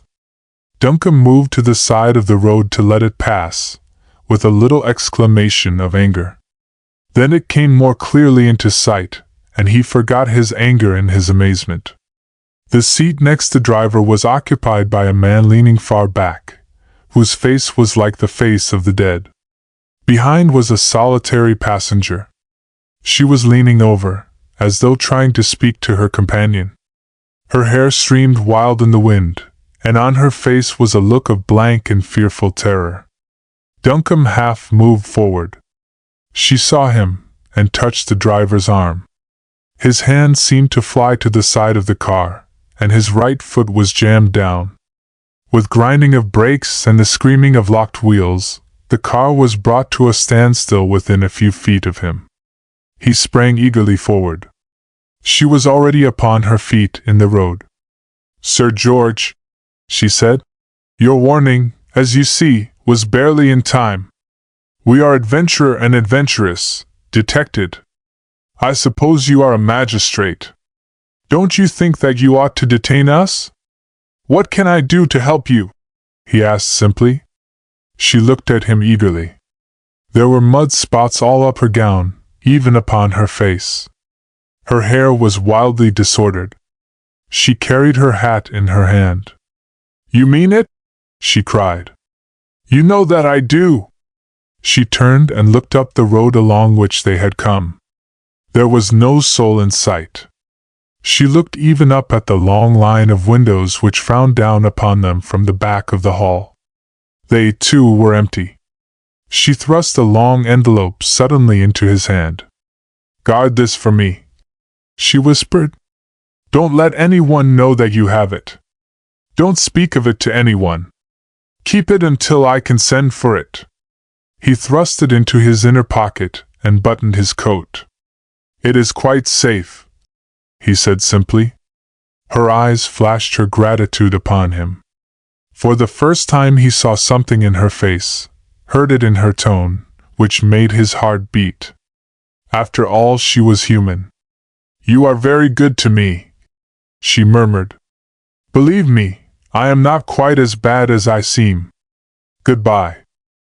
He turned with her towards the car, and she gave a low cry. He too started. The car was a mile away, tearing up a hill, and almost out of sight. In the lane behind they could hear the sound of galloping horses. He caught her by the wrist, dragged her through the gate, and behind a great shrub on the lawn. "Stay there!" he exclaimed hoarsely. "Don't move. I will come back." Half a dozen horsemen were coming along the lane at steeplechase pace. Lord Runton, on his wonderful black horse, which no man before had ever seen him gallop save across the softest of country, pulled up outside the gate. "Seen a motor go by, Duncan?" he called out. Duncan nodded. "Rather," he answered. "Fielding and Miss Fielding in it. Going like hell." Runton waved his companions on, and leaned down to Duncan. "Beastly unpleasant thing happened, Duncan," he said. "Fielding and his daughter have bolted. Fielding seems to have half killed a messenger who came down from London to see Von Roth, and stolen some papers. Fact of the matter is he's not Fielding at all, and as for the girl, Lord knows who she is. Sorry for you, Duncan. Hope you weren't very hard hit." He gathered up his reins. "We've sent telegrams everywhere," he said, "but the beast has cut the telephone, and Von Roth blasphemes if we talk about the police. It's a queer business." He rode off. Duncan returned where the girl was standing. She was clutching at the branches of the shrub as though prostrate with fear, but at his return she straightened herself. How much had she heard, he wondered. "Don't move," he said. She nodded. "Can anyone see me?" she asked. "Not from the road." "From the house?" "They could," he admitted, "but it is the servants' dinner hour. Don't you notice how quiet the house is?"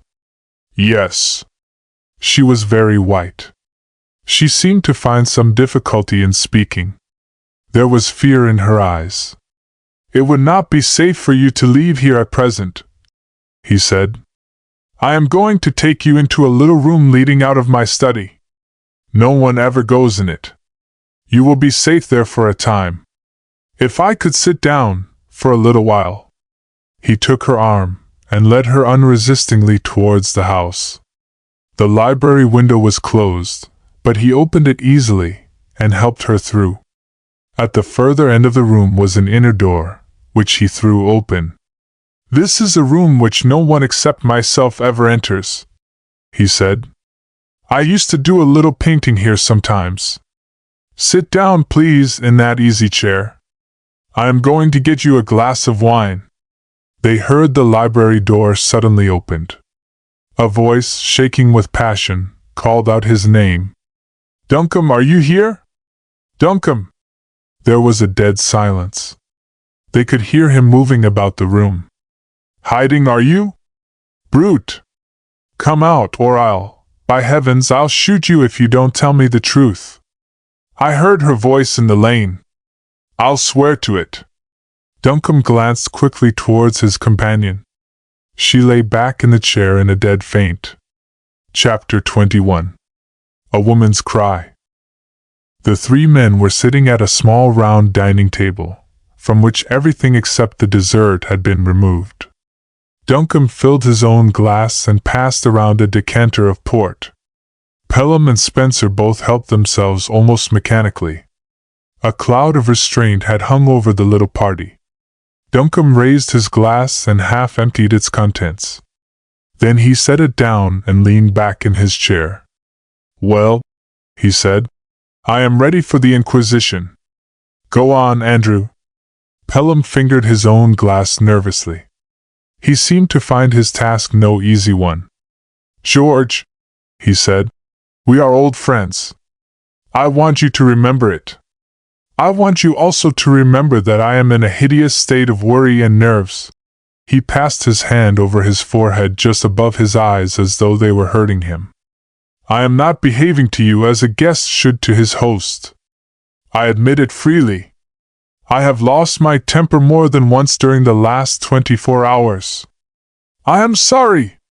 Forgive me if you can, George." "Willingly, Andrew," Duncombe answered.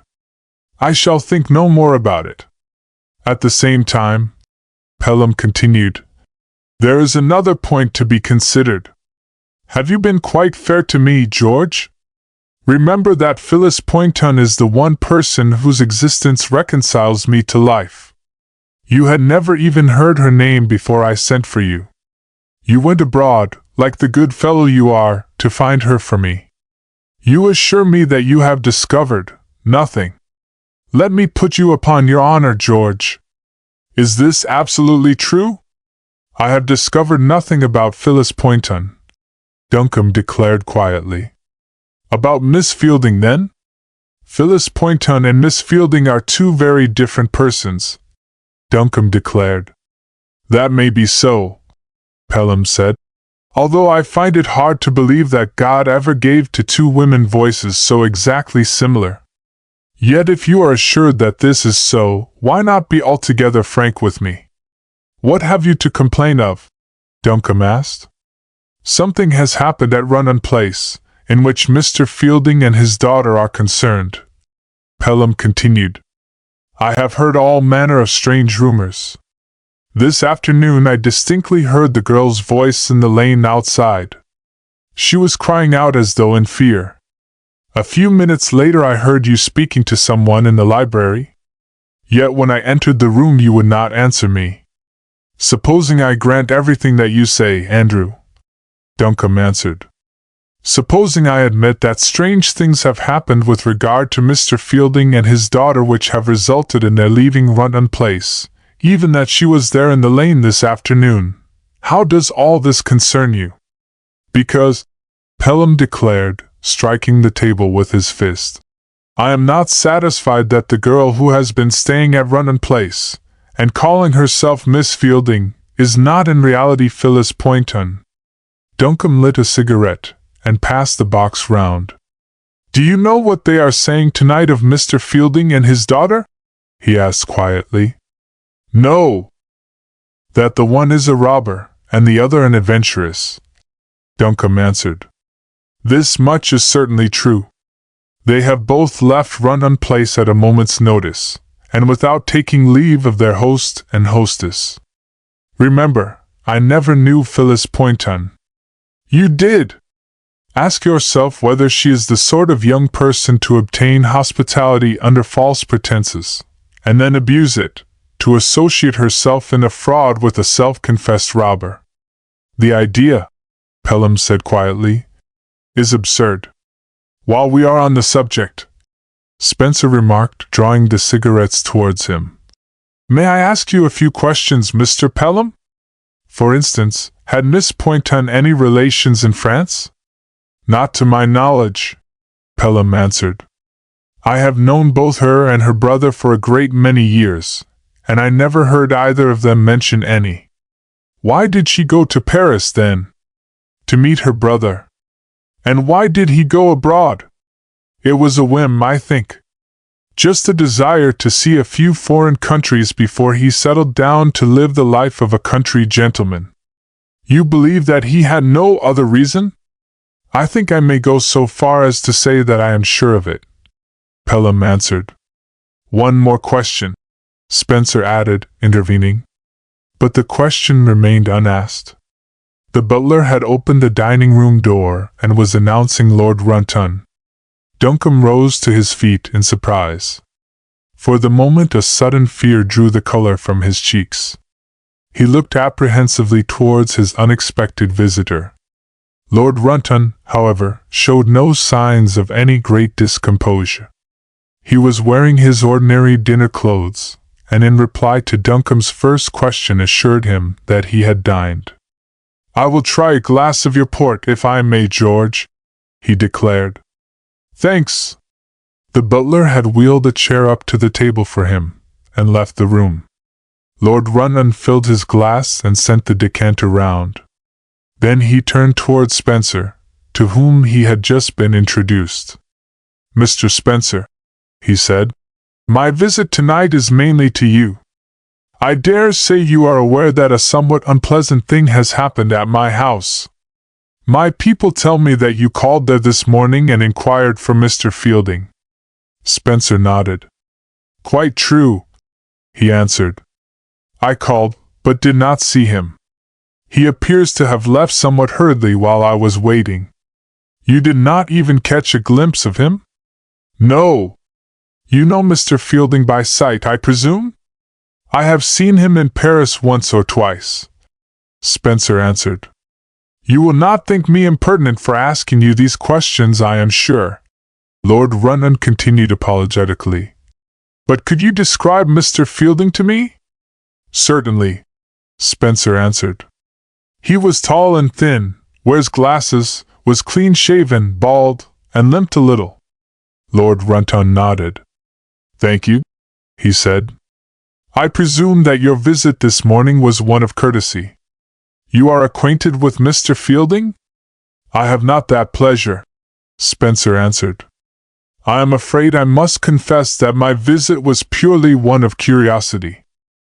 Curiosity, Lord Runton repeated. Exactly.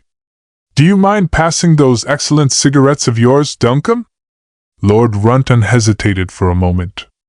He was conscious of a certain restraint in Spencer's answers. Suddenly he turned towards him.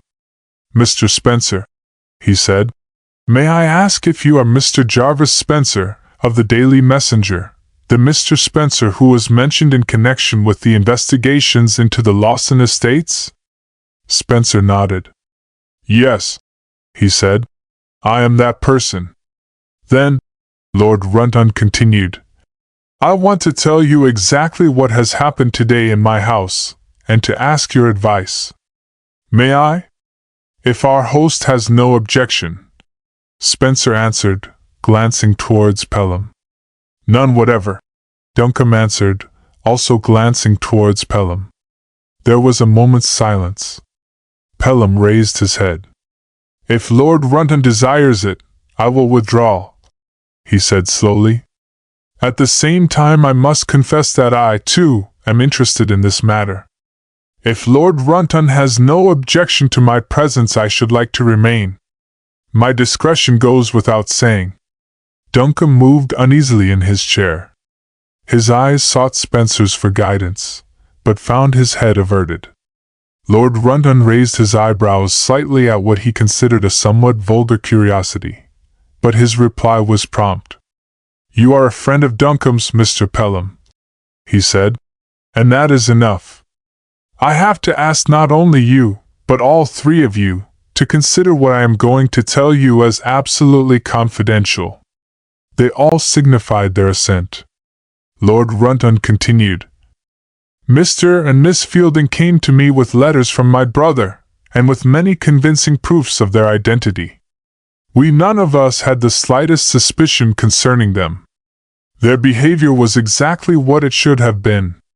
Nothing about them excited remark in any way, except the unusual number of telegrams and telephone messages which Mr. Fielding was always receiving. That, however, was quite in accord with our ideas of an American businessman, and didn't seem to us in the least remarkable. The telegrams were delivered through a neighboring office? Spencer asked quietly. Yes, Lord Runton answered. But they were all in code. I happen to know that because the postmaster brought the first one up himself, and explained that he was afraid that he must have made some mistake as the message was incomprehensible. Fielding only laughed, and gave the man a sovereign. The message was absolutely correct, he declared. He told me afterwards that whenever he was speculating he always coded his messages, and it seemed perfectly reasonable. Spencer nodded. Just so, he murmured. This morning, Lord Runton continued, Mr. Fielding rather upset our plans. We were all to have spent the day at the Duke's, and dined there. There was a big shoot for the men, as you know. At breakfast time, however, Mr. Fielding announced that he had a man coming over with a motor car from Norwich for them to try, and begged to be excused. So we had to go without them.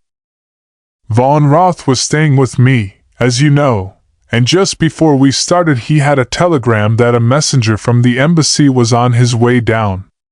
He hesitated for some time as to whether he ought not to stay at home so as to be here when he arrived, but we persuaded him to come with us, and promised to send him back after luncheon. When we got to Chaistow, however, the wind had become a gale, and it was impossible to shoot decently. Von Roth was a little uneasy all the time, I could see, so he and I and a few of the others returned here, and the rest went up to Chaistow. Just as we arrived, Fielding passed us in a great motor car with his daughter behind. When we got to the house, Von Roth inquired for the messenger.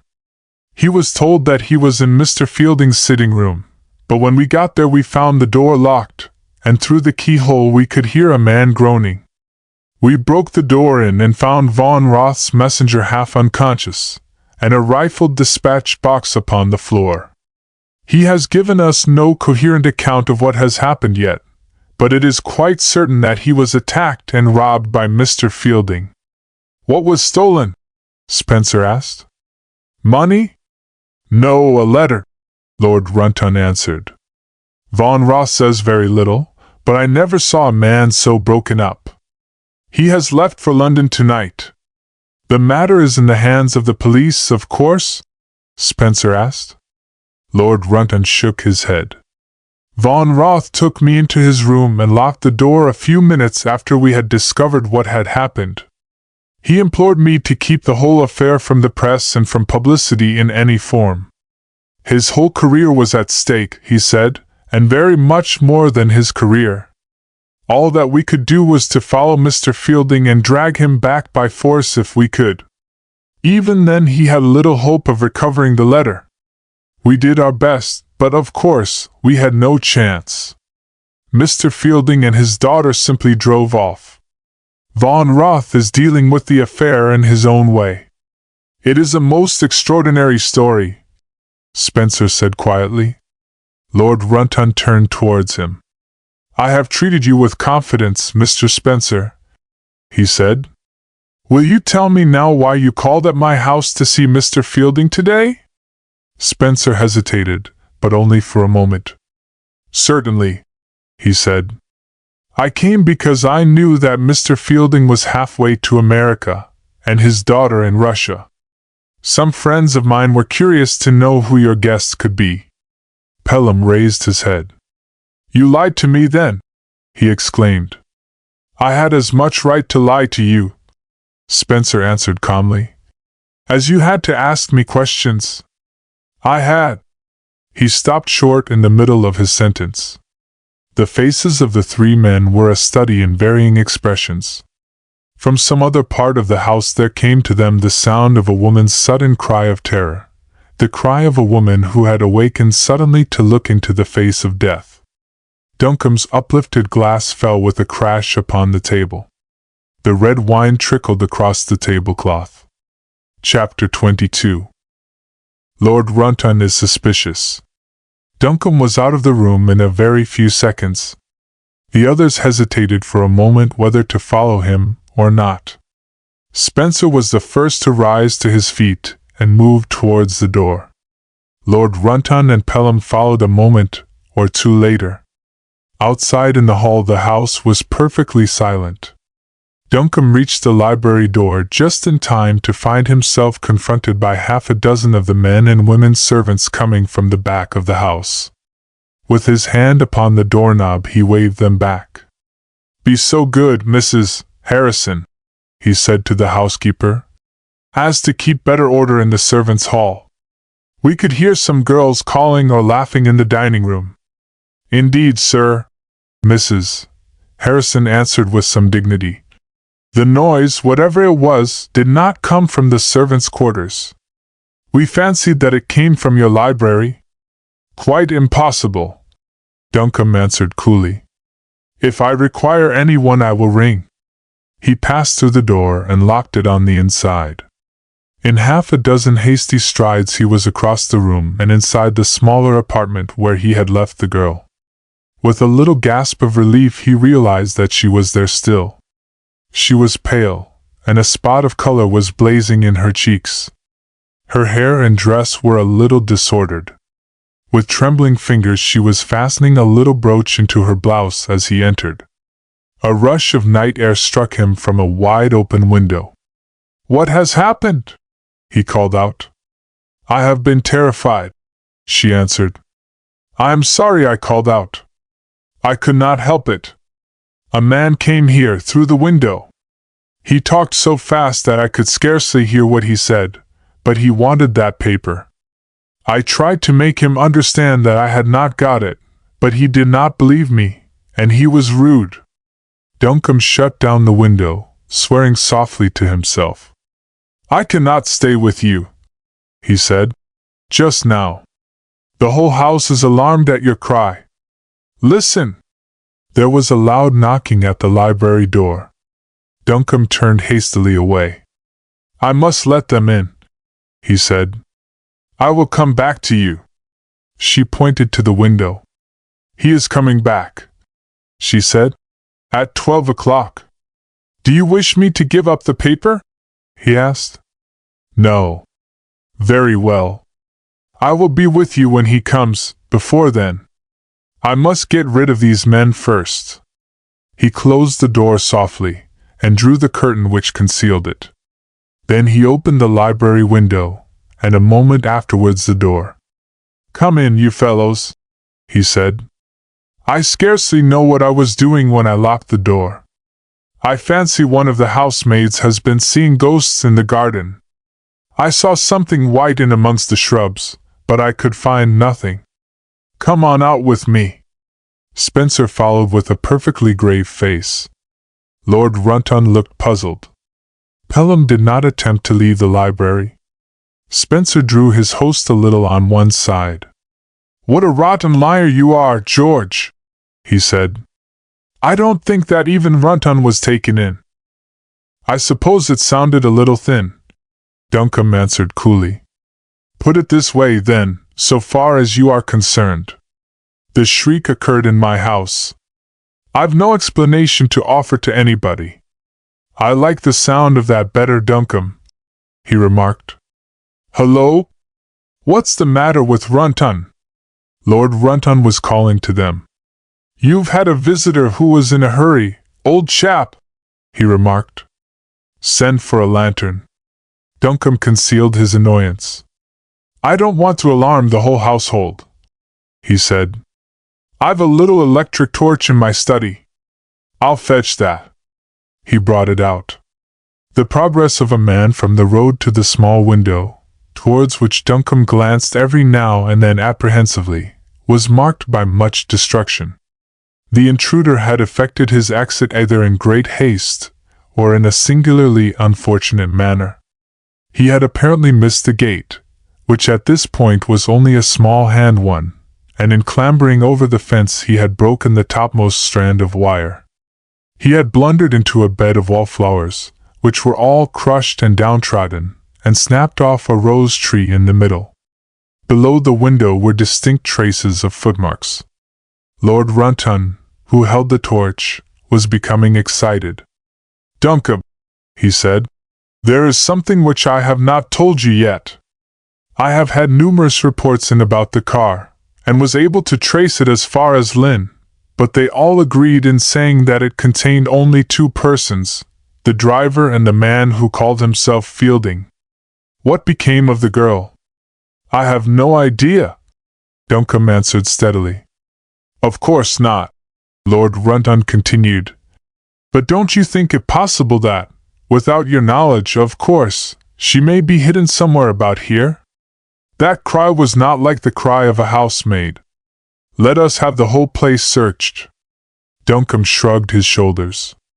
"As you will," he answered. "I am certain, however, that it will be useless. There is no place here where anyone could hide." "Your servants may know something," Runton suggested. "I have already questioned them," Duncombe answered. "Come along, Mr. Spencer," Lord Runton exclaimed. "Let us search the grounds." Spencer shook his head. "Waste of time, Lord Runton," he answered. "If you really want to discover the whereabouts of this missing young lady, and she should by any chance be close at hand, I should recommend you to induce Sir George to let you search the room to which those footsteps lead." "The library?" Duncombe interrupted quickly. "Search it by all means if you like. I have done so myself already." Spencer was facing the house. "The library," he remarked reflectively. "Ah." He stooped down to light a cigarette. Suddenly he felt Duncombe's hot breath upon his cheek. In the momentary glow of the match he caught a silhouette of a pale, angry face, whose eyes were flashing upon him. "This isn't your affair, Spencer." "Shut up!" Spencer blew out the match deliberately. They both followed Lord Runton to the library. Pelham was standing in the middle of the room. He had the appearance of a man listening intently. "George," he asked sharply, "what is on the north side of this room?" "The wall," Duncombe answered. "And beyond?" "A passage and the billiard room." Pelham seemed dissatisfied. "I fancied," he muttered, "but I suppose it must have been fancy. Do the women servants use that passage?" "Of course." "Upon my word," Duncombe added with a nervous little laugh. "You all seem to be trying to make my house into a mask line and cook's home of mystery. Let us go into the dining room and have a whiskey and soda." "Not for me, thanks," Lord Runton declared. "I must go back. The real object of my coming here, Duncombe, was to see if the Mr. Spencer who called at Runton Place today was really Mr. Jarvis Spencer, and if so to ask him whether he would help me. To what extent, Lord Runton? Spencer asked quietly. To the extent of recovering, or attempting to recover, the papers which were stolen from the Baron von Roth, Lord Runton said. The Baron was a guest in my house, and I feel the occurrence very much. He will not let me even mention the matter to the police, but I feel sure that he could not object to Mr. Spencer's taking the matter in hand. I think you will find, Spencer said, that von Roth has already placed the matter in the hands of his own people. The German Secret Service is pretty active over here, you know. I have come in contact with it once or twice. Nevertheless, for my own satisfaction, Lord Runton continued, I should like the matter inquired into by you, Mr. Spencer. I am not quite sure whether I am free to help you or not, Spencer said slowly. May I come and see you tomorrow morning? If you prefer it, Lord Runton said doubtfully. Come as early as possible.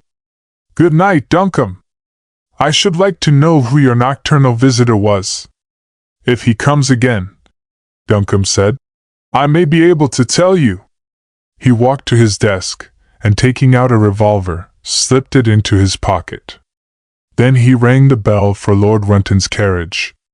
It seemed to Duncombe that there was a shade of coolness in his visitor's manner as he took his leave. He drew Spencer a little on one side.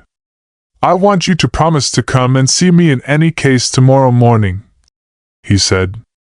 There is something which I should prefer saying to you in my own house to saying here. Spencer nodded. Very well, he said. I will come. I can promise that much at least. Lord Runton departed. Pelham went off to bed. Spencer and his host were left alone in the library. Billiards, or a whiskey and soda in the smoke-room? The latter asked. I know that you are not a late bird. Neither, thanks. Just a word with you here, Spencer answered. Duncombe paused on his way to the door. Spencer was standing in a reflective attitude, with his hands behind his back, gently balancing himself upon his toes. I am very much disposed, he said, to accept Lord Runton's offer. Have you any objection? Of course I have, Duncombe answered. You are working for me. Was working for you, Spencer corrected gently. That is all over, isn't it? What do you mean? Duncombe exclaimed. Spencer stood squarely upon his feet. He looked a little tired. My engagement from you was to find Miss Phyllis Poynton, he said softly. You and I are perfectly well aware that the young lady in question is, well, a few yards behind that curtain, he said, motioning with his head towards it. My task is accomplished, and I consider myself a free man. Duncombe was silent for a moment. He walked restlessly to the window and back again. How did you find out that she was here? He asked. Spencer looked a little disgusted. My dear fellow, he said, anyone with the brains of a mouse must have discovered that. Why, Lord Runton, without any of the intimations which I have received, is a little suspicious. That is merely a matter of ABC. There were difficulties, I admit, and I am sorry to say that I have never solved them. I cannot tell you at this moment how it comes about that a young lady, brought up in the country here, and from all I can learn an ordinary, unambitious, virtuous sort of young person, should disappear from England in search of a missing brother, and return in a few months the companion of one of the most dangerous and brilliant members of the French Secret Service. This sort of thing is clean beyond me, I admit. I will be frank with you, Duncombe. I have met with difficulties in this case which I have never met with before, peculiar difficulties. Go on, Duncombe exclaimed eagerly. I have many sources of information in Paris, Spencer continued slowly. I have acquaintances amongst waiters, cabmen, cafe proprietors, detectives, and many such people. I have always found them most useful. I went amongst them, making careful inquiries about Phyllis Poynton and her brother. They were like men struck dumb. Their mouths were closed like rat traps.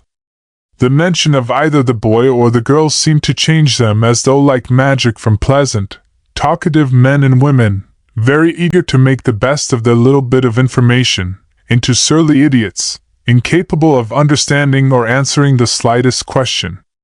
It was the most extraordinary experience I have ever come across. Duncombe was breathlessly interested. "What do you gather from it?" he asked eagerly. "I can only surmise," Spencer said slowly.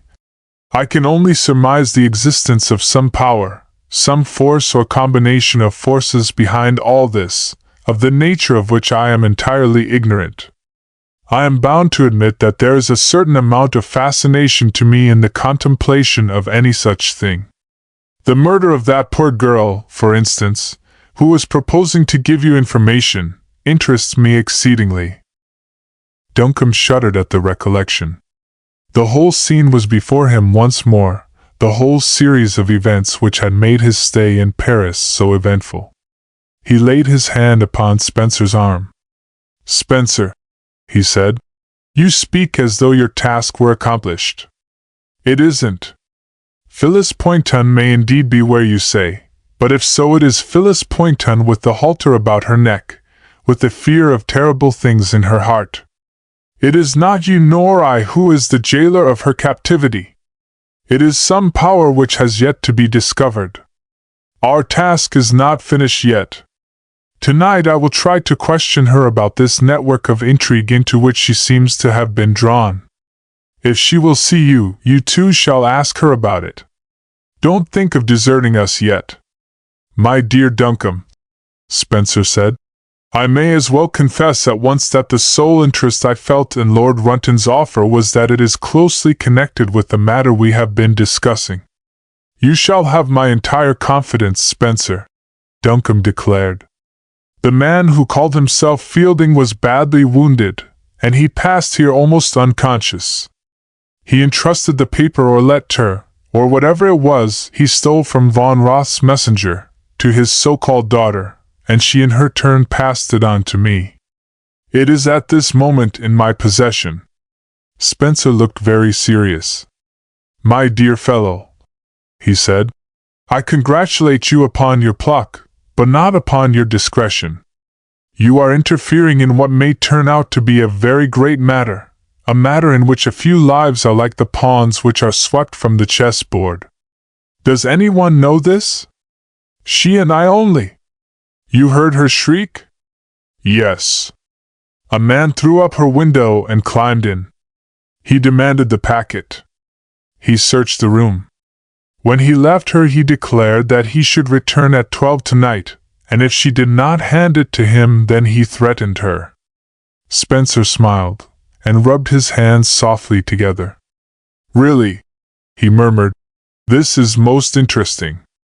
I am with you, Duncombe. With you altogether. There is only one more question." "Well?"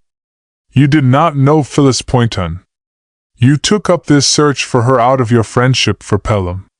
You are a rich man, young, strong, with every capacity for enjoyment. What induces you to risk your life in an adventure of this sort? You see, I don't mince words." Then Duncombe became grave. His face fell into firm, hard lines. Yet, as he spoke, there was something boyish about his expression. "It is a fair question," he answered. "You won't understand me. I don't understand myself. I've a brilliant galaxy of fools behind me. They've made the pages of history interesting. They've been the but always of wiser men such as you, Spencer. The girl in that room may be Phyllis Poynton or the worst adventuress who ever lied her way through the mazes of intrigue. But I love her. She's in my life, a part of it. If I lose her, well, you know what life is like when the flame has gone and only the embers burn." Spencer nodded very softly. "That is sufficient," he said. "You speak of things that I myself do not understand. But that is nothing. I know that they exist. But, well, but what about Pelham? Pelham has no prior claim, he answered. As soon as she is safe he shall know the whole truth. I would tell him at this moment, but that I am a little afraid of him. He would never understand, as we can, the intricacy of the situation. And now, to the prosaic. He rang the bell. Groves, he told the butler. I am hungry. Bring me in anything you can rake up for supper on a tray, and a pint of champagne. Spencer raised his eyebrows and smiled. Duncombe nodded. For her, of course, he said. I am going to take it in, and I want you to stay here. It is past 11 o'clock already. Chapter 23. Her first kiss. I was never, she declared, quite so pleased to see anyone in all my life. I was wondering whether it would occur to you that I was starving. He set the tray down for her, placed a chair in front of the table, and busied himself opening the wine. All the time he was looking at her. Whatever have you been doing to yourself? He asked at length. She laughed softly. Oh, I had to amuse myself somehow, she answered. I've done my hair a new way, rearranged all my ornaments, and really I don't think a man has a right to such a delightful manicure set. I felt terribly nervous in the lavatory, though. I could hear someone in the billiard room all the time. That's all right, he declared. I've locked the door there, and have the key in my pocket. No one can get in from that side. Please talk and don't watch me, she begged. I'm ashamed to be so hungry. He smiled and helped her to some more chicken. If he talked, he was scarcely conscious of what he said. All the time his eyes kept straying towards her. She had taken off her jacket and was dressed simply enough in a blouse of some soft white material and a dark skirt. Everything, from the ornaments at her neck, the dull metal waistband, and the trim shoes, seemed to him to be carefully chosen, and the best of their sort. She wore no rings, and her fingers had the rosy pinkness of health. If she had seemed graceful to him before in the drawing-room of Runyon Place, and surrounded by some of the most beautiful women in the country, she seemed more than ever so now, seated in the somewhat worn chair of his little studio. The color, too, seemed to have come back to her cheeks.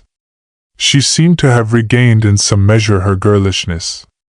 Her eyes were ever ready to laugh into his. She chattered away as though the world after all contained nothing more serious for her than for any other girl. Duncombe hated to strike another note, yet he knew that sooner or later it must be done. You are quite sure that you will not have anything else? He asked. Absolutely, thanks. I have never enjoyed anything so much in my life. He glanced at his watch. It was 11:30.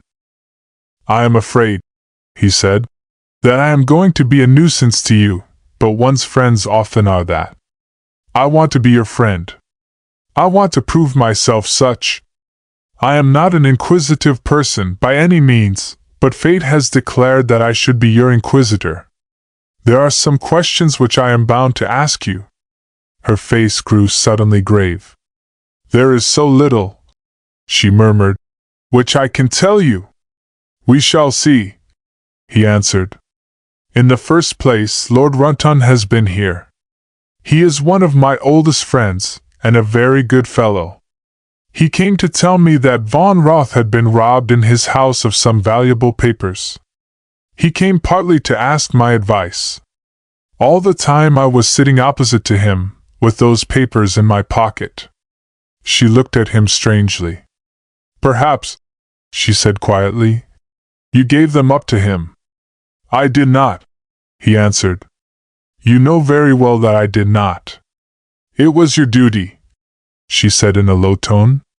Perhaps so. On the other hand, he continued, you trusted me. The papers are safe. Does he know that you have them? She asked. He knows nothing. She looked at him steadfastly. not with any appearance of doubting his word, and yet as though she were revolving something in her mind concerning him. "I am thinking," she said, "how much better it would have been for both of us if we had never met." "The fates thought otherwise," he answered. "I searched Paris for you, only to find you at my gates. The fates meant you to be my friend. We must be careful not to disappoint them." She shook her head a little wistfully. "You have been very good to me," she said, "but you don't understand." "Precisely," he interrupted. "I don't understand. I want to. To begin with, what in this world induced you to throw in your lot even for an hour with the man who called himself Fielding?" "I can answer no questions concerning myself," she said sadly. He smiled. "Come," he said, "it isn't so serious as all that, is it? Sooner or later your friends are sure to find you, and they will not be content with such a statement as that. You were summoned one day to Paris by or on behalf of your brother, who had unaccountably disappeared there. You immediately appear to have followed suit. You had no friends in Paris, either, I think, had he? I believe I am correct in saying that you had neither of you ever been there before. If your brother has fallen into bad hands, and if those same people are trying to work upon your fears by leading you into this sort of thing, well, I have friends who are powerful enough to bring you safely out of any den of thieves in the world. You are in an impossible situation, my dear young lady. Nature never meant you for an adventuress. There is no necessity for you to become one. Why do you look at me like that?" There was terror in her face. He had hoped to reassure her, to give her courage. On the contrary, every word he spoke only seemed to increase her distress. "Oh, I am afraid," she murmured. "I wish I had taken my chance. I ought not to have burdened you for a moment with my affairs. I have given you the right to ask me questions which I cannot answer." He was perplexed. "If you have given promises to these people," he began. "Oh, there is no question of promises," she interrupted. "I am here of my own free will. I refuse to answer any questions. I pray only if you would be generous that you asked me none, that you keep me until tomorrow, and let me go, not only from this place, but out of your life.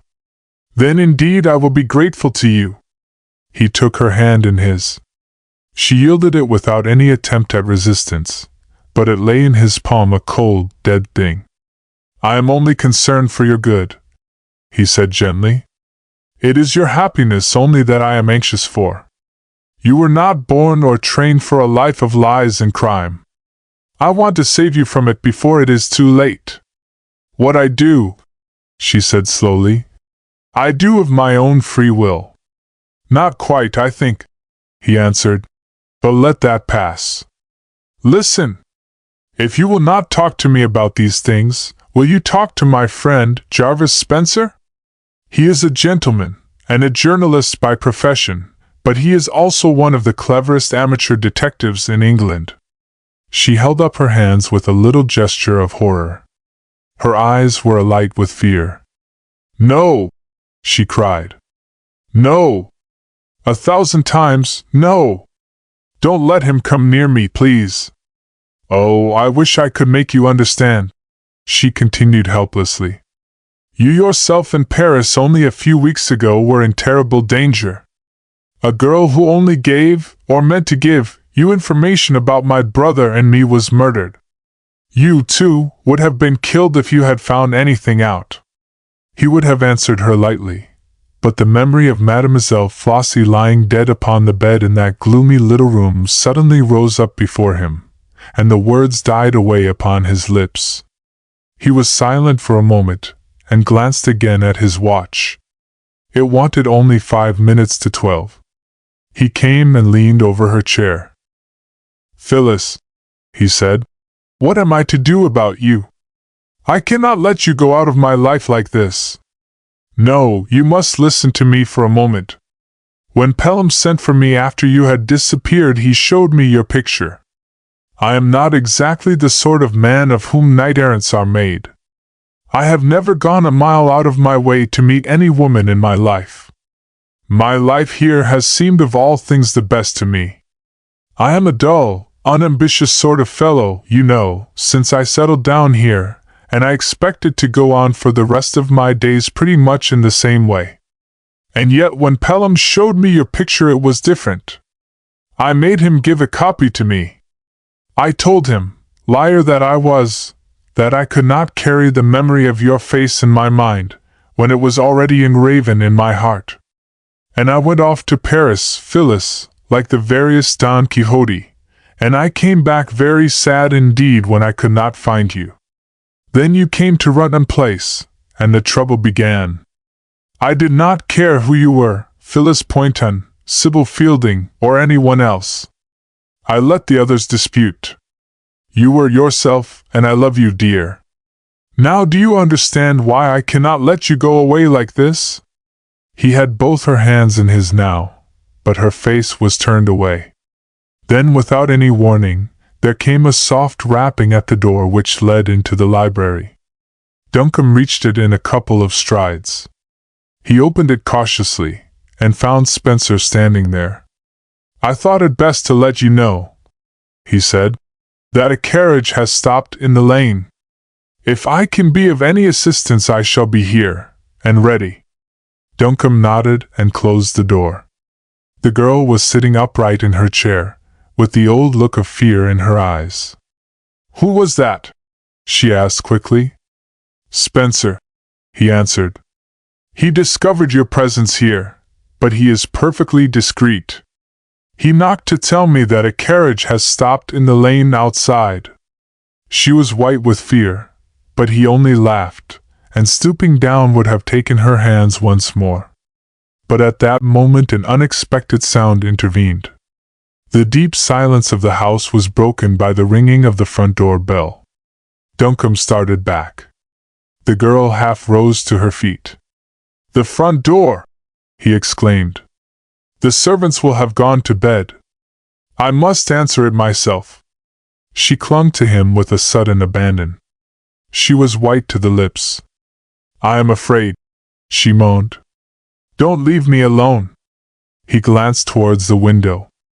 By Jove, it may be a trap, he exclaimed. Let them ring. I'll stay here with you. They stood hand in hand listening. His head was turned towards the door, but the gentle pressure of her fingers drew him round. Her face was upturned to his. Something of the fear had gone.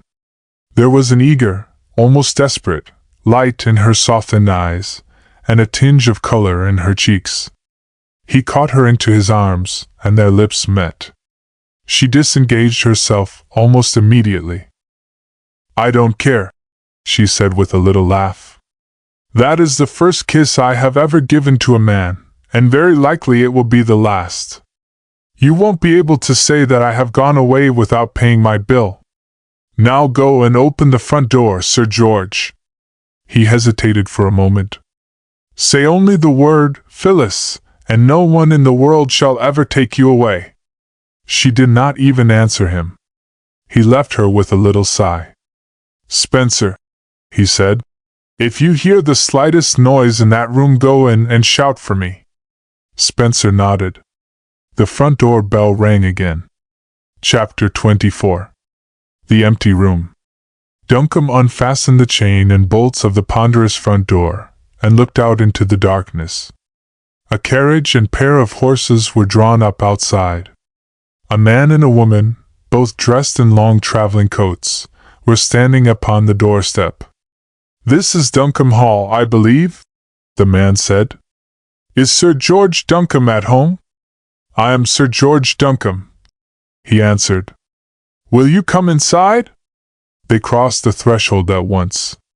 The man was tall and dark, and his voice and bearing were unmistakable. The woman was fair, petite, and apparently very sleepy. She wore magnificent furs, and she had the air of being in a very bad temper.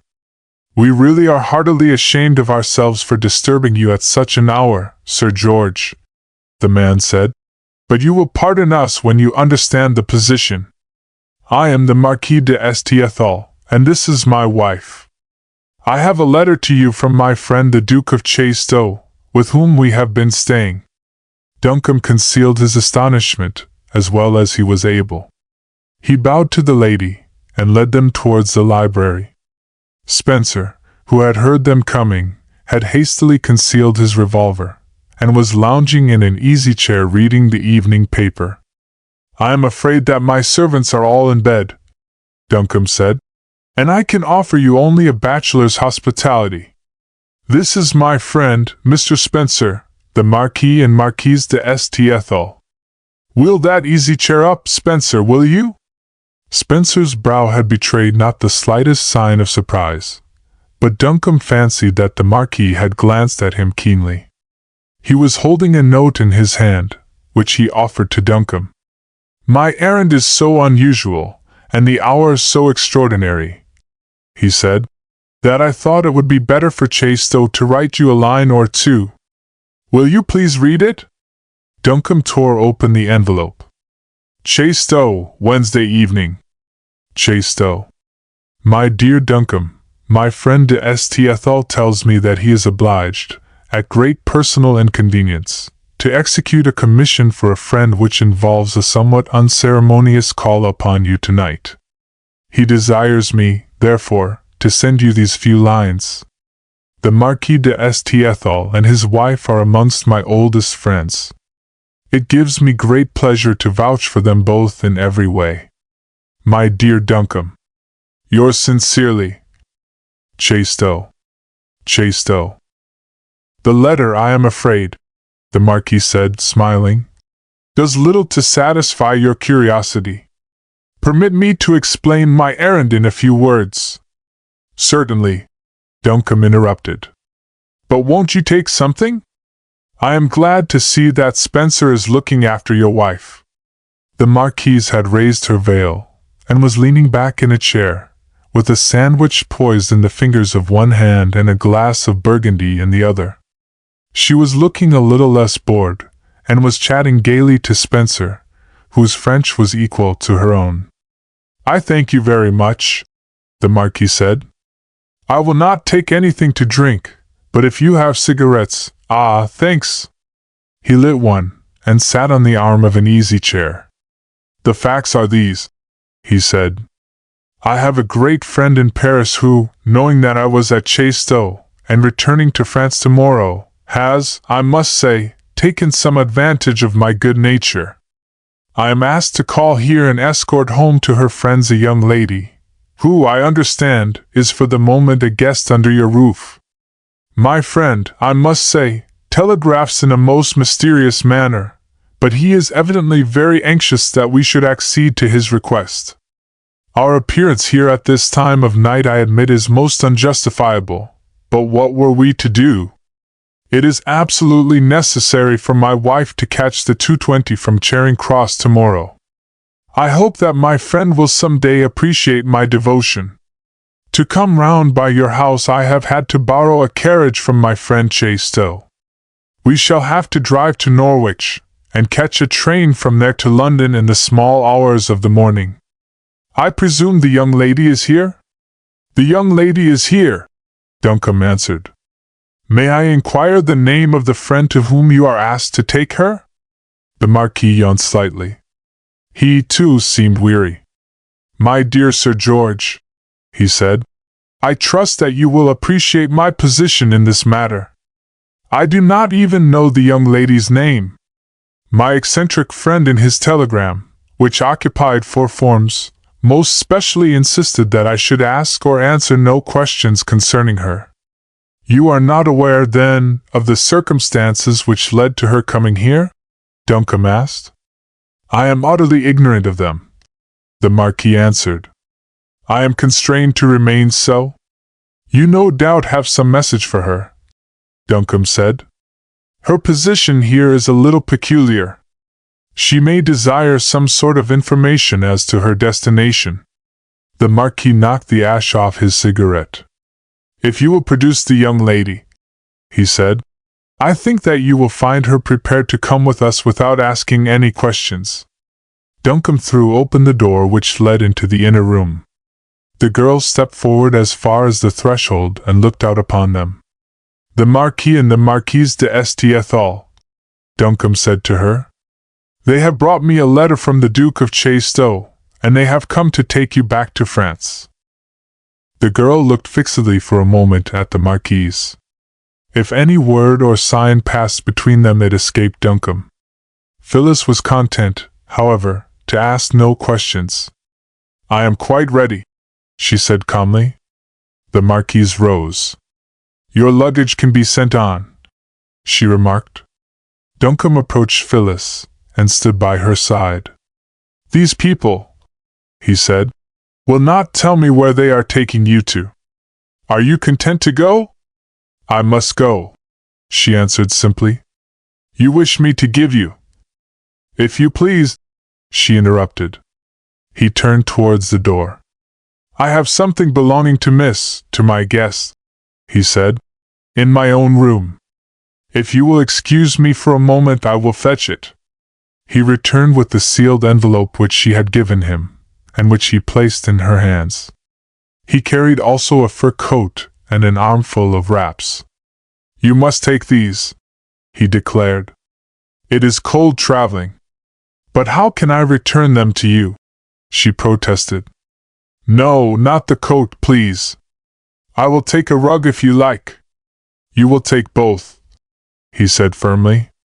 There need be no trouble about returning them. I shall be in Paris myself shortly, and no doubt we shall come across one another. Her eyes flashed something at him. What it was he could not rightly tell.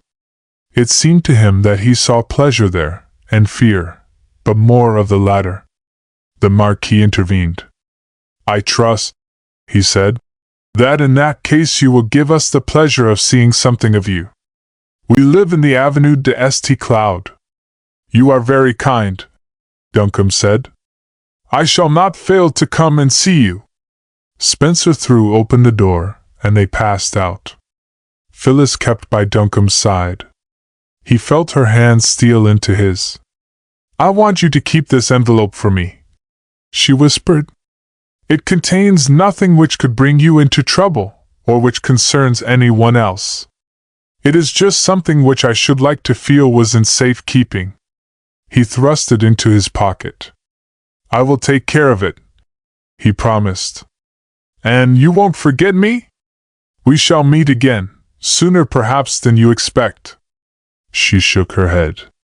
I hope to heaven that we shall not. At least, not yet, she murmured fervently. From the carriage window she put out her hand. You have been very kind to me, she said. Goodbye. An impossible word, he answered, with well-affected gaiety. A pleasant journey to you. Then the carriage rolled away, and Spencer and he were left alone. Duncombe secured the front door, and they walked slowly back to the library. You know Paris well, Duncombe said. Have you ever heard of these people? Spencer smiled. My dear fellow, he exclaimed. D'Estiéthal is one of the first nobles in France. I have seen him at the races many times. Not the sort of people to lend themselves to anything shady. The last in the world, Spencer answered. She was the Comtesse de Launen, and between them they are connected with half a dozen royal houses. This business is getting exceedingly interesting, Duncombe. But Duncombe was thinking of the empty room. Book 2. Chapter 1. Guy Poynton again. I suppose, the boy said thoughtfully, I must seem to you beastly ungrateful. You've been a perfect brick to me ever since that night. But I can't help being a bit homesick. You see, it was really the first time I'd ever been away from home for long, and though my little place isn't a patch on this, of course, still, I was born there, and I'm jolly fond of it. His companion nodded, and his dark eyes rested for a moment upon the other's face. Guy Poynton was idly watching the reapers at work in the Golden Valley below, and he did not catch his friend's expression. You are very young, mon cher ami, he said. As one grows older, one demands change. Change always of scene and occupation.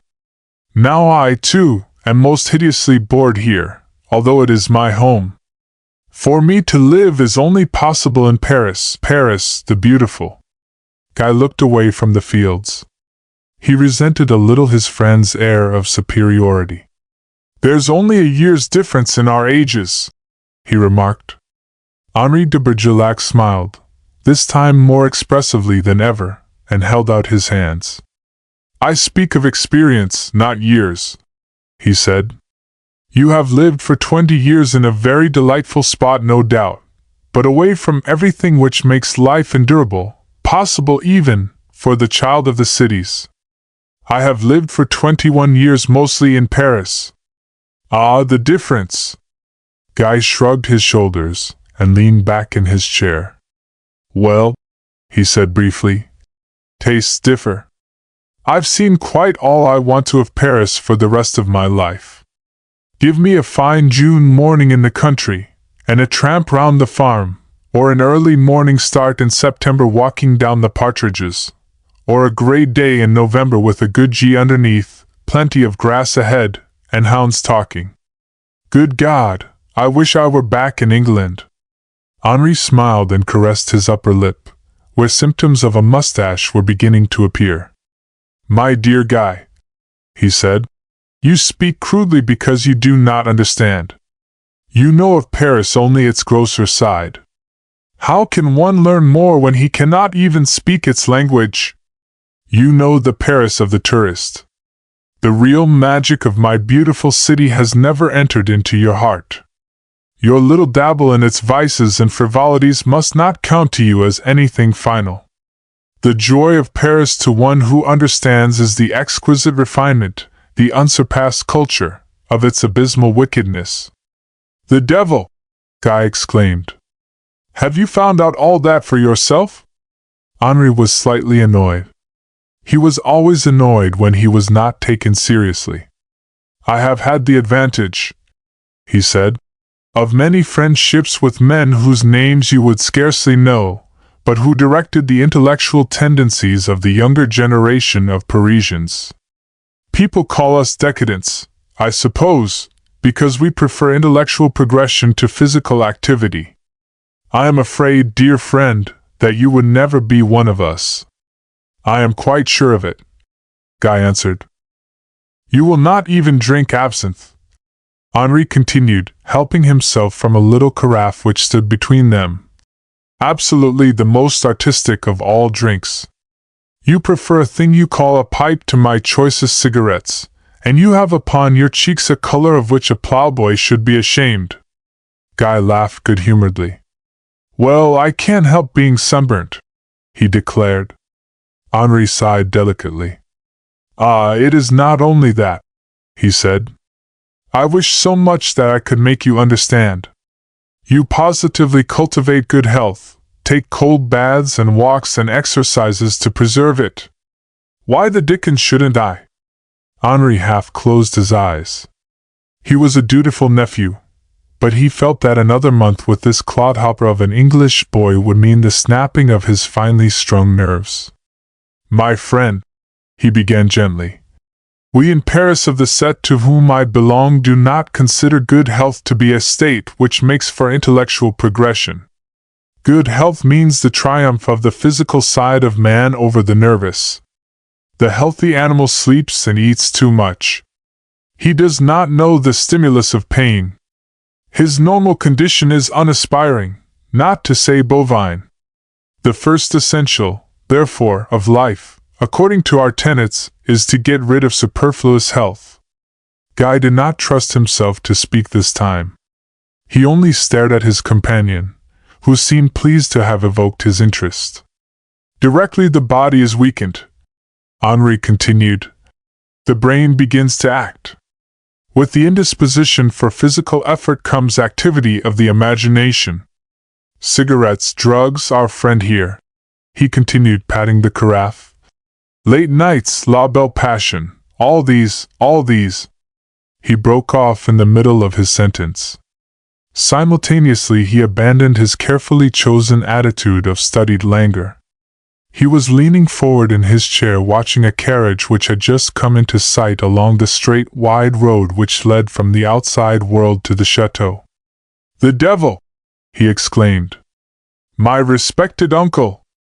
"Jacques!" A manservant stepped out upon the terrace. "Monsieur!" "Remove the absinthe, Jacques. Monsieur le Duc arrives!"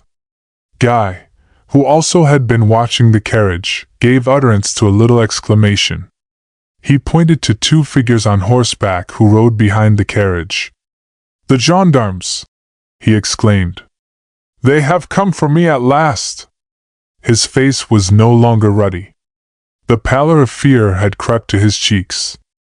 A note of despair rang in his voice. His companion only laughed. "Gendarmes, perhaps," he answered, "but not for you, my young friend. Have I not told you that you are in sanctuary here? A guest of the Duc de Bergerac evades all suspicion. Ah, I understand well those gendarmes. Let their presence cause you no anxiety, cher monsieur. They are a guard of honor for my reverend uncle and the personage who rides with him." Guy resumed his chair, and sat with his head buried in his hands in an attitude of depression. His companion leaned over the stone balustrade of the terrace, and waved his hand to the occupants of the carriage below. They pulled up at the bottom of the steps and commenced slowly to ascend. In obedience to an imperious gesture from his uncle, Henri advanced to meet them. He greeted his uncle with graceful affection. Before the other man, although his appearance was homely and his dress almost untidy, he bowed very low indeed, and accepted his proffered hand as a mark of favor. The Duc de Bergerac was tall, sallow, with black mustache and imperial. He possessed all the personal essentials of the aristocrat, and he had the air of one accustomed to command. "Henri," he said, "your young friend is with you." "But certainly," his nephew answered with a sigh. "Am I not always obedient? He has scarcely been out of my sight since we arrived." "Very good. You saw us arrive just now. Did you mention the name of Monsieur Grisson?" the Duke asked. "But certainly not," Henri answered. The Duke nodded. "You have discretion," he said. "Monsieur Grisson is here incognito. He wishes to hear your young friend's story from his own lips." The Duke's companion nodded silently. He had the air of a silent man. He was short, inclined to be stout, and his dress and bearing were almost bourgeois. His features were large and not particularly intelligent, his cheeks were puffy, and his grey beard ill-humored. He had the double neck of the Frenchman of the lower class who has not denied himself the joys of the cuisine, and his appearance would have been hopelessly commonplace but for the deep-set brilliant black eyes which lit up his whole face and gave it an aspect of power. "After déjeuner, you understand," he said. "It is well that your young friend should not understand that I came here for no other reason. I will see first your manuscripts, Monsieur le Duc." The Duke waved his hand courteously to Guy as the two men passed along on their way to the library. Henri resumed his seat with a little shrug of the shoulders. "My respected uncle will bring such strange people here to see his manuscripts and collection of missals," he remarked. "For myself it is a hobby which wearies me. And you, mon cher Guy?" "I know nothing about them," he answered. "But the gendarmes, Henri? Why did they ride with your uncle's carriage?" Henri smiled reassuringly. "The old gentleman," he said, "has something to do with the government, and they were in attendance upon him. You can realize, my friend," he added, "that you are indeed in a republican country. Such people must have the entree to our houses, even to our table. I presume that you will have the pleasure of taking luncheon with him even." A manservant came out upon the terrace. "Monsieur le Duc desires me to say that luncheon is served," he announced. Henri passed his arm through his friend's. "Come," he said, Let us go and see if we can amuse ourselves with my uncle's venerable friend. I do not suppose that he speaks English, but I will interpret for you. Chapter 2. An Old Story. Guy moved uneasily upon his chair. The color mounted almost to his forehead. It was a humiliation this, upon which he had not counted. Monsieur Grisson was sitting within a few feet of him. A serviette was tucked carefully underneath his collar, and his face was a little flushed with the exercise of eating. His eyes, however, were undimmed, and his manners, although a little brusque, had certainly not merited the epithet of bourgeois. "It isn't much of a story," Guy began, making a desperate effort. "It was my first visit to Paris, and I lost my head a bit. I drank too much wine and quarreled with a fellow who certainly insulted me. They all told me that I must fight him, so—" "Stop, Monsieur Pointon!" Guy raised his head in surprise. The exclamation had come from the Duc de Bergerac. Monsieur Grisson was looking towards him as though for an explanation. "My dear young friend," the Duke remarked with a smile, "it is my stupidity which is to blame. I had forgotten the little matter to which you are alluding, and between ourselves, it is one which is very much better not related to Monsieur Grisson. I was alluding to your other adventure, up in the Posen forest." Guy for a moment was too astonished for words. Then he recovered himself with a little laugh and raised his head. There was nothing terrible in the other affair. "I will tell Monsieur Grisson about that with pleasure," he said, "if it is likely to interest him. I was in the north of Germany on a walking tour, and I had rather a stupid fancy to go as far as the Russian frontier, and then return by Vienna to Paris.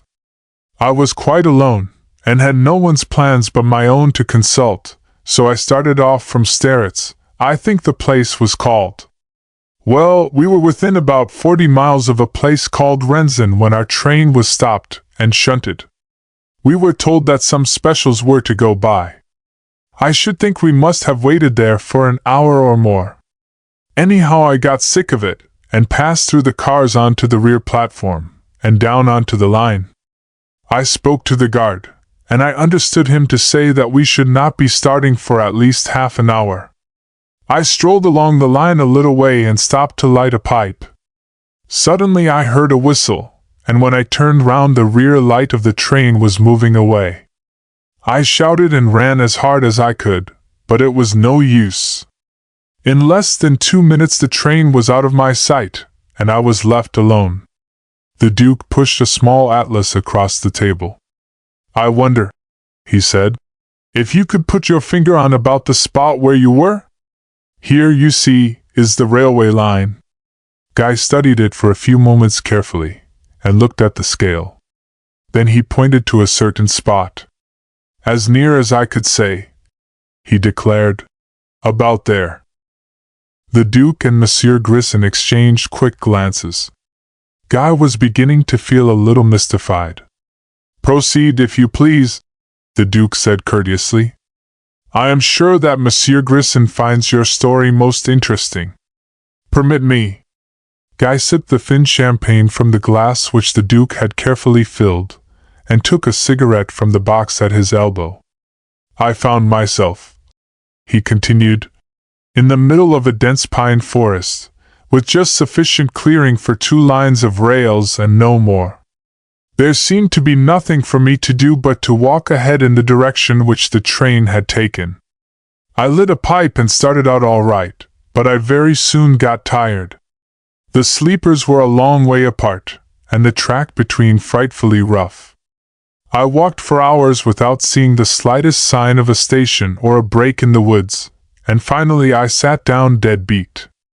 My feet were all blisters, and I felt that I couldn't walk another yard. Fortunately it was a warm night, and I made up my mind to crawl under the bracken just inside the wood and go to sleep. I found a comfortable place, and I'd just gone off when a noise close at hand woke me. I sat up and looked around. Within a few feet of me an engine and a single carriage had pulled up. At intervals along the line as far as I could see, soldiers were stationed like sentries. I could see that they were looking sharply up and down, and even a little way into the wood. From the train 3 or 4 men in long cloaks had already descended. They were standing in the track talking together. For the first time Monsieur Grisson interrupted. He took his cigar from his mouth and leaned over towards the young Englishman. "You were lost yourself. You did not accost them? Ask them the way anywhere?" "It seems odd, I suppose, that I didn't," Guy answered. "But do you know there was an air of secrecy about the whole thing which rather frightened me. And those soldiers had exactly the air of looking for somebody to shoot. Anyhow, while I was hesitating what to do, there was a whistle and another train came from the opposite direction. Then, of course, I waited to see what was going to happen." "And you saw?" the Duke began. "I saw another single carriage arrive, more men in long cloaks and more soldiers. There was a brief but hearty greeting between 2 men, who seemed to be the principals in this little pantomime. Then they both got into the train which had arrived first, and I could see them sitting at a table talking, and a third man, who seemed to be a sort of secretary, was writing all the time. In about half an hour they both stepped back onto the line, and every one commenced shaking hands and saying goodbye. Then the whole thing seemed to melt away. The trains went on, the soldiers climbed into a truck attached to one of them, and everything was just as quiet as before." "And afterwards?" "I waited until it was clear daylight, and then I resumed my walk along the line. I found the next station about 5 miles off, and I was thankful to see that the guard of the train which had left me behind had had the sense to put my luggage out there. I went to the hotel and had some breakfast, and afterwards I chucked my idea of going so far as the frontier, and left for Vienna. A week later I was in Paris." The Duke nodded. "I have asked you this question before," he said, "but Monsieur Grisson is anxious to hear it from your own lips. To how many people did you tell this little adventure of yours before you reached Paris?" "To not a soul," Guy answered. "I was very dull in Vienna. I found no one who could speak English, and my few words of German did me no good at all. I came on to Paris within a week." The Duke nodded. "And in Paris for the first time," he remarked. "You mentioned the affair?" "Yes. I took up an illustrated paper at a cafe on the night of my arrival whilst waiting for supper, and saw pictures of 2 men there who reminded me very much of the 2 whom I had seen on the railway near Posen. I think I made some remark out loud which attracted the attention of a woman who was sitting at the next table, and later on I told her the whole story." "And since then?" "Since then I have told it to no one." "Was there anyone in the cafe you have spoken of who seemed to take any particular interest in you?" Guy considered for a moment.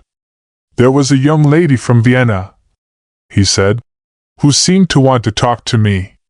The 2 men exchanged glances.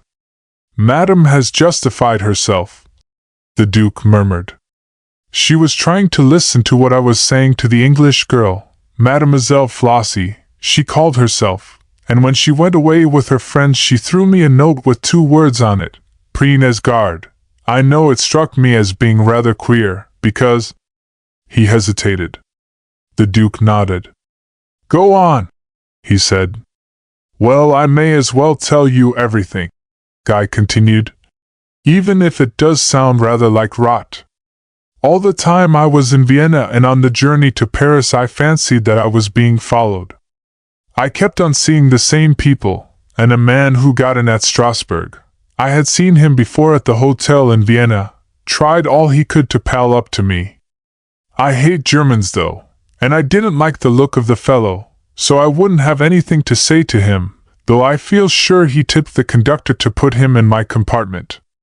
I gave him the slip at the railway station at Paris, but I'm almost sure I saw him that night at the Café Montmartre." "Your story," Monsieur Grisson said quietly, "becomes more and more interesting. Monsieur le Duc here has hinted at some slight indiscretion of yours on the night of your arrival in Paris. I have some influence with the government here, and I think I can promise you some very substantial help in return for the information you have given us. But I want you to turn your thoughts back to the night you spent by the railroad. Can you remember anything further about it, however trifling, which you have not told us?" Guy leaned back in his chair and thought for a moment. "By Jove," he declared, "there is something which I forgot altogether. Just before that little party in the railway saloon broke up, the chap in the car who had been riding left his seat, and a loose page of paper fluttered through the window." The two men leaned across the table almost simultaneously. "What became of it?" the Duke asked sharply. "I picked it up and put it in my pocket," Guy answered. "Did you read it?" the Duke asked. "I couldn't. It was in German." "Where is it now?" Monsieur Grisson demanded. Guy reflected. The faces of the two men amazed him. It was as though great things depended upon his answer. "It is with my pocket-book and my letter of credit. I remember that I kept it as a curiosity." "A curiosity!" the Duke exclaimed. "You have it here?" Guy shook his head. "It is in my portmanteau," he answered. The faces of the two men betrayed their disappointment. They conversed for a few moments in rapid French. Then the Duke turned to Guy. "You do not object to our sending a trusted person to look through your portmanteau?" he asked. "Monsieur Grisson and I are very curious about that sheet of paper." "Certainly not," Guy answered. "But may I not have my luggage here?" The Duke shook his head. "Not yet," he said. "It would not be wise. We must give Monsieur Grisson time to arrange your little affair. I don't want to seem a nuisance," Guy continued. "But about my sister? She has been assured of your safety," the Duke declared. "For the rest we will talk later in the day. Monsieur Grisson and I are going to the telephone. You will find Henri on the terrace." Chapter 3. A Body from the Seine. "At the sport, my young friend," Henri murmured from the depths of his basket chair. "I yield you without question supremacy. Your rude games, trials mostly of brute strength, do not interest me. Your horsemanship I must confess that I envy, and I fear that you are a better shot. But two things remain to me." "Only two?" Guy murmured. "What unexampled modesty! I can drive a racing automobile at 80 miles an hour, and with the foils I can play with you." "I give you the first," Guy answered, "but I'm beginning to fancy myself a bit with the sticks. Let's have a bout." "My dear Guy," Henri exclaimed, "forgive me, but what a crude suggestion! The first breeze of the day is just coming up from the lake. Close your eyes as I do. Can't you catch the perfume of the roses and the late lilac? Exquisite. In half an hour you will see a new green in the woods there as the sun drops. This is silent joy. You would exchange it for vulgar movement." "I don't see anything vulgar about fencing," Guy replied. "It's all right here, of course, but I'm getting stiff, and I haven't the appetite of a kitten. I should like a good hour's bout, a swim afterwards in the baths, and a rub down. Come on, Henri. It'll make us as fit as possible." Henri shivered a little. "My young friend," he murmured, "you move me to despair. How can an alliance between nations with such contrary ideals be possible? You would desert a beautiful scene like this to gain by vulgar exercise an appetite that you may eat. Can't you realize the crudeness of it?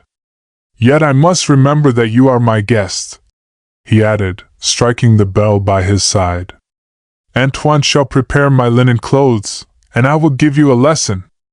Antoine," he added, half turning to the manservant who stood by his elbow, "my black linen fencing clothes and shoes in the dressing room, and have the floor in the fencing gallery sprinkled with sand." The man bowed, and Henri slowly rose from his chair. Don't bother about it, if you mind very much, Guy said. Would you rather have a game of billiards or a swim in the lake? Henri thrust his arm through his friend's. By no means, he answered. If we are to do anything at all, we will do the thing in which I excel. It feeds my vanity, which is good for me, for by disposition I am over-modest. But they were not destined to fence that night, for on their way across the hall the Duke's own servant intercepted them. Monsieur le Duc, he announced, desires to speak with Monsieur in the library. Henri let go his friend's arm. I return to the terrace, mon ami, he said. You can fetch me when my respected uncle has finished with you. Monsieur le Duc and Monsieur Grisson were still together. Immediately the door was closed, the former turned to Guy. Your luggage has been thoroughly searched, he announced, by a trusty agent. The letter of credit is still there, but the paper of which you spoke is missing. Guy looked a little incredulous. I know it was there the evening I left the hotel, he answered. It was fastened to my letter of credit by an elastic band. The man you sent must have missed it. The Duke shook his head. That, he said, is impossible. The paper has been abstracted. But who could have known about it? Guy protested. Monsieur Pointon, the Duke said. We think it well, Monsieur Grisson and I, to take you a little further into our confidence. Has it occurred to you, I wonder, to appreciate the significance of what you saw on the railway in the forest of Posen?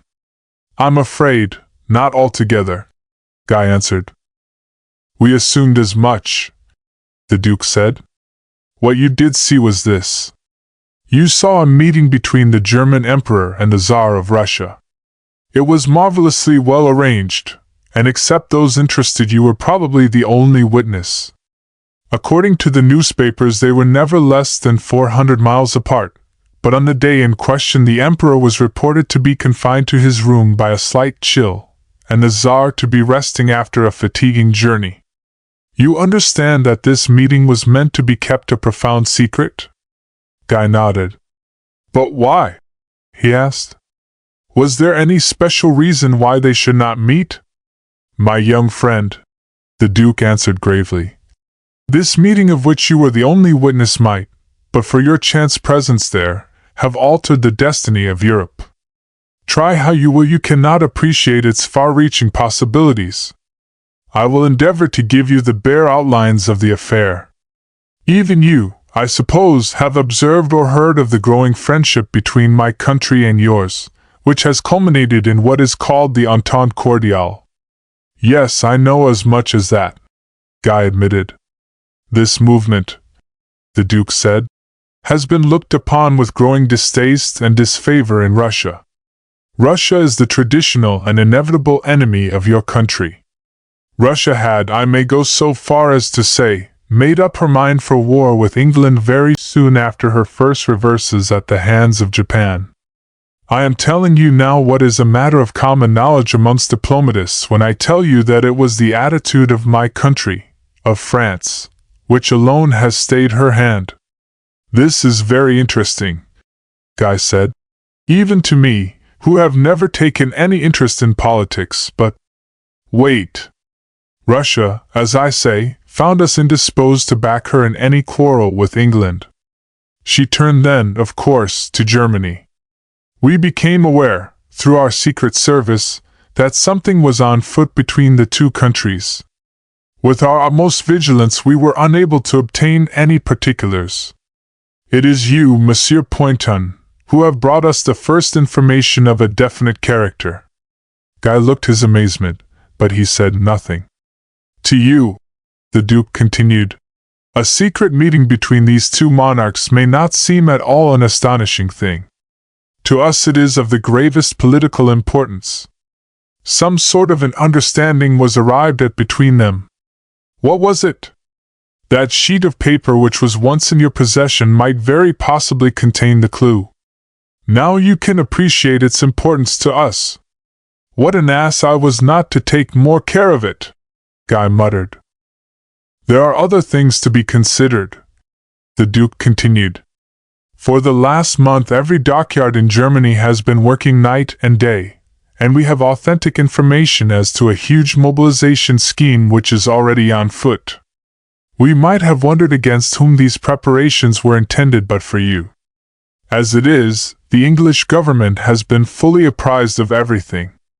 Your magnificent fleet, under the pretext of seeing the Baltic Squadron safely on its way, has been gradually concentrated. From dispatches to the German ambassador which we have managed to intercept in England, we know that it is intended to raise a casus belli during the presence of the squadron in British waters. Quite unexpectedly, as it was hoped, Germany was to range herself on Russia's side and strike against England. We, Russia's nominal ally, have had no intimation of this whatever. We are apparently left to ourselves, ignored. Our friendship with your country has destroyed Russia's friendship for us. She relies no doubt on our neutrality, and she makes terms, doubtless absurdly favorable ones, with our ancient enemy. In the eyes of the world, France is to be made to appear ridiculous. The German Empire is to be ruled from London, and the Emperor Wilhelm's known ambition is to be realized. It sounds, Guy admitted, like a nightmare.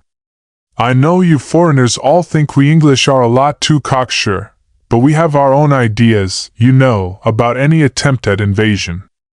I am afraid, the Duke said, that when it comes to throwing 1,000,000 men at different points of your coasts protected by a superb navy, you might find yourselves unpleasantly surprised.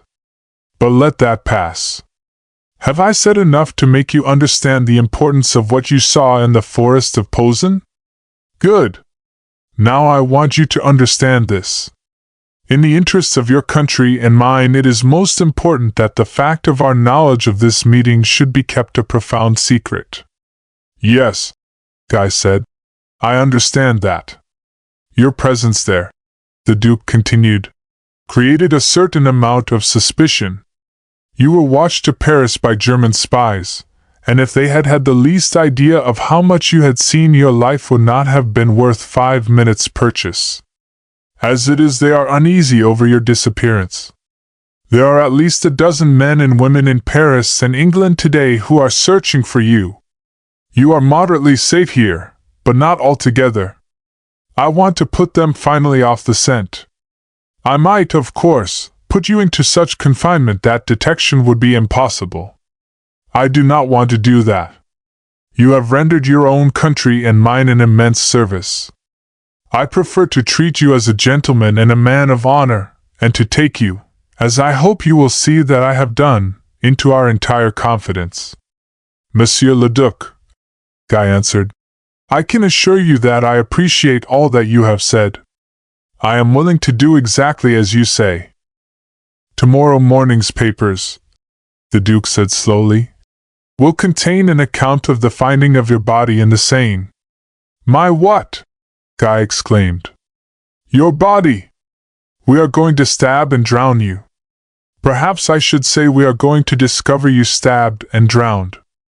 Guy half rose from his seat. I say, he began. I need not explain, of course, the Duke continued, that you will suffer by proxy.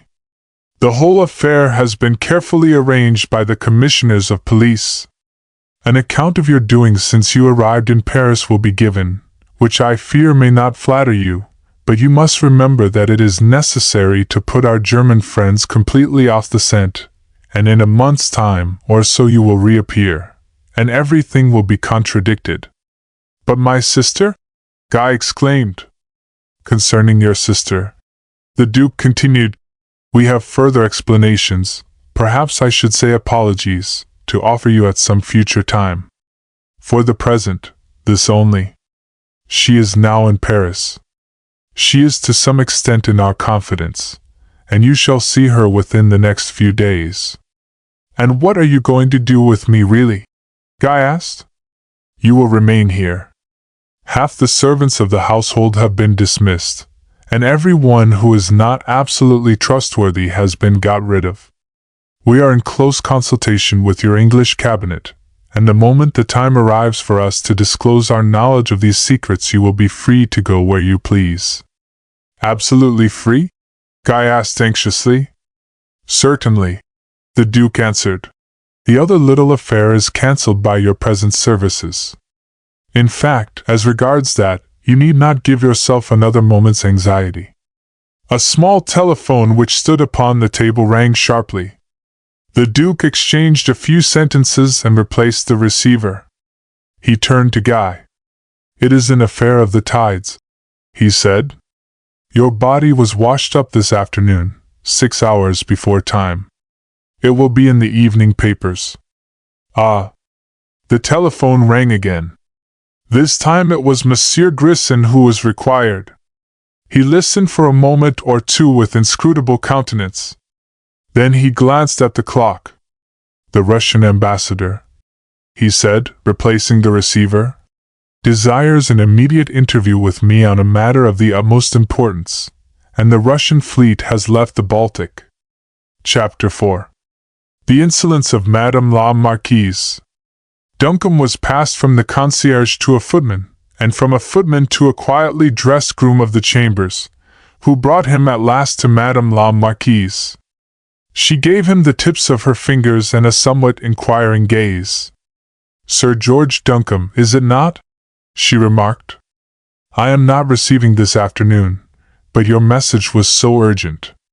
Forgive me, but it was not by any chance my husband whom you wished to see?" "Your husband would have done as well, madam," Duncombe answered bluntly. "But I learned that he was not at home. My visit is really to Miss Poynton. I should be exceedingly obliged if you would allow me the privilege of a few minutes' conversation with her." The forehead of the Marquise was wrinkled with surprise. She stood amidst all the wonders of her magnificent drawing-room like a dainty Dresden doll, petite, cold, dressed to perfection. Her manner and her tone were alike frigid. "But, monsieur," she said, "that is wholly impossible. Mademoiselle is too thoroughly upset by the terrible news in the paper this morning. It is unheard of. Monsieur may call again if he is a friend of Mademoiselle Poynton's, say, in a fortnight." "Marquise," he said, "it is necessary that I see Mademoiselle at once. I am the bearer of good news." The Marquise looked at him steadily. "Of good news, monsieur?" "Certainly. But how can that be?" "If Madame will give me the opportunity," he said, "I should only be too glad to explain, to Mademoiselle Poynton." "If, indeed, it should be good news," the Marquise said slowly, "it were better broken gradually to Mademoiselle. I will take her a message. Permit me to see her, Marquise," he begged. "My errand is indeed important."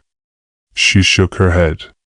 "It is not," she said, "according to the convenances.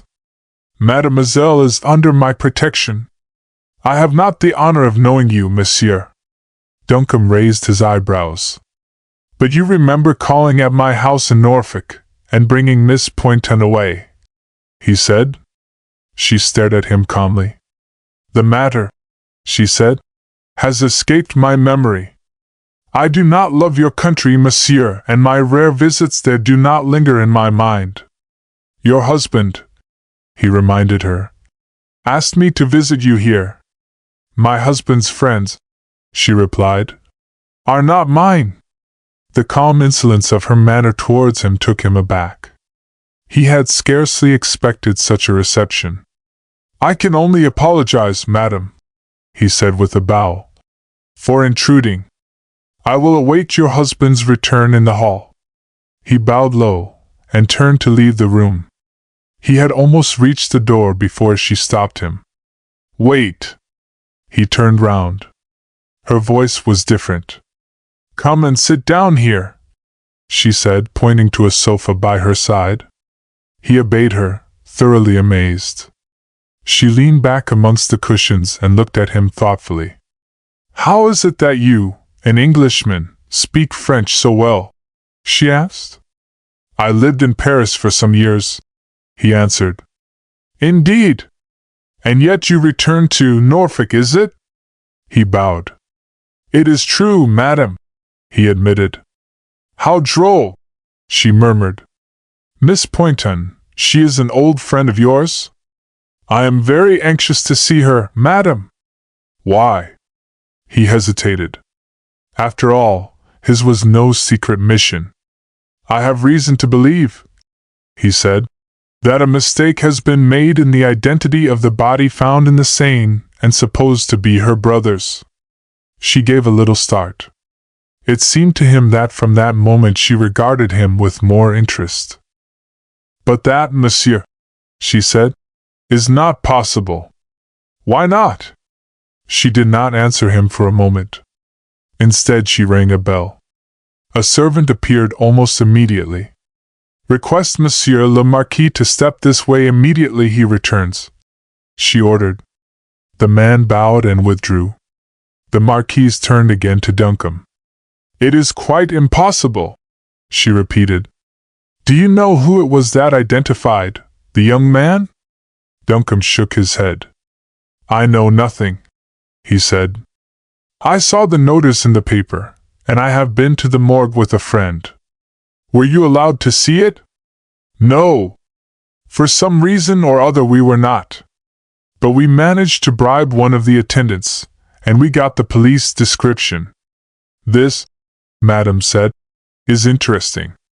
"Well, there was one point in particular in the description," Duncombe said, "and a very important one, which proved to us both that the dead man was not Guy Poynton." "It is no secret, I presume?" she said. "Tell me what it was." Duncombe hesitated. He saw no reason for concealing the facts. "The height of the body," he said, "was given as 5'9". Guy Poynton was over 6 feet. The Marquise nodded her head slowly. "And now," she said, "shall I tell you who it is who identified the body at the morgue, apart from the papers which were found in his pocket, and which certainly belonged to Mr. Poynton?" "I should be interested to know," he admitted. "It was Miss Poynton herself. It is that which has upset her so." She recognized him at once. "Are you sure of this, madam?" Duncombe asked. "I myself," the Marquise answered, "accompanied her there. It was terrible." Duncombe looked very grave. "I am indeed sorry to hear this," he said. "There can be no possibility of any mistake, then?" "None whatever," the Marquise declared. "You will permit me to see her?" Duncombe begged. "If I am not a very old friend, I am at least an intimate one." The Marquise shook her head. "She is not in a fit state to see anyone," she declared. "The visit to the morgue has upset her almost as much as the affair itself. You must have patience, monsieur. In a fortnight or 3 weeks at the earliest she may be disposed to see friends." "Certainly not at present." "I may send her a message?" Duncombe asked. The Marquise nodded. "Yes. You may write it if you like." "And I may wait for an answer?" "Yes." Duncombe scribbled a few lines on the back of a visiting card. The Marquise took it from him and rose. "I will return," she said. "You shall be entirely satisfied." She left him alone for nearly 10 minutes. She had scarcely left the room when another visitor entered. The Vicomte de Brigilac, in a dark brown suit and an apple-green tie, bowed to Duncombe, and carefully selected the most comfortable chair in his vicinity.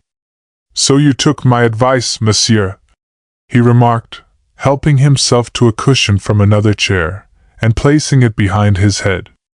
"I admit it," Duncombe answered. "On the whole I believe that it was very good advice." "Would you," the Vicomte murmured, "like another dose?" "I trust," Duncombe said, "that there is no necessity." The Vicomte reflected. "Why are you here?" he asked. "To see Miss Poynton." "And again why?" Duncombe smiled.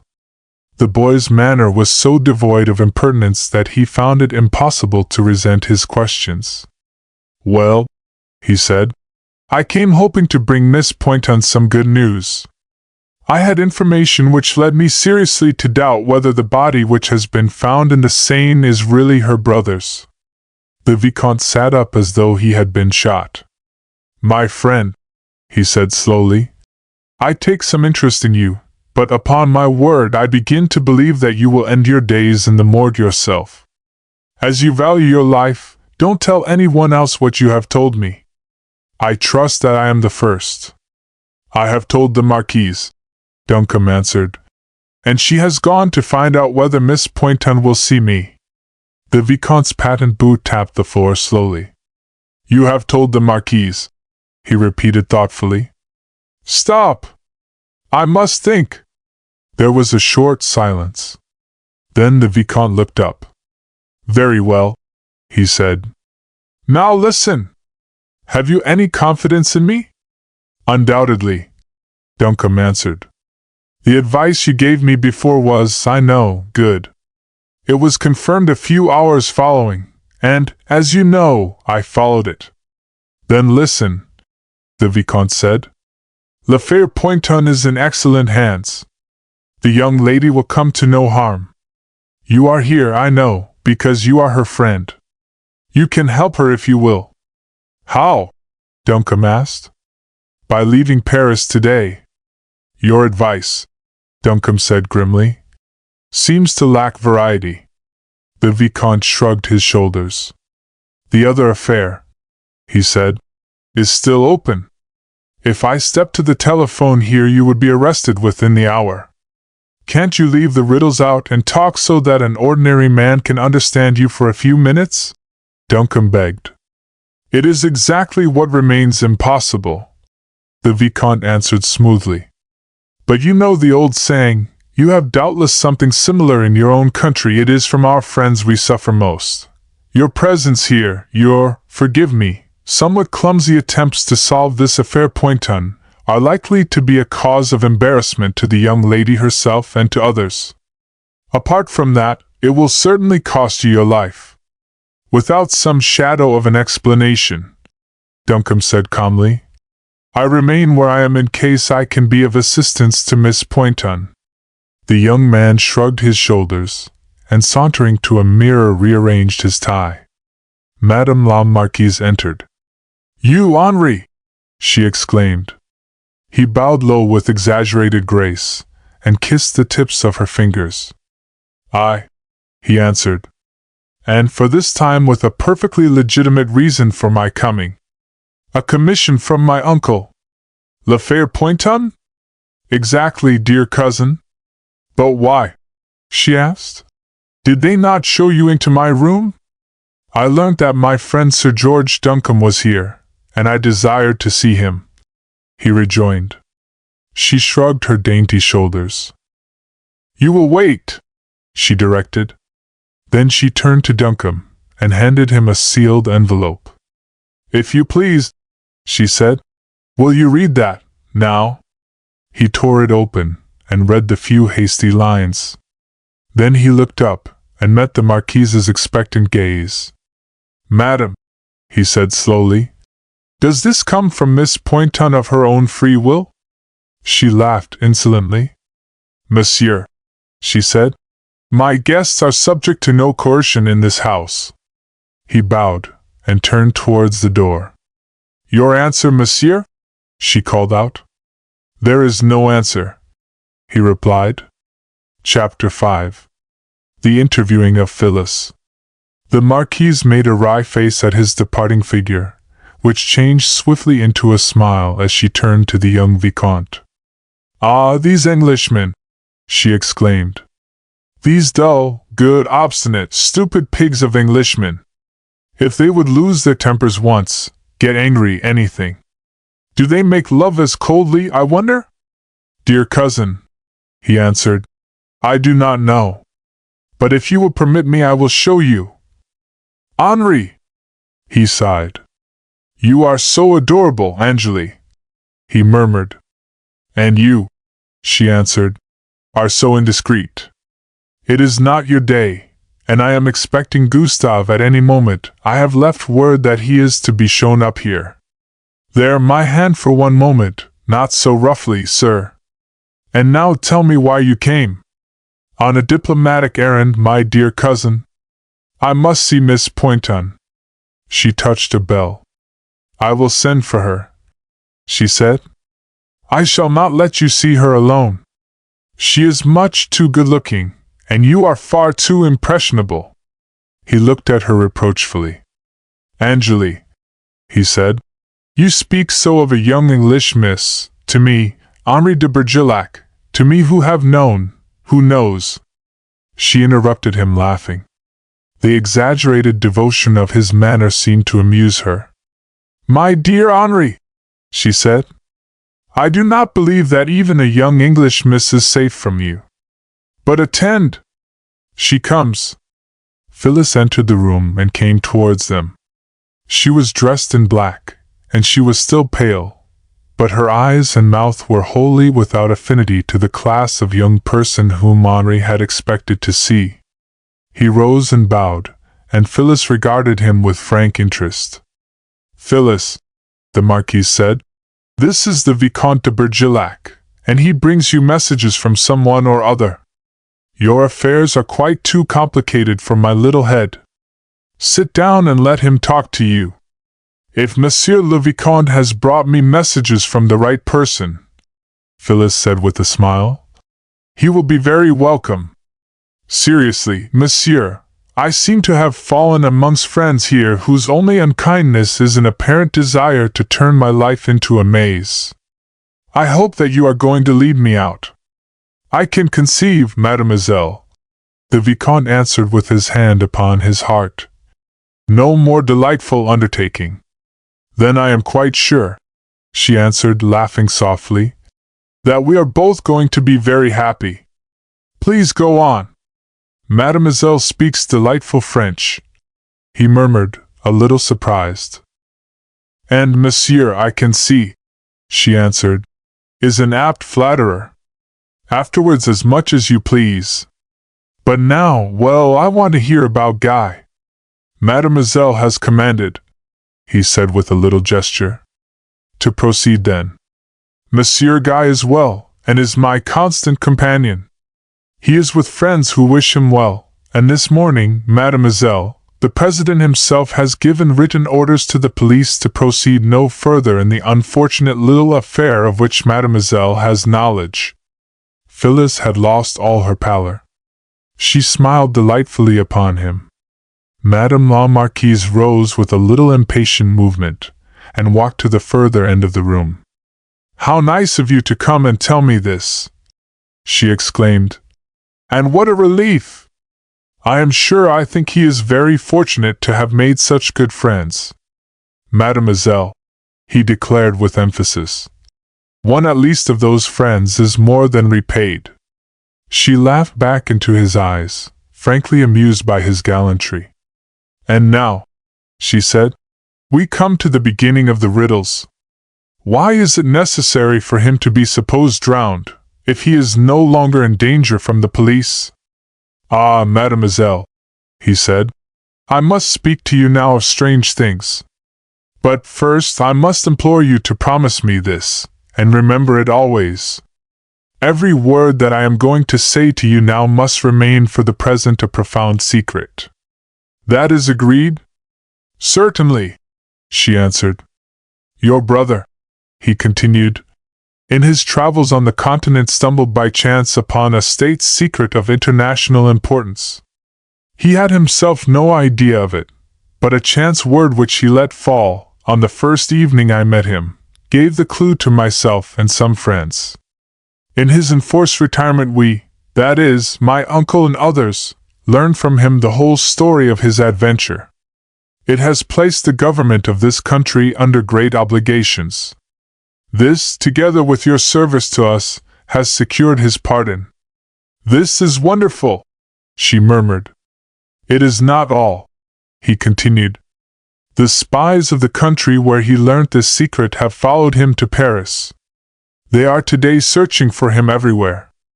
If they knew that he realized the importance of what he had seen, and had communicated it to the proper persons here, Our advantage in knowing it would be largely lost. So far they have not traced him. Now I think that you have the key to what must have puzzled you so much. This is wonderful, she murmured.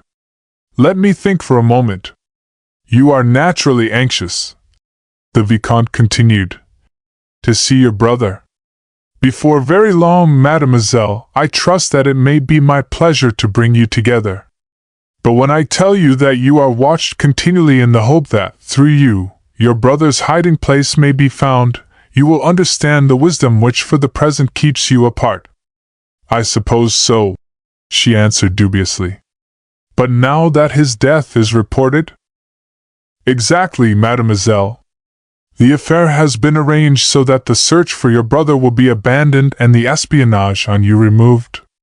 If the story of his doings in Paris, and the tragic sequel to them, be believed by those whom we wish to believe it, then they will also assume that his secret has died with him, and that their schemes move on toward success.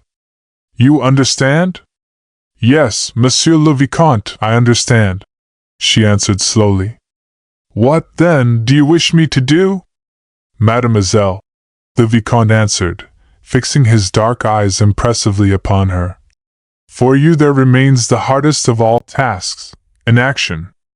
Believe me that when I came here, it was not my intention to put the truth of the matter so plainly before you. Neither was it the will of those whose orders I carry out. But I, mademoiselle, before all things, I believe in inspiration. I find in mademoiselle, he bowed once more, qualities which alter the situation. I, a judge of faces as I venture to believe myself, have looked into yours, and many things have happened. She laughed delightfully. Her eyes were lit with humor. Ah, monsieur, she protested. With you, mademoiselle, he continued, reposes now a secret of great importance to your country and mine. I ask for no pledge of discretion, but I rely upon it. And especially, mademoiselle, may I warn you against your friends? I understand, she answered. You wish me to share this confidence with no one. With no one, the Vicomte repeated impressively. Not even, mademoiselle, if I may venture to mention a name, with your very persistent admirer, Sir George Duncombe, whom I saw here a few moments since. She sighed, and the Vicomte's face became one of pale anxiety.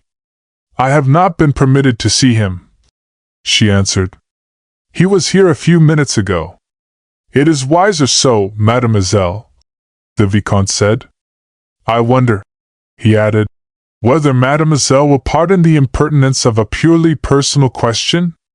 I will try, she answered demurely. This Englishman, Sir George Duncombe, are you perhaps, how you say, betrothed to him? A certain bluntness in the question, and the real or affected anxiety of the young man's tone brought the color streaming into her cheeks. Monsieur, she exclaimed, you really must not.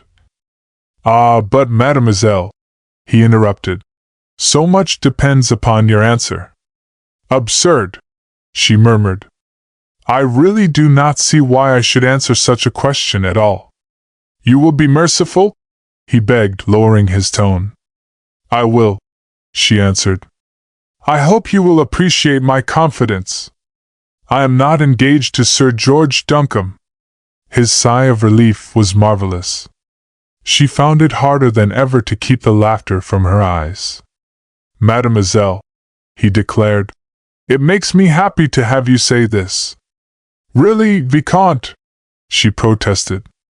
The situation, too, he said, becomes less complex. We can very easily deal with him now. He shall annoy you no more. But he doesn't annoy me, she answered calmly. On the contrary, I should like to see him very much, if I were permitted. Mademoiselle will understand well the indiscretion, he said earnestly. She sighed a little wearily. I am afraid, she said, that I find it a little hard to understand anything clearly, but you see that I trust you. I will not see him. Mademoiselle is very wise. he answered. Indeed, it is better not. There remains now a question which I have come to ask. Well? Mademoiselle did not by chance, whilst waiting for her brother, think of examining his luggage? She nodded. I did look through it, she admitted. There was a paper there, which is missing now, a sheet of paper with writing on it, in German. It is not possible that Mademoiselle took possession of it, he demanded eagerly. She nodded. That is just what I did do, she said. I could read a few words, and I could not understand how it came to be in his bag. It seemed to be part of an official agreement between two countries. You have it now? He cried eagerly. You have it in your possession? She shook her head. I gave it to someone to take care of, she said, when I was over in England. I got frightened when we were nearly caught at Runton, and I did not want it to be found upon me. To whom? He cried. To Sir George Duncombe. The Vicomte was silent for a moment. You believe, he asked, that Sir George Duncombe would guard it carefully? I am sure he would, she answered. Mademoiselle, he said, this is very important. Your brother's luggage has been searched, and we came to the conclusion that the paper had been taken by those who had followed him here, and may possibly have been aware that he had it. If we can get possession of it, it will be very much to the advantage of your country and mine. I scarcely dare say more. Will you give me a letter to Sir George instructing him to deliver it up to me? She leaned a little forward and looked steadily into his eyes. Monsieur le Vicomte, she said, I do not know you very well, and it is very hard indeed for me to tell who are my friends here. Can I trust you? Mademoiselle, he answered, I will not say like your brother, for it is a relationship I have no wish to bear. Let me say like the person to whom your welfare is dearer even than his own. Phyllis felt her lips curve into a smile. Despite his youth and manner, which seemed to her a little affected, there was nevertheless undoubted earnestness in the admiration which he took no pains to conceal. Very well, Monsieur le Vicomte, she said. I will give you the letter. Chapter 6. The Blundering of Andrew. They came face to face in the hall of the Grand Hotel. Duncombe had just returned from his call upon the Marquise. Andrew was leaning upon the arm of a dark, smooth-shaven man, and had apparently just descended from the lift. At the sound of Duncombe's little exclamation they both stopped short. Andrew turned his heavily spectacled eyes in Duncombe's direction, but it was obvious that he saw nothing. You here, Andrew? Yes. Why not? The tone was curt, almost discourteous. Duncombe understood at once. Let us sit down somewhere, and talk for a few minutes, he said. I did not expect you. You should have let me know that you were coming. Andrew laughed a little bitterly. I scarcely see why, he said. To tell you the truth, I see no advantage to either of us in any intercourse. Duncombe took him by the arm and led him towards the smoking room. Andrew, he said, perhaps I have behaved badly, at least from your point of view, but remember that I warned you. Let us sit down here. Who is your friend? Never mind, Andrew answered. You can say what you have to before him. He is in my confidence. Duncombe glanced around. The man had taken the chair next to them, and was evidently prepared to listen to all that was said. His clothes and bearing, and quiet, unobtrusive manners, all seemed to suggest truthfully enough his possible identity, an English detective from an advertised office. Duncombe smiled as he realized the almost pitiful inadequacy of such methods. Come, Andrew, he said, turning to his friend. You have a small grievance against me, and you think you have a great one. A small grievance, Andrew murmured softly. Thank you, Duncombe. Go on, then. State it, Duncombe declared. Let me hear what is in your mind. Andrew raised his brows slowly. Twice he seemed to speak, but at the last moment remained silent. He was obviously struggling to control himself. "There is this in my mind against you, Duncombe," he said finally. "I sent for you as a friend. You accepted a charge from me, as my friend. And you betrayed me." Duncombe shook his head. "Listen, Andrew," he said. "I want to remind you again of what I said just now. I warned you." "No, don't interrupt. It may have sounded like nonsense to you. I meant every word I said. I honestly tried to make you understand. I came here, I risked many things. I failed. I returned to England. Up till then you had nothing to complain of. Then, heaven knows why, but the very girl whom I had gone to Paris to seek came to Runton in the guise at least of an adventuress." Andrew lifted his head quickly. "You admit it at last, then?" he cried. "Yes, I admit it now," Duncombe agreed. "You lied to me there, to me who had no eyes, who trusted you. What was that but betrayal, rank, inexcusable betrayal?" "Listen, Andrew," Duncombe said. "She told me that she was not Phyllis Poynton. It was enough for me. I disregarded my convictions. Her word was my law. She said that she was not Phyllis Poynton, and to me she never was Phyllis Poynton. She was afraid of you, and I helped her to avoid you. I admit it. It is the extent of my failing in our friendship, and you were warned. And now? I am here now," Duncombe said a little sadly, "because I love her, and because I cannot keep away. But she will not see me, and I am no nearer solving the mystery than ever. On the contrary, I know that I am in danger here. It is possible that I may be driven to leave Paris tonight. You know where she is now?" "Yes." Andrew leaned suddenly over, and his grip was on Duncombe's shoulder like a vice. "Then, by God, you shall tell me," he said fiercely. "Don't you know, man, that guy has been found in the Seine, robbed and drugged, and murdered without a doubt. Do you want me to wait while something of the same sort happens to her? You shall tell me where she is, Duncombe. I say that you shall tell me." Duncombe hesitated. "You can do no more than I have done," he said. "Then at least I will do as much," Andrew answered. "I am her oldest friend, and I have claims upon her which you never could have. Now that she is in this terrible trouble, my place is by her side. "One moment, Andrew," Duncombe interrupted. "Are you sure that it was Guy Poynton who was found in the Seine? The height was given as 5'9", and Guy Poynton was over 6 feet.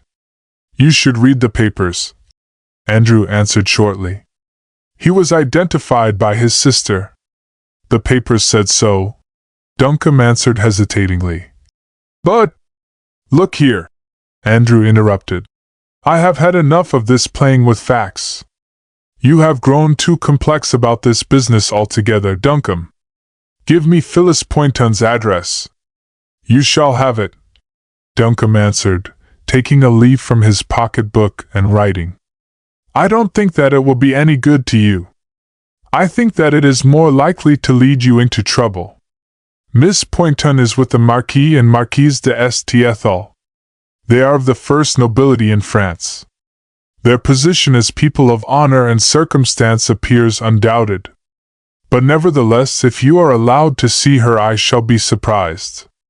The hall porter approached them, hat in hand. "A lady to see monsieur," he announced to Andrew. Andrew rose and took his companion's arm. He scarcely glanced again towards Duncombe, who followed them out of the room. And there in the hall awaiting them was the young lady from Vienna, quietly dressed in black, but unmistakable with her pretty hair and perfumes. Duncombe watched them shake hands and move away before he could recover sufficiently from his first fit of surprise to intervene. Then a realization of what had happened rushed in upon him. They, too, then, had been to the Café Montmartre, with their obvious Anglicisms, their clumsy inquiries, to make of themselves without doubt the jest of that little nest of intriguers, and afterwards their tool. Duncombe thought of the fruits of his own inquiries there, and shivered. He hurried after the little party, who were apparently on their way to the café. "Andrew," he said, grasping him by the arm, "I must speak with you alone, at once.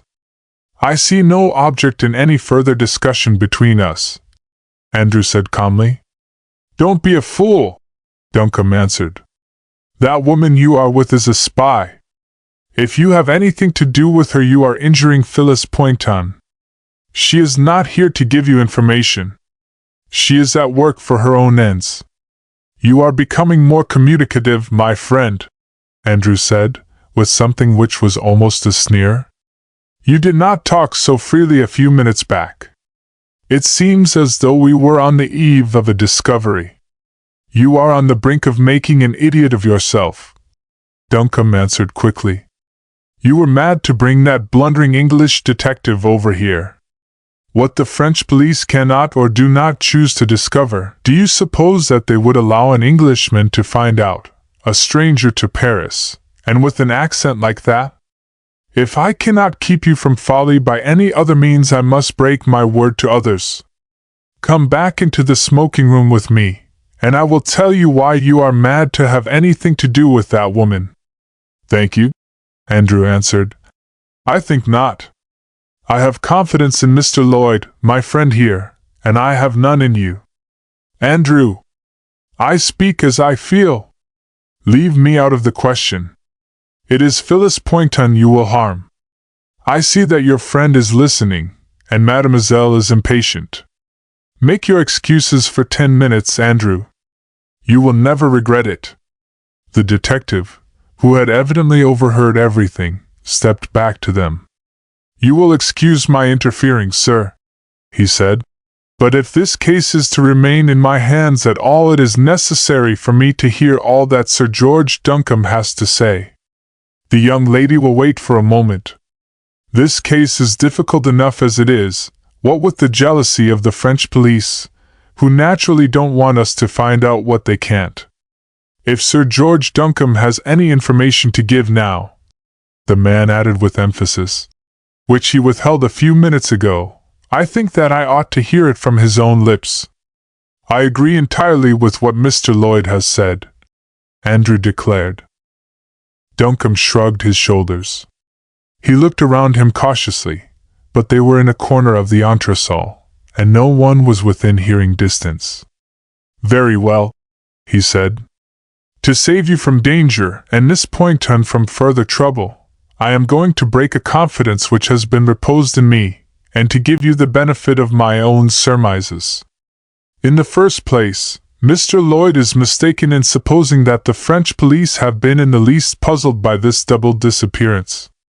On the contrary, they are perfectly well aware of all the facts of the case, and could have produced Miss Poynton or her brother at any moment. They are working not for us, but against us." "Indeed," Mr. Lloyd said in a tone of disbelief. "And their object?" "Here is as much of the truth as I dare tell you," Duncombe said. "Guy Poynton, whilst on the continent, became the chance possessor of an important state secret. He was followed to France by spies from that country, we will call it Germany, and the young lady who awaits you so impatiently is, if not one of them, at least one of their friends. At the Café Montmartre he gave his secret away to people who are in some measure allied with the Secret Service police of France. He was kidnapped by them, and induced to remain hidden by a trick. Meanwhile diplomacy makes use of his information, and foreign spies look for him in vain. His sister, when she came to search for him, was simply an inconvenience which these people had not contemplated. She was worked upon by fears concerning her brother's safety to go into hiding. Both have been well cared for, and the report of Guy's death is, I firmly believe, nothing but an attempt to lull the anxieties of the spies who are searching for him. This young woman here may be able to tell you into whose hands he has fallen, but you may take my word for it that she is in greater need of information than you are, and that she is an exceedingly dangerous person for you to discuss the pointons with. There are the crude facts. I have only known them a few hours myself, and there is a good deal which I cannot explain. But this I honestly and firmly believe. Neither you nor I nor Mr. Lloyd here can do the slightest good by interfering in this matter. For myself, I am leaving for England tonight. Duncombe, like most honest men, expected to be believed.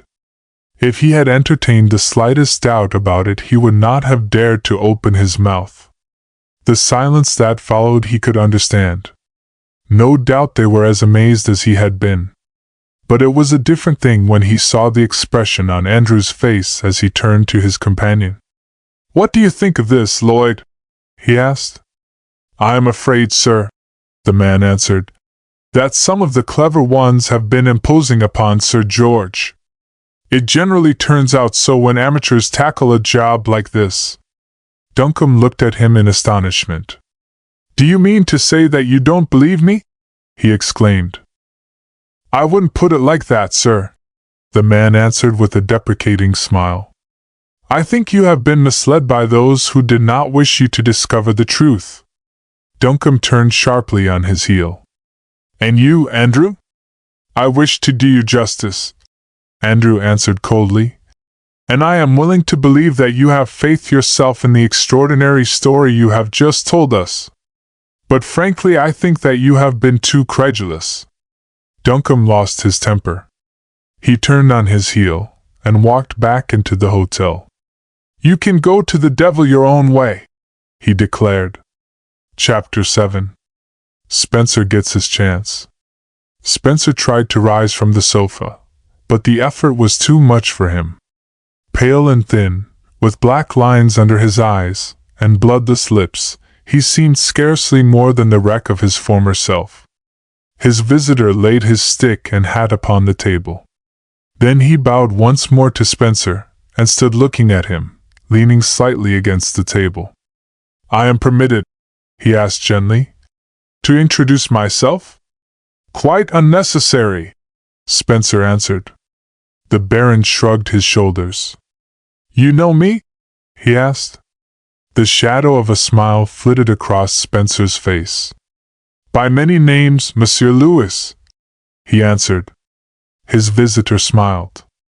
Debonair in dress and deportment, there seemed nothing to inspire alarm in the air of gentle concern with which he regarded the man whom he had come to visit. Yet Spencer cursed the languor which had kept him from recovering the revolver which an hour or more before had slipped from underneath his cushion. "It saves trouble," Monsieur Lewis said. "I come to you, Monsieur Spencer, as a friend." "You alarm me," Spencer murmured. Monsieur Lewis shrugged his shoulders. "You are pleased to be witty," he answered. "But indeed I am no such terrible person. It is permitted that I smoke?" "Certainly," Spencer answered. "If you care for wine or liqueurs, pray ring for my servant. I can assure you that it is not by my own will that you find me so indifferent a host." "I thank you," Monsieur Lewis answered. "I think that we will not ring the bell. It would be a pity to disturb an interview to which I have looked forward with so much pleasure." "L'affaire Pointon?" Spencer suggested. "Precisely. You have perhaps come to complete the little affair in which so far you have succeeded so admirably?" "Pray do not suggest such a thing," Monsieur Lewis answered deprecatingly. "For one thing, I should not personally run the risk. And for another, have I not already assured you that I come as a friend?" "It was then," Spencer answered, "that I began to be frightened." Monsieur Lewis smiled. He drew a gold cigarette case from his pocket and calmly lit a cigarette. "Since you permit, mon ami," he said. "Good. I speak better when I smoke. You are not so ill, I see, but that you retain that charming sense of humor your readers have learnt so well how to appreciate." "The dose was scarcely strong enough," Spencer answered. "Or perhaps by good fortune I stumbled upon the proper antidote." "I see that you like plain speaking," Monsieur Lewis continued with a gentle smile. Permit me to assure you then that the dose was quite as strong as we wished. Extremes are sometimes necessary, but we avoid them whenever possible. I wonder where it happened, Spencer said reflectively. I have been on my guard all the time. I have watched my wine and coffee at the cafes, and I have eaten only in the restaurants that I know.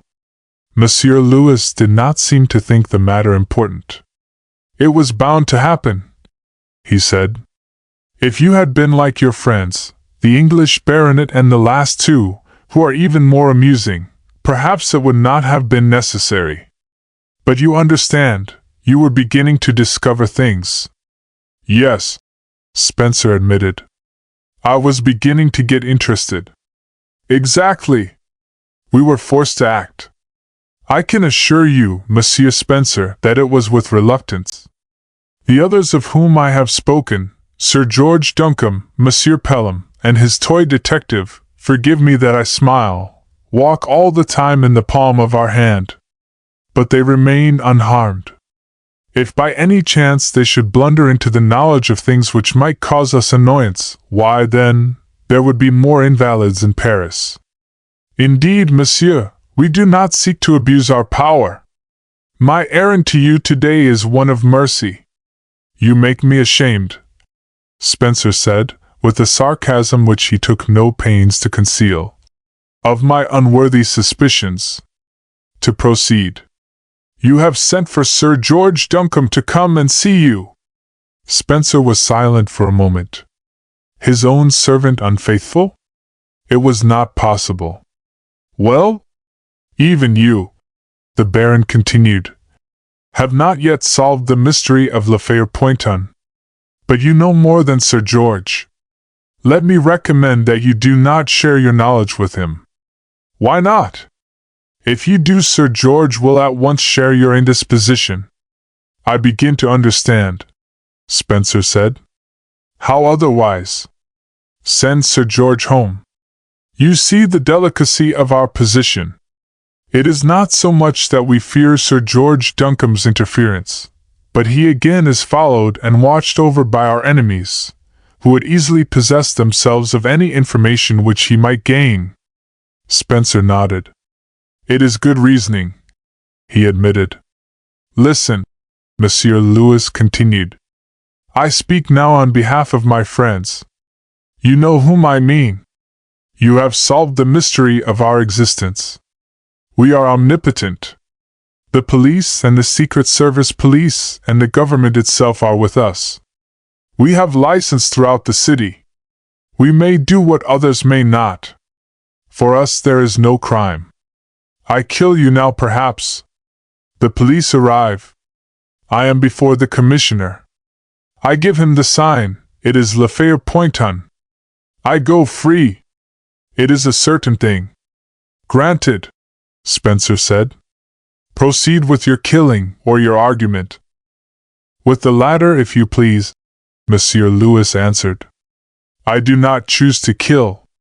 Le Feuilleton, then. Harm is not meant to either of these young people. That I assure you upon my honor. In 3 weeks, or say a month, we have finished. They may return to their homes if they will.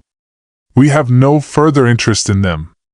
For those 3 weeks you must remain as you are, you, and if you have influence over him, Sir George Duncombe. The other 2 fools we have no care for. If they blundered into knowledge, well, they must pay. They are not our concern, yours and mine. For you, I bring you an offer, Monsieur Spencer. Timeo Dineos et dona ferentes, Spencer murmured. Monsieur Lewis smiled. My gift, he answered, will not terrify you.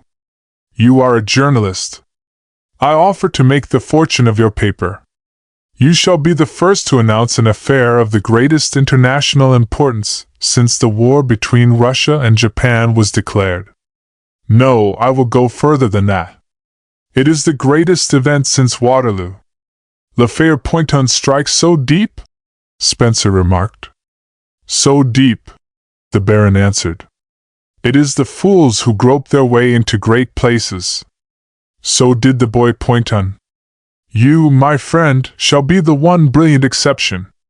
You shall make yourself the king of journalists, and you shall be quoted down the century as having achieved the greatest journalistic feat of modern days. Spencer turned his drawn, haggard face towards his visitor. A slight flush of color stained his cheek. You fascinate me, he said slowly. I admit it. You have found the weak spot in my armor. Proceed. For whom do you speak? Monsieur Lewis abandoned his somewhat lounging attitude. He stood by Spencer's side, and leaning down, whispered in his ear. Spencer's eyes grew bright. Monsieur Lewis, he said, you play at a great game. The Baron shrugged his shoulders. Me, he answered. I am but a pawn. I do what I am told. To return for a moment to Le Fère Poynton, Spencer said. I am in the humor to trust you. Have I then your assurance that the boy and girl do not suffer?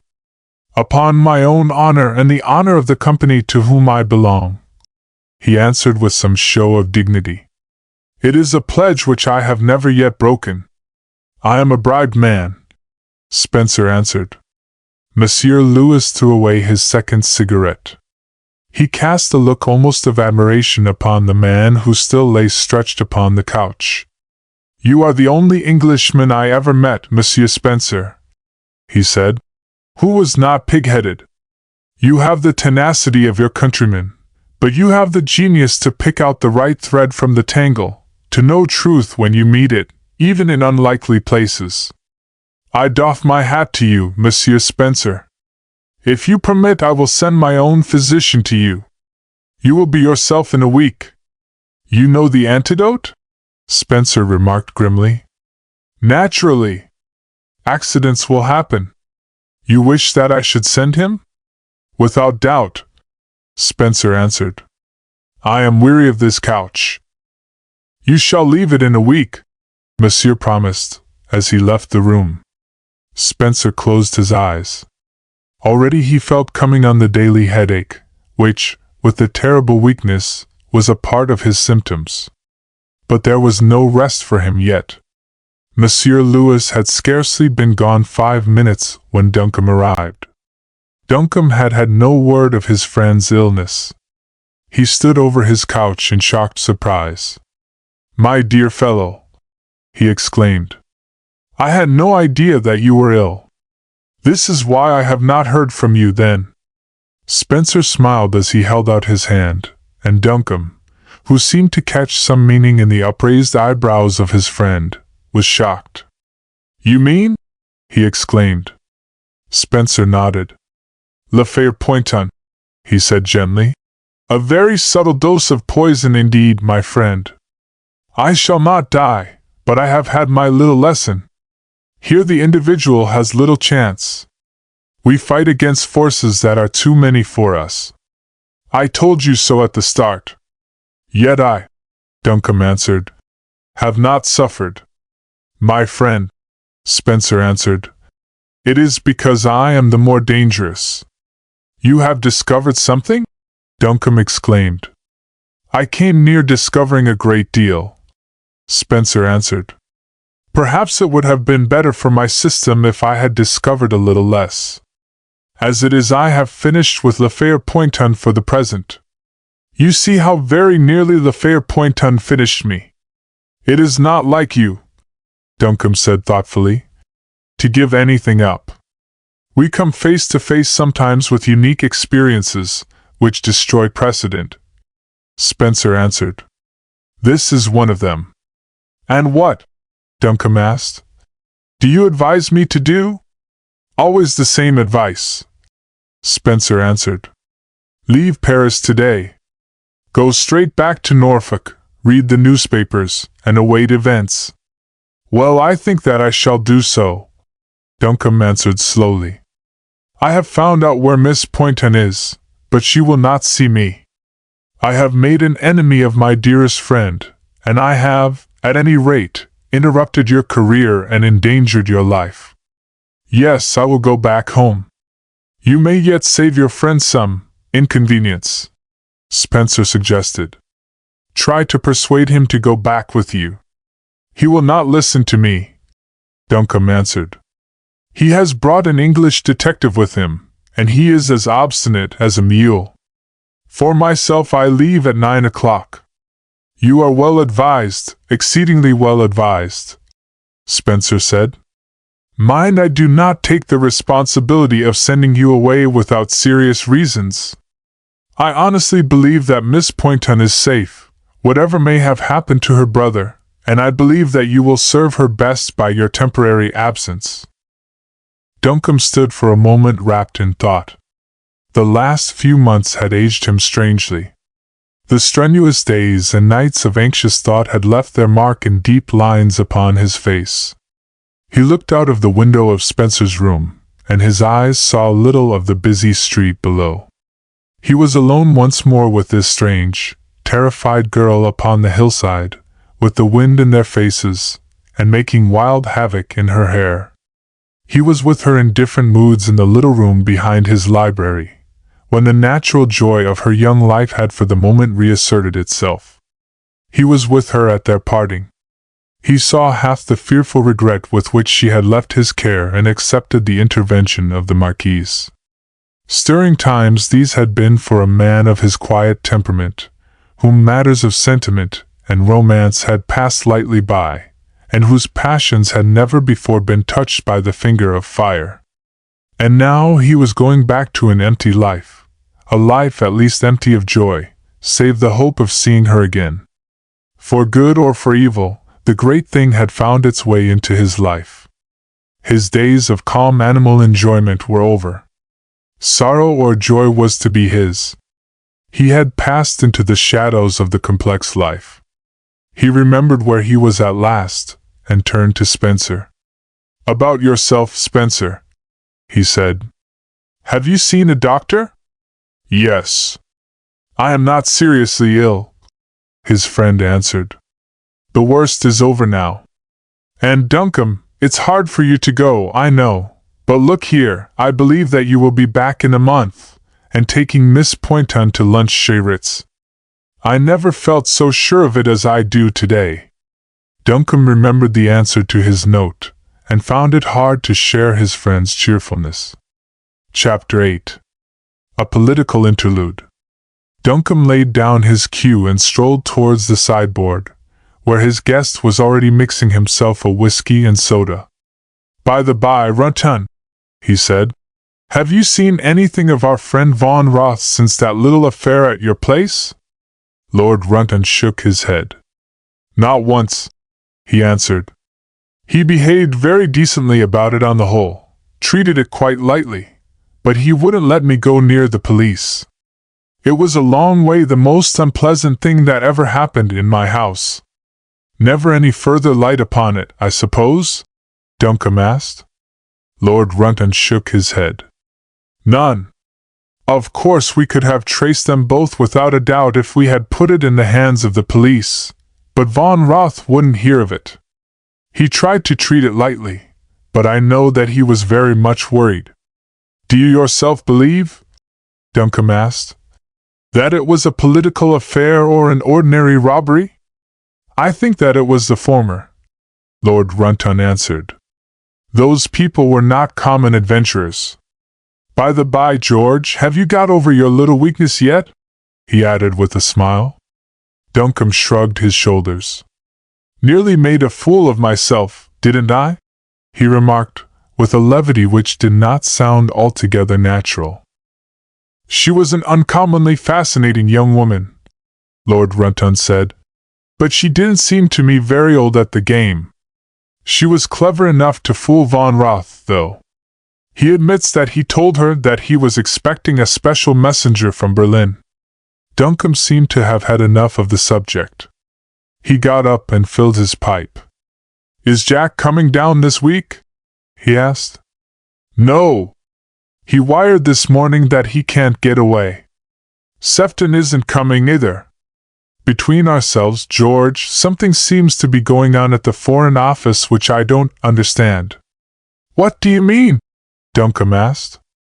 There has been no hint at any sort of trouble in the papers. That's just what I don't understand, Lord Runton continued. It is certain that there is an extraordinary amount of activity at Portsmouth and Woolwich, but even the little halfpenny sensational papers make no more than a passing allusion to it. Then look at the movements of our fleet.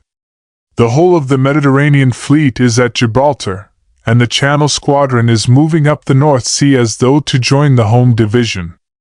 All these movements are quite unusual. What do you make of them, then? Duncombe asked. I scarcely know, Lord Runton answered. But I can tell you this. There have been 3 cabinet councils this week, and there is a curious air of apprehension in official circles in town, as though something were about to happen. The service clubs are almost deserted, and I know for a fact that all leave in the Navy has been suspended. What I don't understand is the silence everywhere. It looks to me as though there were really going to be trouble. The Baltic fleet sailed this morning, you know. Duncombe nodded. But, he said, even if they were ill-disposed to us, as no doubt Russia is just now, what could they do? One squadron of our fleet could send them to the bottom. No doubt, Lord Runton answered. But supposing they found an ally? France will never go to war with us for Russia's benefit, Duncombe declared. Granted, Lord Runton answered. But have you watched Germany's attitude lately? I can't say that I have, Duncombe admitted, but I should never look upon Germany as a war-seeking nation. No, I dare say not, Lord Runton answered. Nor would a great many other people. Every one is willing to admit that she would like our colonies, but no one will believe that she has the courage to strike a blow for them. I will tell you what I believe, Duncombe. I believe that no great power has ever before been in so dangerous a position as we are in today. Duncombe sat up in his chair. The weariness passed from his face, and he was distinctly interested. Lord Runton, without being an ardent politician, was a man of common sense, and was closely connected with more than one member of the cabinet. Are you serious, Runton? He asked. Absolutely. Remember, I was in Berlin for 2 years, and I had many opportunities of gaining an insight into affairs there. What I can see coming now I have expected for years. There are 2 great factors which make for war. One is the character of the Emperor himself, and the other the inevitable rot, which must creep like a disease into a great army kept always upon a war footing, through a decade or more of inactivity. The Emperor is shrewd enough to see this. Nothing can possibly exist at its best which is not used for the purpose to which it owes its existence. That is why we have this flood of literature just now telling us of the gross abuses and general rottenness of the German army. Another 5 years of idleness, and Germany's position as the first military nation will have passed away. Like every other great power, it is rusting for want of use. The Emperor knows this.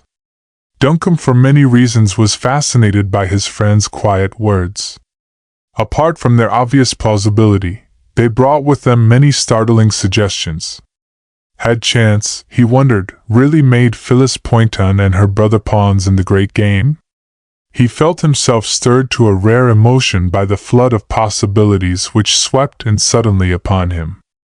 Lord Runton noted with surprise the signs of growing excitement in his listener. Go on, Runton. Anything else? Lord Runton helped himself to a cigarette and leaned across to light it. Of course, he continued, I know that there are a great many people who firmly believe that for commercial reasons Germany would never seek a quarrel with us. I will agree with them so far as to say that I do not believe that a war with England would be popular amongst the bourgeois of Germany. On the other hand, they would be quite powerless to prevent it. The Emperor and his ministers have the affair in their own hands. A slight break in our diplomatic relations, some trifle seized hold of by the press and magnified at once into an insult, and the war torch is kindled. Today, war does not come about by the slowly growing desire of nations. The threads of fate are in the hands of a few diplomatists at Berlin and London, a turn of the wrist, and there is tension which a breath can turn either way. You ask me why the Emperor should choose England for attack. There are many reasons. First, because England alone could repay him for the struggle. Secondly, because he is intensely and miserably jealous of our own king, who has avoided all his own hot-headed errors, and has yet played a great and individual part in the world's affairs. Thirdly, because England is most easily attacked. I could give you other reasons if you wanted them. Quite enough, Duncombe answered. What do you suppose would be the casus belli? The progress of the Russian fleet through English waters, Lord Runton answered promptly. Russia's interest in such a misunderstanding would be, of course, immense. She has only to fire on an English ship, by mistake of course, and the whole fat would be in the fire. England probably would insist upon the squadron being detained. Germany would protest against any such action. We might very well be at war with Russia and Germany within 10 days. Russia would immediately either make terms with Japan, or abandon any active operations in Manchuria and move upon India. Germany would come for us. Is this all purely imagination? Duncombe asked. Or have you anything to go on? So far as I am concerned, Lord Runton said slowly, I, of course, know nothing. But I have a strong idea that the government have at least a suspicion of some secret understanding between Russia and Germany. Their preparations seem almost to suggest it. Of course we outsiders can only guess, after all, at what is going on, but it seems to me that there is a chance today for our government to achieve a diplomatic coup. In what direction? An alliance with France.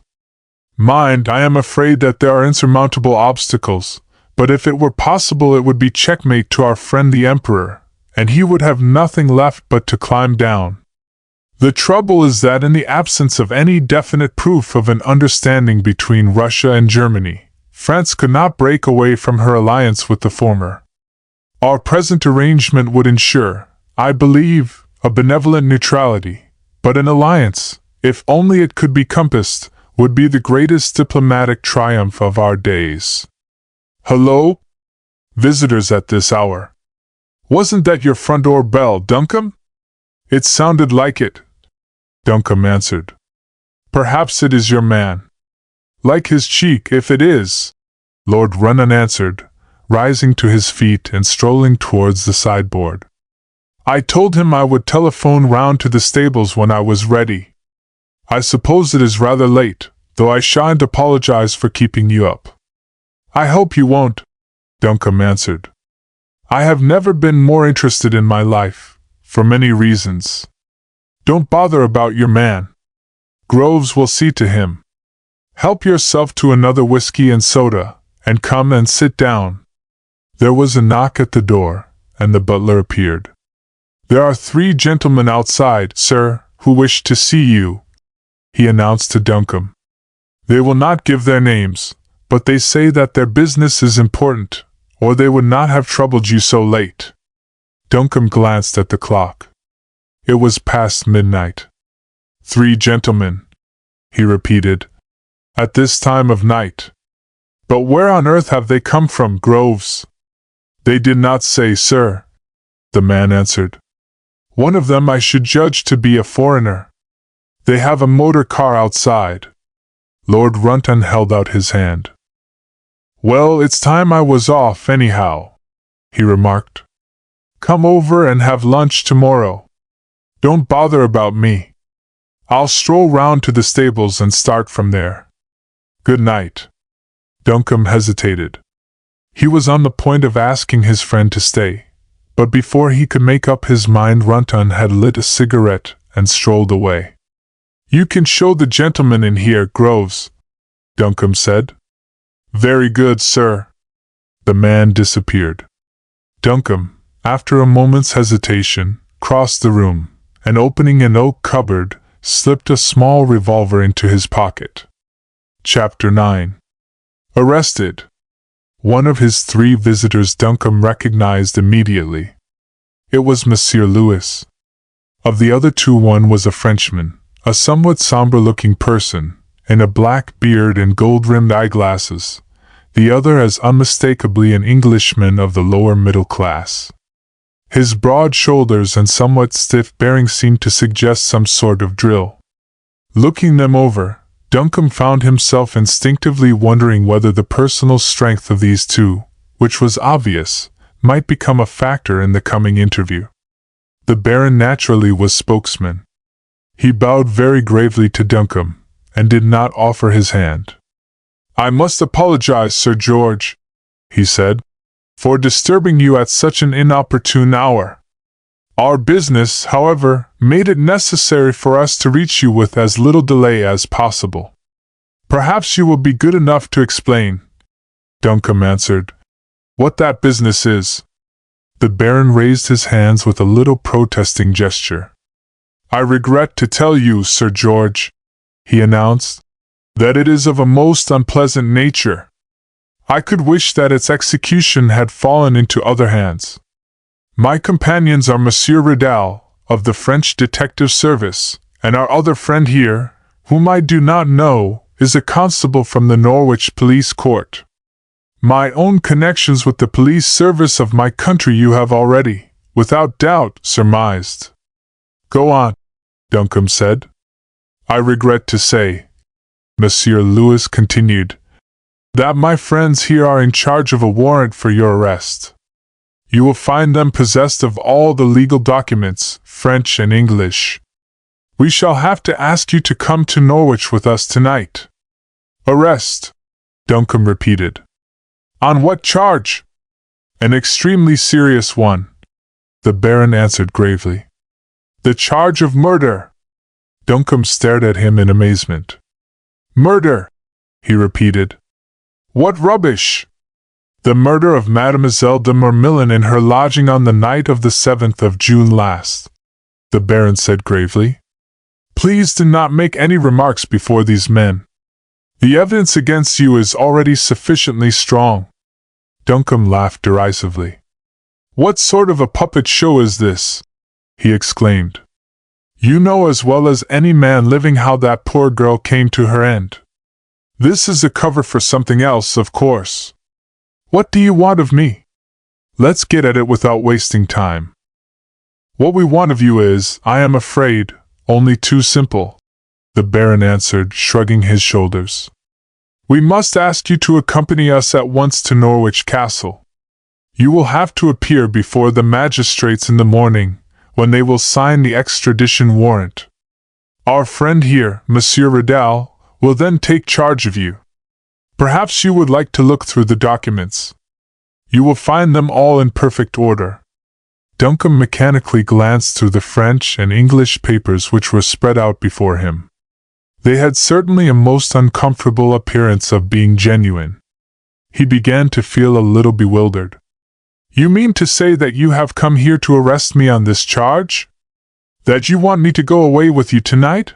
he asked. "It is not a matter of wanting you to come," the Baron answered coldly. "It is a matter of necessity." Duncombe moved towards the fireplace.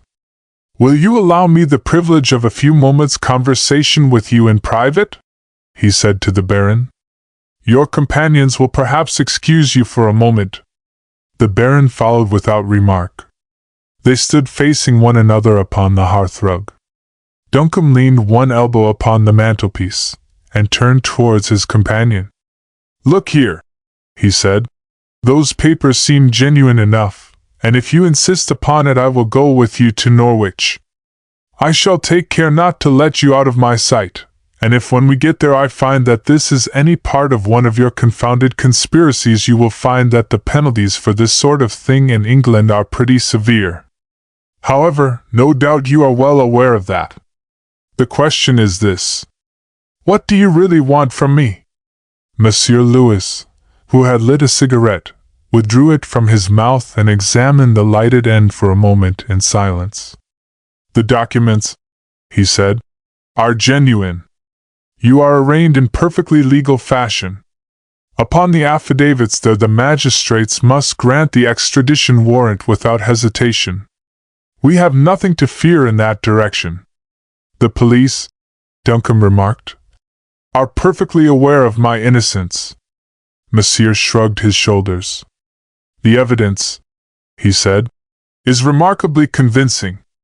Police concocted evidence, Duncan remarked, would necessarily be so. I admit that you hold a strong card against me. I don't believe, however, that you have gone to all this trouble without some ulterior motive. What is it? What can I offer you in exchange for these documents? Monsieur Louis smiled. You are a man of common sense, Sir George, he said. I will speak to you without reserve. It is possible that you might be able to offer the government department of my country to which I am attached an inducement to interest themselves in your behalf. Mind, I am not sure. But if my information is correct, there is certainly a possibility. The government department of your country to which you are attached, Duncan repeated thoughtfully. Let me understand you. You mean the Secret Service police? Monsieur Louis glanced a little nervously over his shoulder. Never mind what I mean, Sir George, he said quickly. There are things which we do not speak of openly. This much is sufficient. I represent a power which can influence and direct even the criminal courts of justice of France. What bribe have I to offer you? Duncan asked. Information? You know more than I do. I am afraid you have been misled. I think not, Monsieur Louis said quickly. I will tell you what we want. A paper was left in your charge by Miss Phillips Oppenheim at the time she was visiting at Runton Place. What of it? Duncan asked. The Frenchman's face was suddenly tense with excitement. He recovered himself almost at once, but his voice shook, and a new earnestness found its way into his manner. Miss Oppenheim and her brother are with us, he said. It is we who have been their benefactors. You know a good deal of their peculiar circumstances. A sudden need has arisen for the production of that paper within 24 hours. Give it to me now, and I will run the greatest risk I have ever run in my career.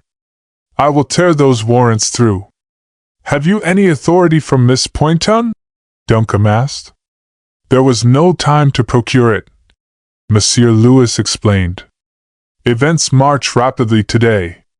To be effective, that paper must be in Paris tomorrow.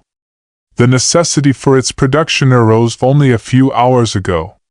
You asked me then, Duncan said slowly, to hand over to you a paper which was placed in my charge by Miss Oppenheim? In effect, yes. I cannot do it. Monsieur Louis shrugged his shoulders. I do not insist, he remarked. I may be permitted to remind you, however, that I have offered a great price. Perhaps, Duncan answered quietly. Monsieur Louis turned to his assistants. Sir George Duncan will accompany us, he said. I can give you 10 minutes, Sir George, he added, in case you care to change your clothes. And supposing I refuse to come? Duncan asked. Monsieur Louis smiled. You would scarcely be so foolish, he remarked. In that case, I should send the policeman here to the nearest station with the warrants and a demand for help. Our documents are in perfect order, and our case complete. You would scarcely be so foolish, I think, as to set yourself in direct opposition to the law. Duncan was silent for several moments. Then he rang the bell. Monsieur Louis looked at him inquiringly, but before he could frame a question the butler was in the room. Pack my things for a week, Groves, Duncan ordered. I am going away tonight. The man bowed and withdrew. Monsieur Louis merely shrugged his shoulders. A week, he remarked. You will be fortunate if you ever see your home again. Come, Sir George, be reasonable. I give you my word of honor that it is altogether to the interest of Miss Oppenheim that those papers be immediately produced. If she were here herself, she would place them in my hands without a moment's hesitation. Possibly, Duncombe answered. Suppositions, however, do not interest me. I undertook the charge of what she gave me, and I shall fulfill my trust. Monsieur Lewis turned to the policeman. Officer, he said, this is Sir George Duncombe. Do your duty. The man stepped forward and laid his hand upon Sir George's shoulder. Very sorry, sir, he said. I am forced to arrest you on this warrant for the murder of Florence Mermillan on the night of the 7th of June. You will be brought before the magistrates at Norwich tomorrow. Duncombe waved his hand towards the sideboard. If you gentlemen, he remarked, would care for a little refreshment before you start. It is against the rules, sir, thank you, the man answered. I should be glad to get away as soon as possible. Duncombe filled both his pockets with cigars and cigarettes. Then he turned towards the door. I am quite ready, he said. They followed him out. There was a few minutes' delay waiting for Duncombe's bag. Your address, Sir George? Groves inquired, as he brought it down. A little doubtful, Duncombe answered. I will wire. In front, please, Sir George, Monsieur Lewis insisted. So they drove off, Duncombe in the front seat, the other three behind. The car gathered speed rapidly. In less than an hour they were halfway to Norwich. Then suddenly the driver took a sharp corner and turned down a long, desolate lane. You're off the main road, Duncombe explained. You should have kept straight on for Norwich. The man took no notice. He even increased his speed. Duncombe was in the act of turning round when he felt the sudden swish of a wet cloth upon his face. He tried to break away, but he was held from behind as in a vice. Then his head fell back, and he remembered no more. Chapter 10. The checkmating of Monsieur Lewis. At 3 o'clock in the morning, Groves, in a discarded dressing gown of his master's, opened the front door and peered cautiously out into the darkness. Monsieur Lewis, who was standing upon the doorstep, pushed past him into the hall. Your master has sent me back to fetch some papers, he announced, displaying a bunch of keys. I am sorry to disturb you like this, but the matter is important. Please bring me a cup of coffee into the library in half an hour.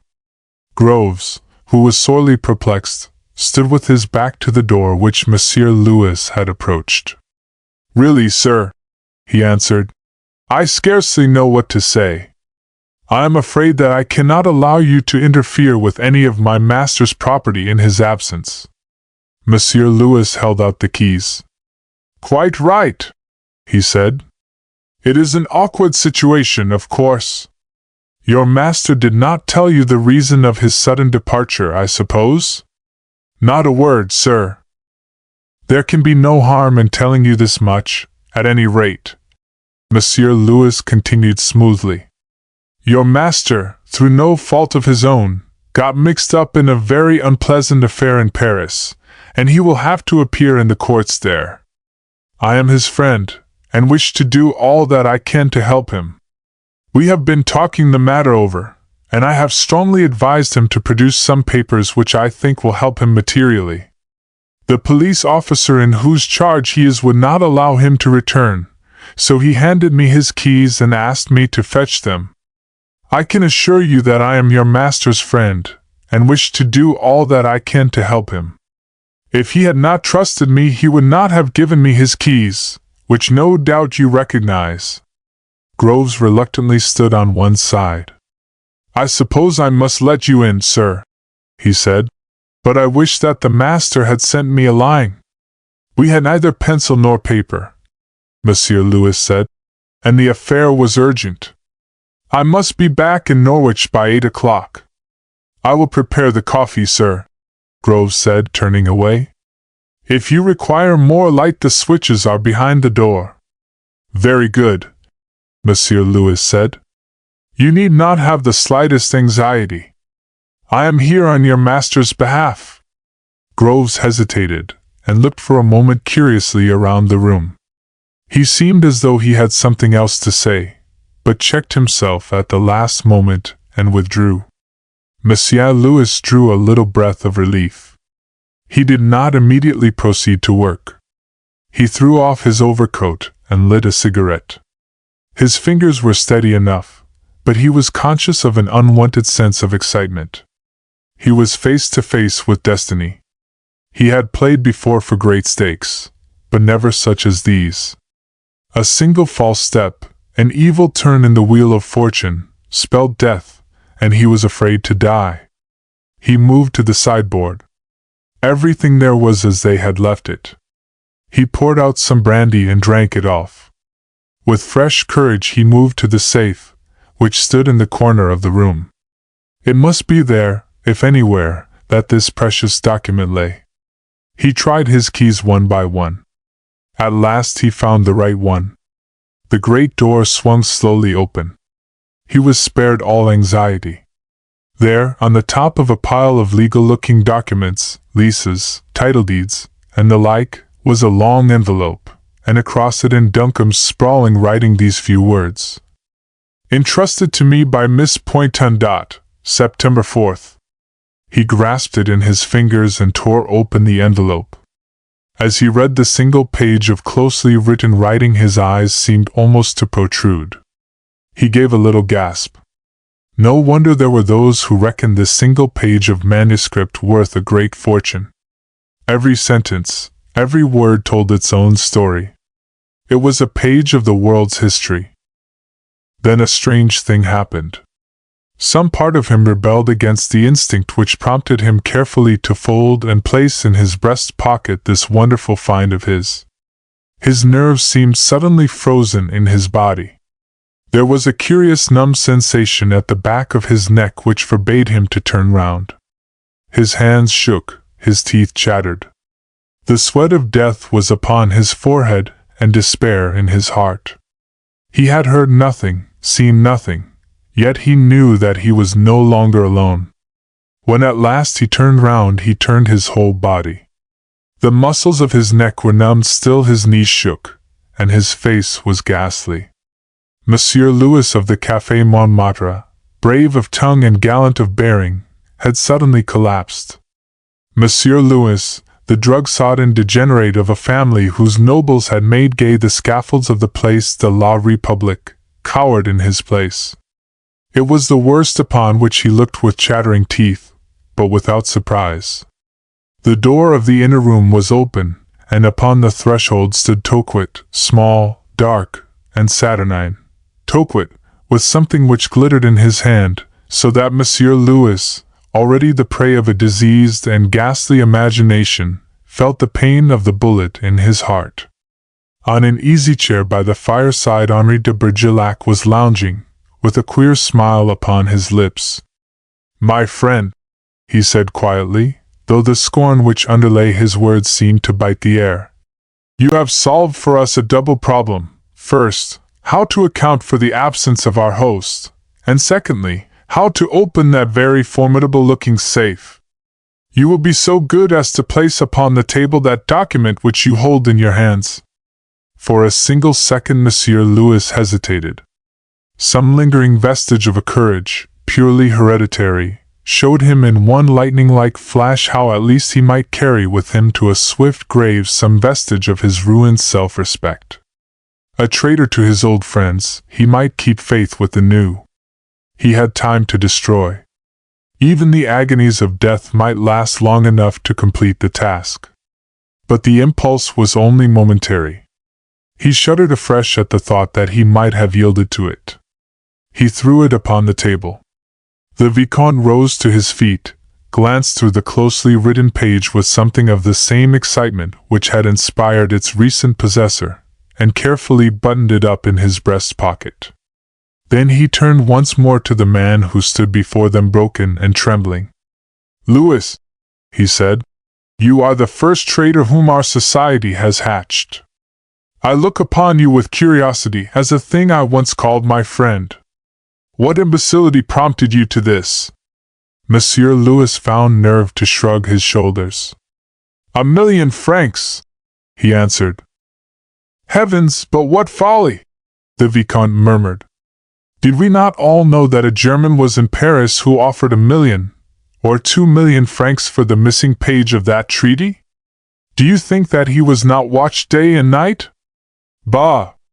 I have no patience to talk of this. What have you done with our host? Arrested him for Flossie. He is in a ditch halfway to Norwich. Hurt? No. Chloroformed. How did you get here? In an automobile from Lynn. Good. It waits for you. Yes. We will take it. My good friend here, Toquit, is familiar with the neighborhood. As Mr. Fielding, the American millionaire, you learned the excellence of these roads for quick traveling, did you not, mon ami? So, you leave me here? Monsieur Louis faltered. Aye, to rot if you will, the Vicomte answered with sudden harshness. I will atone, Monsieur Louis faltered. It was a single false step. De Bergerac looked down upon him with unspeakable contempt. Atone! Listen, Louis! In this country you are safe. Crawl away into some hiding place and make what you will of the rest of your days, but I will promise you this. If ever you set your feet upon 1 inch of France you shall meet with your deserts.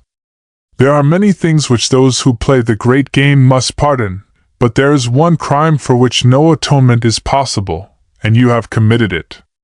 You are a traitor! De Bergerac turned away. The effeminacy of his manner seemed to have disappeared under the strain of his extreme anger.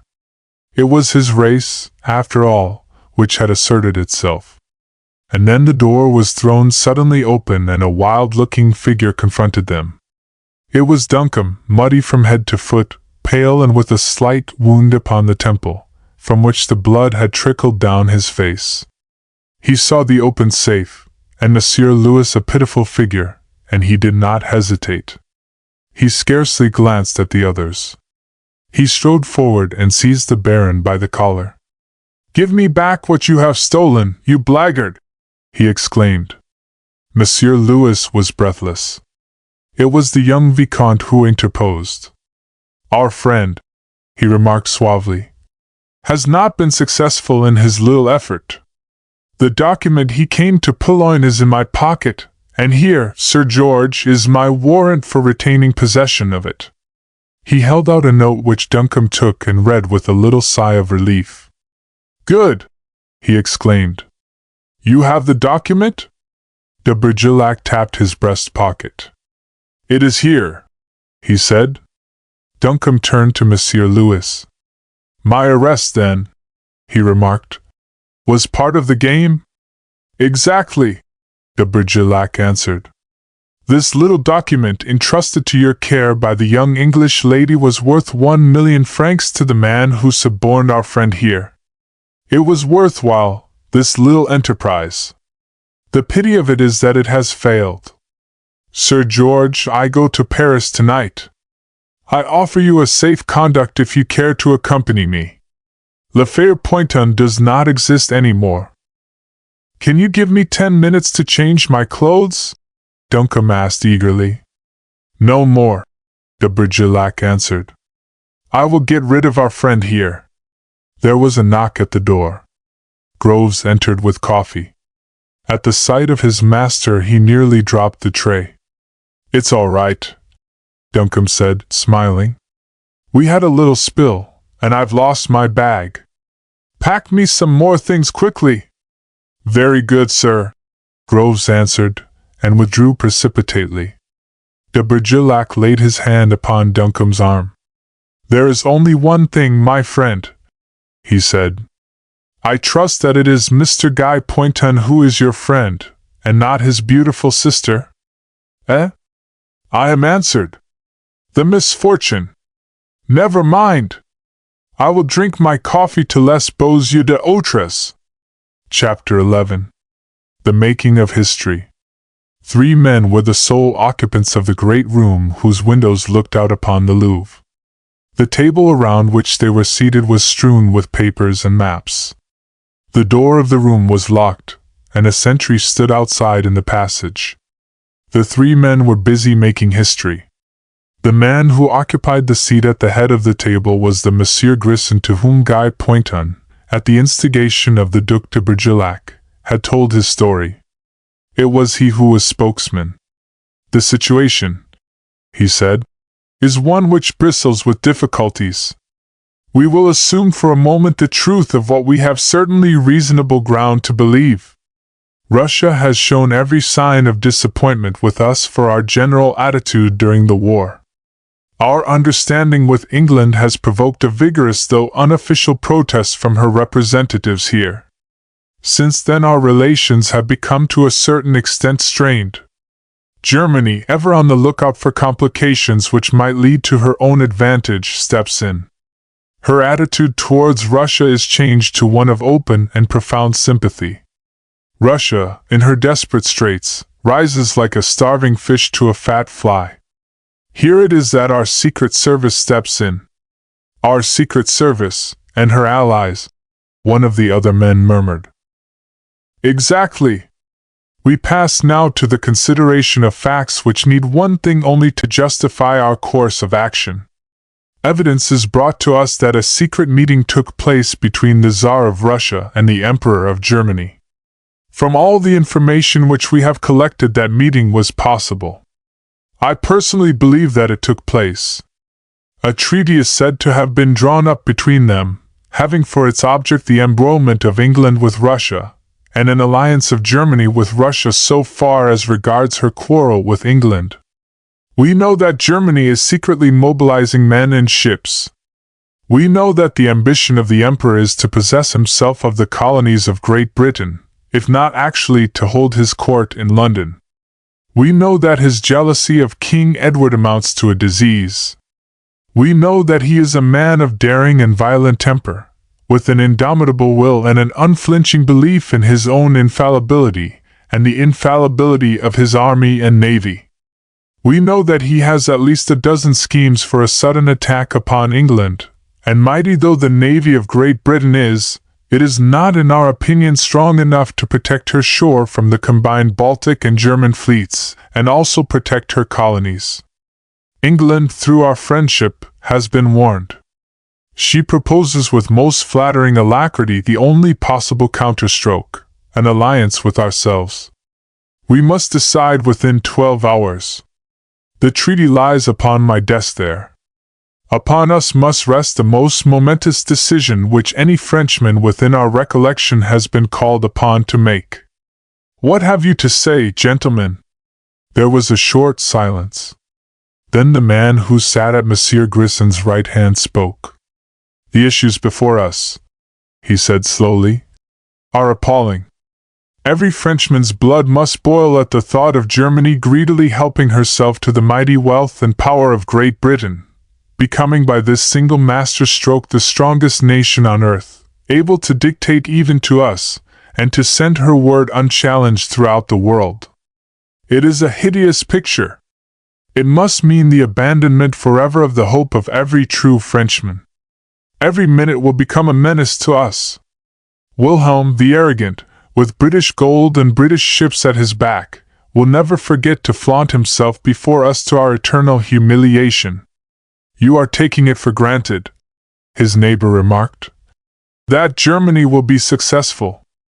"The odds are in her favor," was the quiet reply. "The navy of Great Britain is immense, but her sea front, so to speak, is enormous. She is open to be the prey of a sudden swift attack, and the moment has never been more favorable." "Let all these things be granted," the third man said.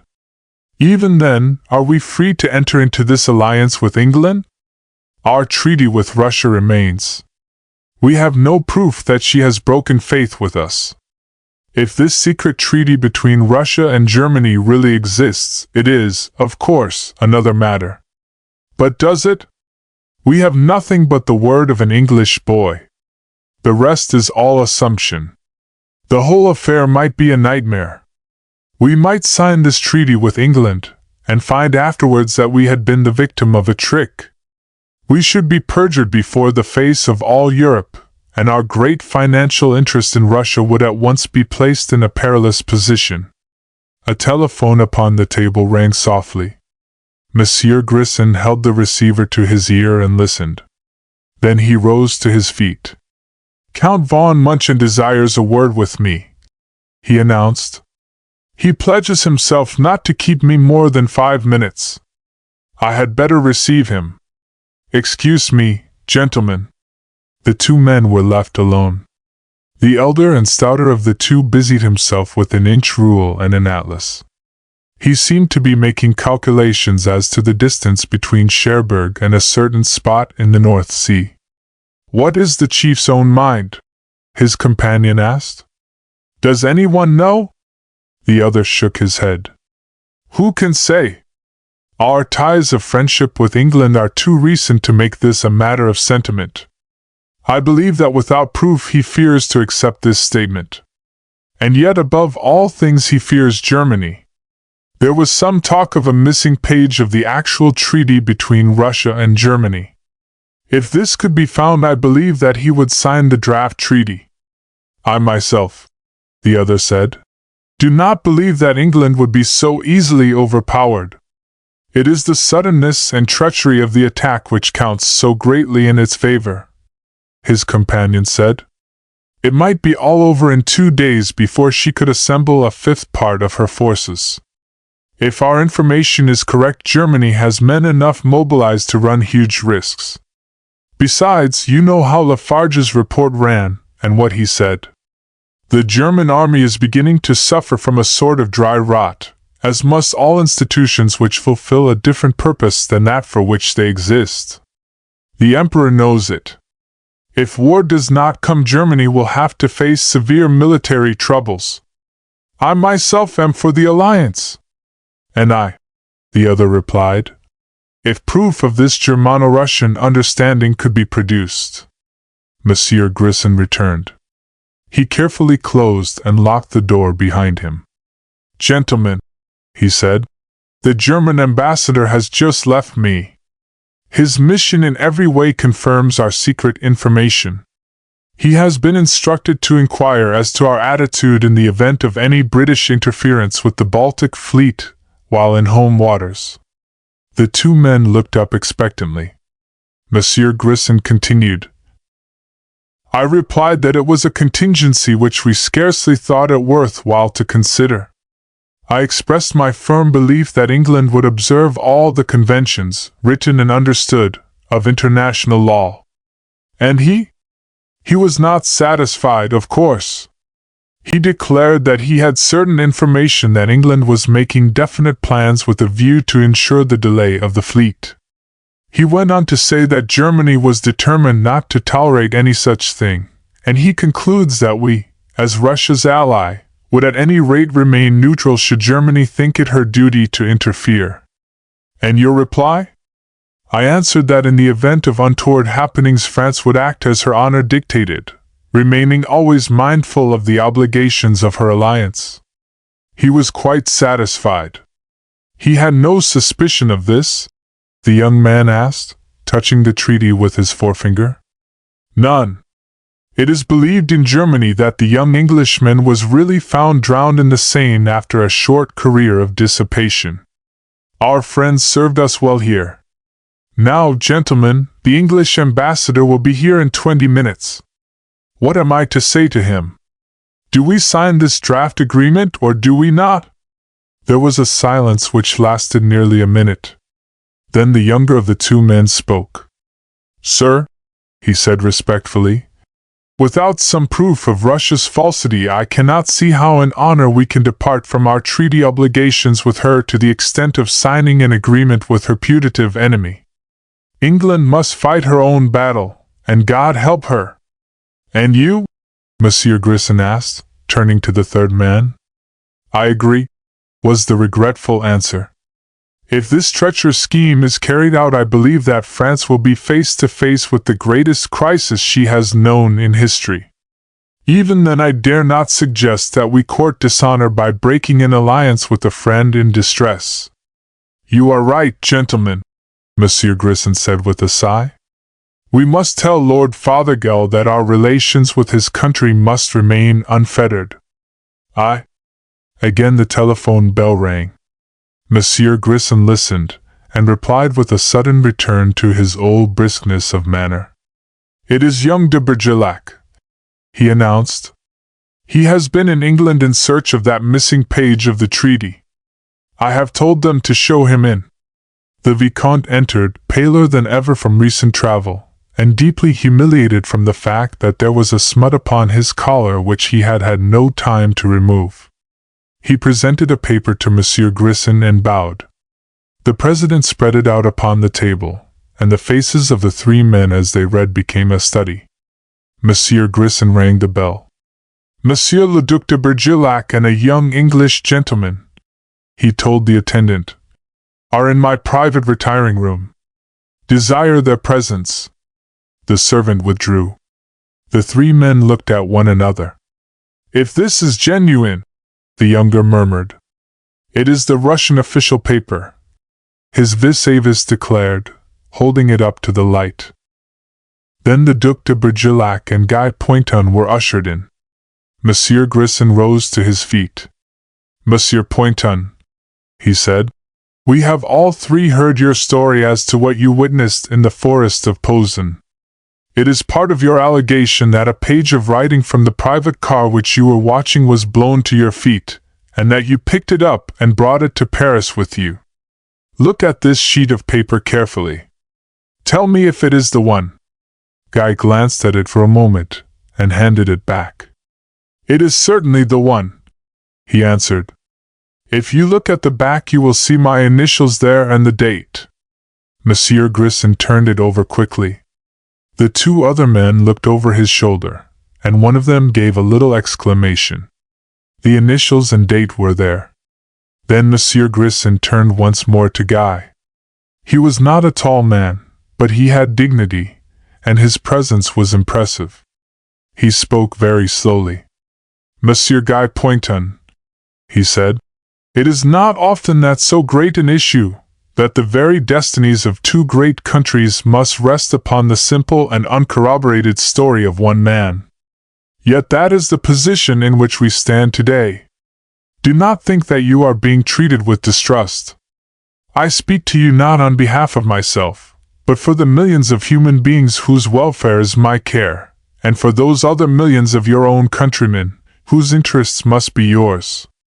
I ask you solemnly, is this story of yours word for word a true one? Guy looked him in the face resolutely, and answered without hesitation. On my honor as an Englishman, he declared, it is true. Monsieur Grissom held out his hand. Thank you, he said. The three men were again alone. The man who controlled the destinies of France dipped his pen in the ink. Gentlemen, he said, do you agree with me that I shall sign this draft? We do, they both answered. The President signed his name.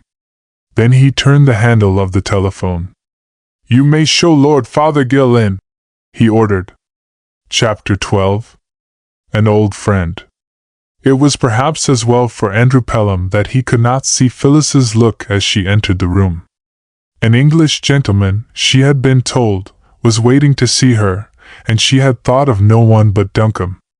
It was true that she had sent him away, but only an hour ago the Marquise had told her that her emancipation was close at hand. He too might have had a hint. The little smile, however, died away from her lips as she saw who was waiting for her with such manifest impatience. You, Andrew! She exclaimed in amazement. Why, however, did you find me out? He took both her hands in his. The look upon his face was transfiguring. At last! At last! He exclaimed. Never mind how I found you. Tell me, what does it all mean? Are you here of your own free will? Absolutely, she answered. It was you at Runton? Yes. Under a false name, with a man who committed robbery. She shrugged her shoulders a little wearily. My dear Andrew, she said, I will admit that I have been doing all manner of incomprehensible things. I couldn't explain everything. It would take too long. What I did for Guy's sake, and of my own free will. It will be all over in a day or two now, and we shall be coming back to Rainsworth. Then I will tell you tales of our adventures which will make your hair stand on end. It isn't true about Guy, then? He exclaimed. She hesitated for a moment. Andrew, she said, I cannot tell you anything. It must sound rather horrid of me, but I cannot help it. I want you to go away. In a day or two I will write. He looked at her in pained bewilderment. But Phyllis, he protested, I am one of your oldest friends. You asked me to go away and leave you here with strangers, without a word of explanation. Why, I have been weeks searching for you. Andrew, she said, I know it. I don't want to be unkind. I don't want you to think that I have forgotten that you are, as you say, one of my oldest friends. But there are times when one's friends are a source of danger rather than pleasure. Frankly, this is one of them. His face darkened. He looked slowly around the magnificent room. He saw little, but what he could distinguish was impressive. Your riddles, he said gravely, are hard to read. You want me to go away and leave you here? You must, she said firmly. Did you treat Duncombe like this? He asked in a blind fit of jealousy. You have not the right to ask me such a question, she answered coldly. Not the right! Not the right! He repeated. Who else has, then? Haven't I watched you grow from a beautiful, capricious child into the woman you are? Haven't I taught you, played with you, done your bidding blindly ever since you came into your kingdom? Haven't I felt the pain and the joy of you in my heart? Who else has a better right, then? Duncombe, who came here, a stranger to you, or is it one of your new friends? She came close to him, and laid her hand upon his shoulder. Don't be foolish, Andrew, she said softly. His whole expression changed. The bitterness left his tone. Ah, Phyllis, he said. That is more like yourself. And I want you, she said, to be like your old self. You have always been my best friend, Andrew. I hope you will always be that. He tried to look into her face. It seemed to him that there was a little unnecessary emphasis in her words. I am not a child now, you know, she continued. I am quite old enough to take care of myself. You must believe that, Andrew. You must go away, and not worry about me. You will do this, please, because I ask you. If I must, he said reluctantly. I will go away, but not to worry about you. That is impossible. You seem to be surrounded by all the medieval terrors which confronted the emancipation of princesses in our fairy books. Only a short time ago Duncombe implored me to follow his example, and leave you in Paris alone. The detective whom I brought with me has been shadowed ever since we left Paris. Last night he left me for a few hours, and this morning comes a note from the hospital. He is lying there with the back of his head beaten in, detritus, of course, the police say, looking for plunder. How can you ask me to be easy in my mind about you? She smiled reassuringly. No harm will come to me here, I can promise you, she said. It is you who run the most risk if you only knew it. Sir George Duncombe gave you the best advice when he tried to get you to return to England. I cannot leave Lloyd now until he has recovered, Andrew answered. Tell me, Phyllis, has Duncombe found you out? Has he been here? Yes, she answered. I sent him away, as I am sending you. Has he ever told you, Andrew asked, why he was willing in the first instance to come to Paris in search of you? No, she answered. Wasn't it because he was your friend? He shook his head. It is his affair, not mine, he said with a sigh. Ask him some day. You won't tell me, Andrew?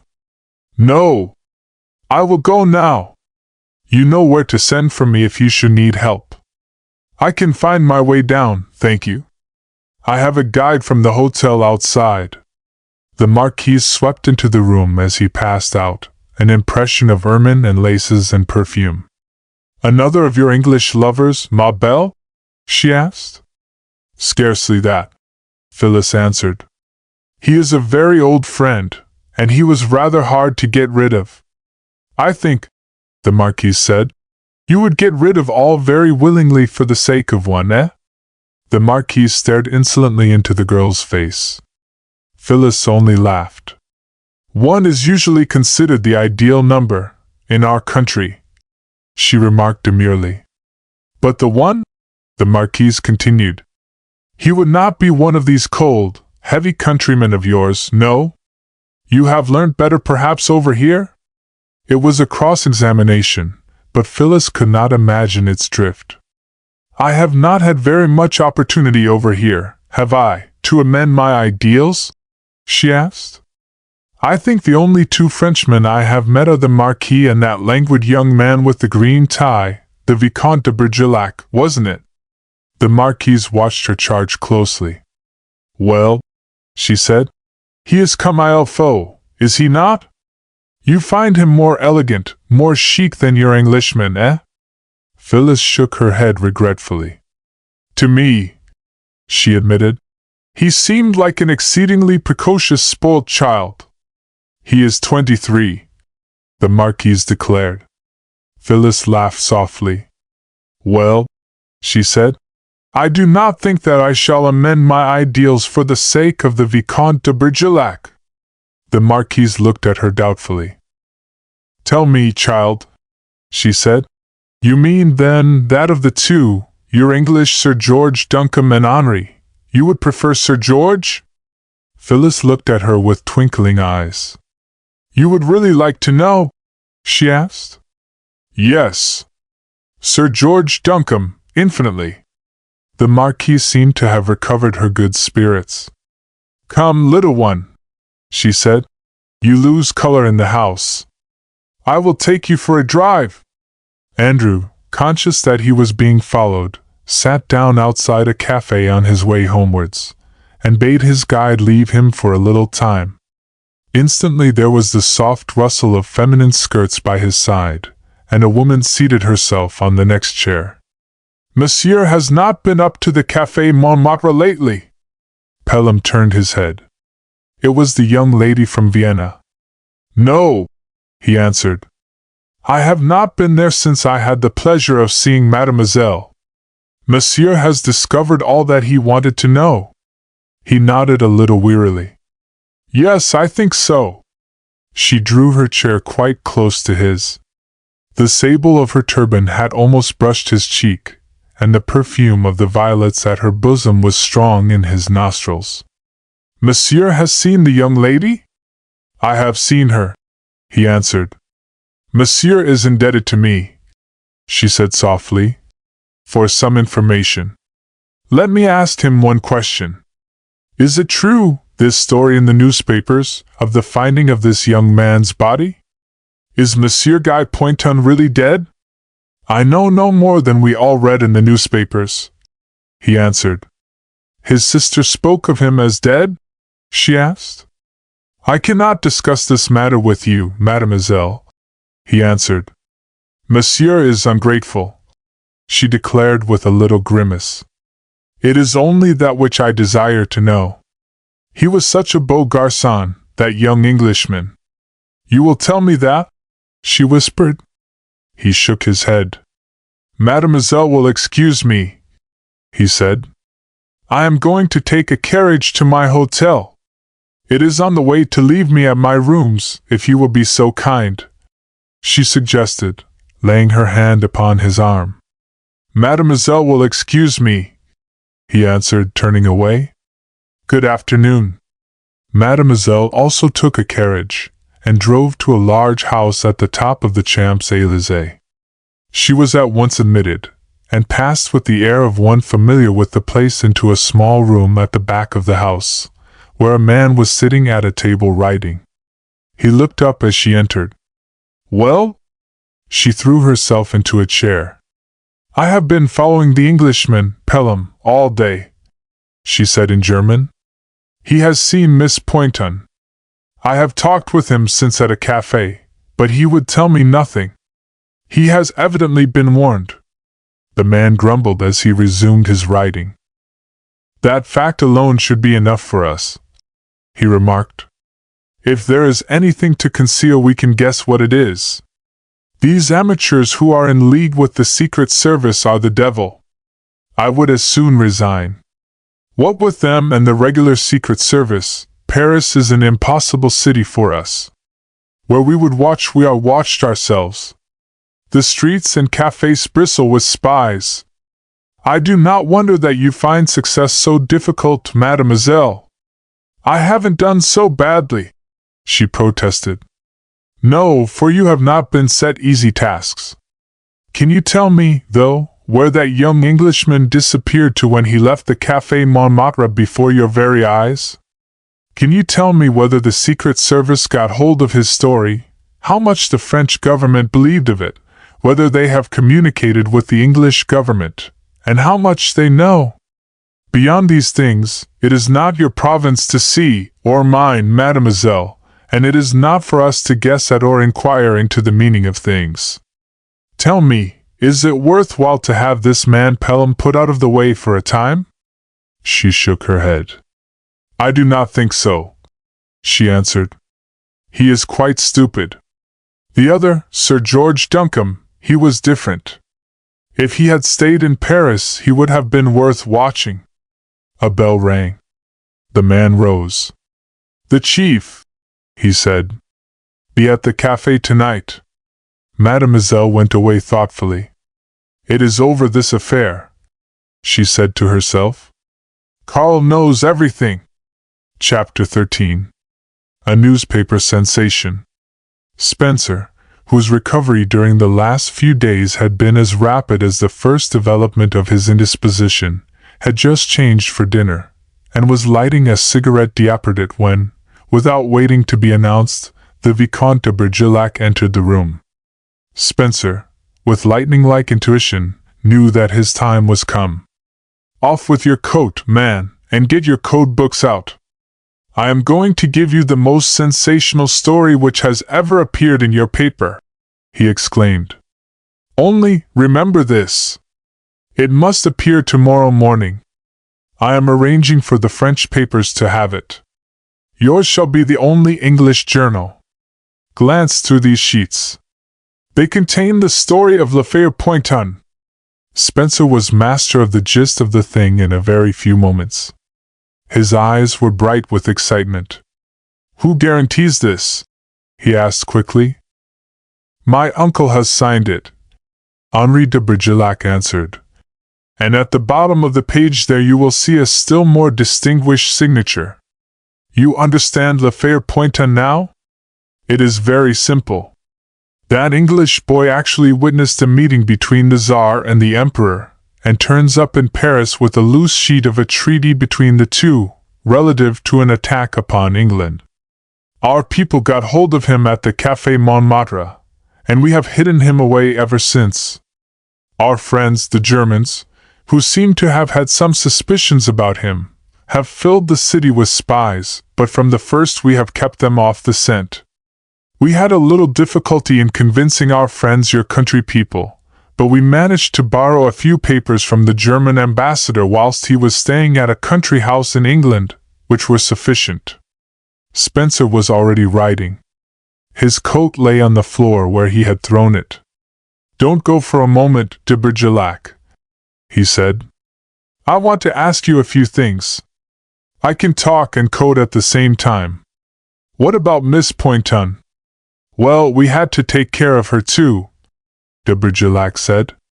Of course all her inquiries over here would have led to nothing, but they knew her at the English embassy, so we walked her off from the Café Montmartre one night and took her to a friend of mine, the Marquise de St. Ethel.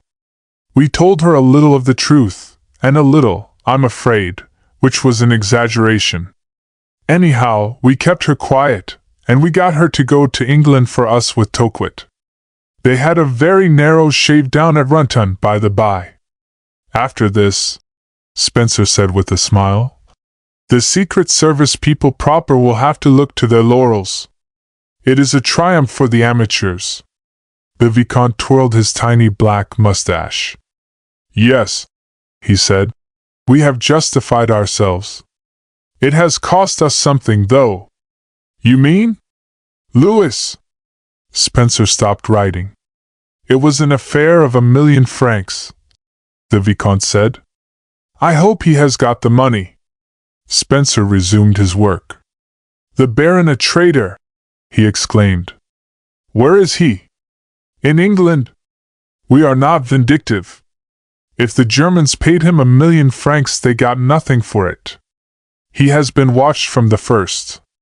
We knew of it the moment he came to terms with them. He only knows bare facts. Nothing beyond. He is going to Brazil, I think. We shall not interfere.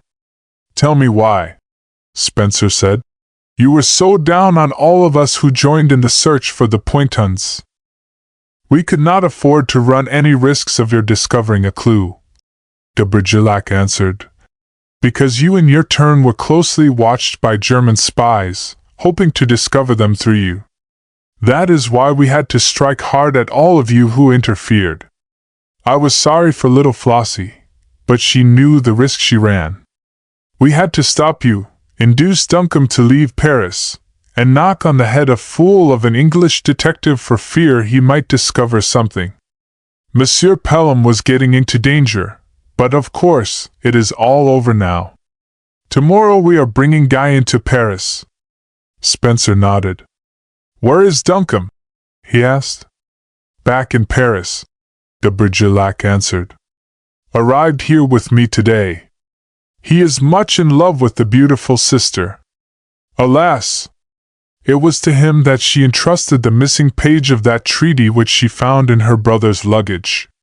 Some day I must tell you of my adventures in England last night, when I went over to get it and found Louis a little ahead of me. Some day, Spencer murmured, writing for dear life, with the perspiration streaming down his forehead. My dear Vicomte, do you mind ringing the bell? I want my servant. I must telegraph my paper to warn them of this. They must clear 2 columns of type for me. The Vicomte did as he was asked. Then he turned towards the door. I will leave you, he said. The dust of England is still in my throat. Absinthe, a bath and dinner. Au revoir, mon ami. Confess that I have kept the promise which Louis made you. It is what you call a coup, this, eh? Out on the boulevards the papers were selling like wildfire. The Vicomte bought one, and sitting down outside a café ordered absinthe. The great headlines attracted him at once.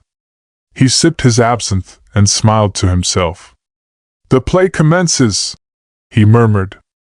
I must return to Monsieur Spencer. Spencer was still working like a madman. I must interrupt you for a moment, de Bergerac said. I have brought you an evening paper. The Baltic fleet has sunk 6 English fishing boats, and the whole country is in a frenzy. It is the beginning. Spencer nodded. Leave the paper, there's a good fellow, he said. I will look it through presently. If there is time, if there is only time, this will be the greatest night of my life. No other paper has a hint, you say? Not one. If I could put back the clock a single hour, Spencer muttered. Never mind. Williams, more sheets. De Bergerac took his leave. He had telephoned for his motor, which was waiting outside. He gave the order to drive to his rooms. On the way he passed the great pile of buildings in the Louvre. In a room at the extreme end of the pile a light was burning. De Bergerac looked at it curiously. A small brougham, which he recognized, stood outside. If one could see inside, he muttered. It should be interesting. In a sense it was interesting. Monsieur Grisson sat there in front of his open table. His secretary's place by his side was vacant. Opposite sat a tall man with gray hair and dark mustache. He was dressed for the evening, and his breast glittered with stars and orders. "It is exceedingly kind of you, monsieur," he said, "to grant me this interview at so short notice. I was most anxious to apprise you of news, which as yet I believe has not found its way into your papers. You have read accounts of a Russian attack upon an English fishing fleet, but you have not yet been informed of the presence, the undoubted presence, of Japanese torpedo boats concealed amongst them." Monsieur Grisson raised his eyebrows. "Indeed no," he answered. "We have not even heard a rumor of anything of the sort." "Nevertheless, their presence was indubitable," the prince declared. "In those circumstances, monsieur, you can doubtless understand that our reply to any protests on the part of England will be of an unpacific nature. We should not for a moment allow ourselves to be dictated to by the allies of our enemy." "Naturally," Monsieur Grisson answered. "On the other hand, you surely do not wish to embroil yourself in a quarrel with England at the present moment?" "We wish to quarrel with no one," the prince answered haughtily. "At the same time, we are not afraid of England. We recognize the fact that if war should come it is an independent affair, and does not come under the obligations of our alliance. We ask, therefore, for your neutrality alone." Monsieur Grisson bowed. "But, Prince," he said gravely, "you speak lightly enough of the possibilities of war, but surely you must know that the English fleet in the Channel and at Gibraltar altogether outmatches the Baltic fleet." "A Russian," the prince answered grandly, "is not afraid of great odds." Monsieur Grisson bowed. "For the sake of humanity," he said, "I trust most sincerely that the affair may be peaceably arranged. If the contrary should turn out to be the case, I can only say that in a quarrel which concerns Russia and England alone, France would remain benevolently neutral. As you have remarked, the obligations of our treaty do not apply to such a case." The prince played nervously with the star at his chest. Both men were well aware that up to now they had been merely playing with words. "There is another contingency," the Russian remarked, "which, now we are upon the subject, it would perhaps be as well to allude to. The relations between Germany and England, as you know, just now are very sorely strained. If Germany should take advantage of the present situation to make a demonstration against England, that, of course, would not, from your point of view, affect the situation?" Monsieur Grisson looked like a man who sees before him amazing things. "My dear prince," he said, "do not let us misunderstand one another. You cannot by any possibility be suggesting that Germany might associate herself with you in your resistance to possible English demands?" The Russian leaned back in his chair. "Germany is on the spot," he remarked, "and knows the fact of the case.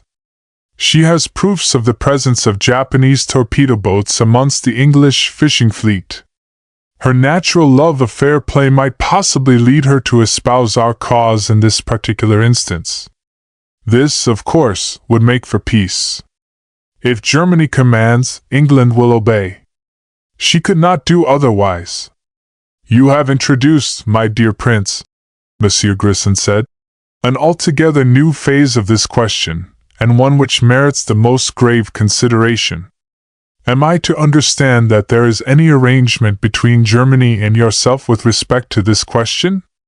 "Scarcely anything so definite as an arrangement," the prince answered. "Merely an understanding." Monsieur Grisson had the air of a man who had just received grave tidings of his dearest friend. "Is this, Monsieur le Prince," he said, "entirely in accord with our own treaty obligations?" "We do not consider it to be in contravention to them," the prince answered. The gravity of Monsieur Grisson's manner grew even more pronounced. "My dear prince," he said, "you are doubtless aware that during the last few weeks there have been some very strange rumors about as to a meeting between your master and the Emperor of Germany, and an agreement which was forthwith signed between them." I need not remark that all such rumors were entirely discredited here. Such a meeting kept secret from us would of course be very seriously considered here." The prince smiled. He remained admirably self-possessed, though the very veins in his forehead were swollen with anger. "A canard of the sort has reached my ears," he remarked. "Some English boy, I believe, imagined or dreamed that he saw some such meeting. We scarcely need, I think, to discuss this seriously." "Personally, I agree with you," Monsieur Grisson said smoothly. "My ministry, however, seemed to have been a little impressed by the boy's story. An autograph letter from the Tsar, denying it, would perhaps make our negotiations more easy." "It shall be forthcoming," the prince remarked, rising. "By the by, I hear reports of great activity from Cherbourg." "More maneuvers, eh?" Monsieur Grisson shrugged his shoulders. "Our new naval chief," he remarked, "is a marvel of industry. You know the English proverb about the new broom, eh?" The prince bowed. "During the next few hours," he remarked, "many things may happen. You will be always accessible?" "I shall not leave my post, Prince," Monsieur Grisson answered. "You will find me here at any time." Chapter 14. The Man Who Saved His Country. On the following morning the inhabitants of London, Paris, Berlin, and St. Petersburg, for a sum varying from a halfpenny to a penny, were treated to sensationalism as thrilling as any 6-shilling shocker hot from the press and assured of its 500,000 circulation. One English and one French newspaper outdid their competitors by publishing side by side with their account of the exploits of the Russian fleet a marvelous but circumstantial story of a meeting and alliance between the rulers of Germany and Russia. The eyes of the whole world were turned towards Kiel, and more wonderful rumors still flashed backwards and forwards along the wires throughout Europe. A great mobilization can be kept secret up to a certain point, but when men and ships are collected and ready, the truth must out. At an unusually early hour Monsieur Grisson, supported now by 2 members of his ministry, received a visit from the Russian and German ambassadors, Prince Korndoff and Count von München. The usual compliments were quickly exchanged. "I have asked my friend Count von München to accompany me," Prince Korndoff explained, "because we are here to speak with you on a matter concerning which our interests are identical. You have read the demands which England has dared to lay before my master with reference to the encounter in the North Sea." Monsieur Grisson bowed. "I have studied them with great interest," he admitted. "I do not need tell you then that they are scouted with indignation by my master and his advisers," the prince answered. "Neither shall we permit for a single moment the detention of our fleet upon its mission." "That means, then, war with England," Monsieur Grisson remarked quietly. "Unless they instantly withdraw their insolent demands, undoubtedly," the prince answered. Monsieur Grisson turned to the German. "And you, Count?" he asked. "How does this concern you?" "We also," the Count answered, "consider the demands of England unwarrantable. We believe that there were undoubtedly Japanese torpedo boats concealed amongst the English fishing fleet, and we consider that the action of the admiral in command of the Russian fleet was fully justified." "You are prepared, then, to give Russia your moral support?" the President asked. "We are prepared to do more," the Count answered boldly. "If England persists in her demands, we are prepared to demonstrate against her." Monsieur Grisson assumed a very grave expression. "I too," he said, "have lost no time in endeavoring to solve the mystery of this North Sea incident. I have been in communication with the English ambassador, and I have collected all the evidence possible. There is absolutely no proof obtainable of the presence of any Japanese craft amongst the English fishing fleet. I submit, therefore, that this is a case for arbitration. I consider that up to the present our friends on the other side of the Channel have displayed commendable moderation in a time of great excitement, and I am happy to say that I have the authority of Lord Fothergill himself for saying that they will consent to submitting the affair to a commission of arbitration." The President's words were received with chilling silence. It was the Prince who, after a short silence, replied. "Arbitration," he said coldly, "does not commend itself to us. We have been insulted. Our country and our gallant fleet have been held up to ridicule throughout the whole English press. We are tired of being dictated to and bullied by a weaker power, the openly declared ally of our enemy. England has long been seeking for a casus belli with us. At last she has found it." Monsieur Grisson whispered for a moment to one of his colleagues. Then he turned once more to the Prince. "Let us understand one another, Monsieur le Prince," he said. "And you, Count von Munchen, you have come to announce to me your intention to jointly make war upon England. St. Petersburg is to refuse her demands, England will naturally strike at the Baltic fleet, and Germany will send her fleet to the rescue, and at the same time land troops somewhere in the north of England. Russia, I presume, will withdraw her troops from Manchuria and strike at India." "No, no," Count von Munchen protested. "I can assure you, monsieur, it is not our intention to land a single German soldier in England.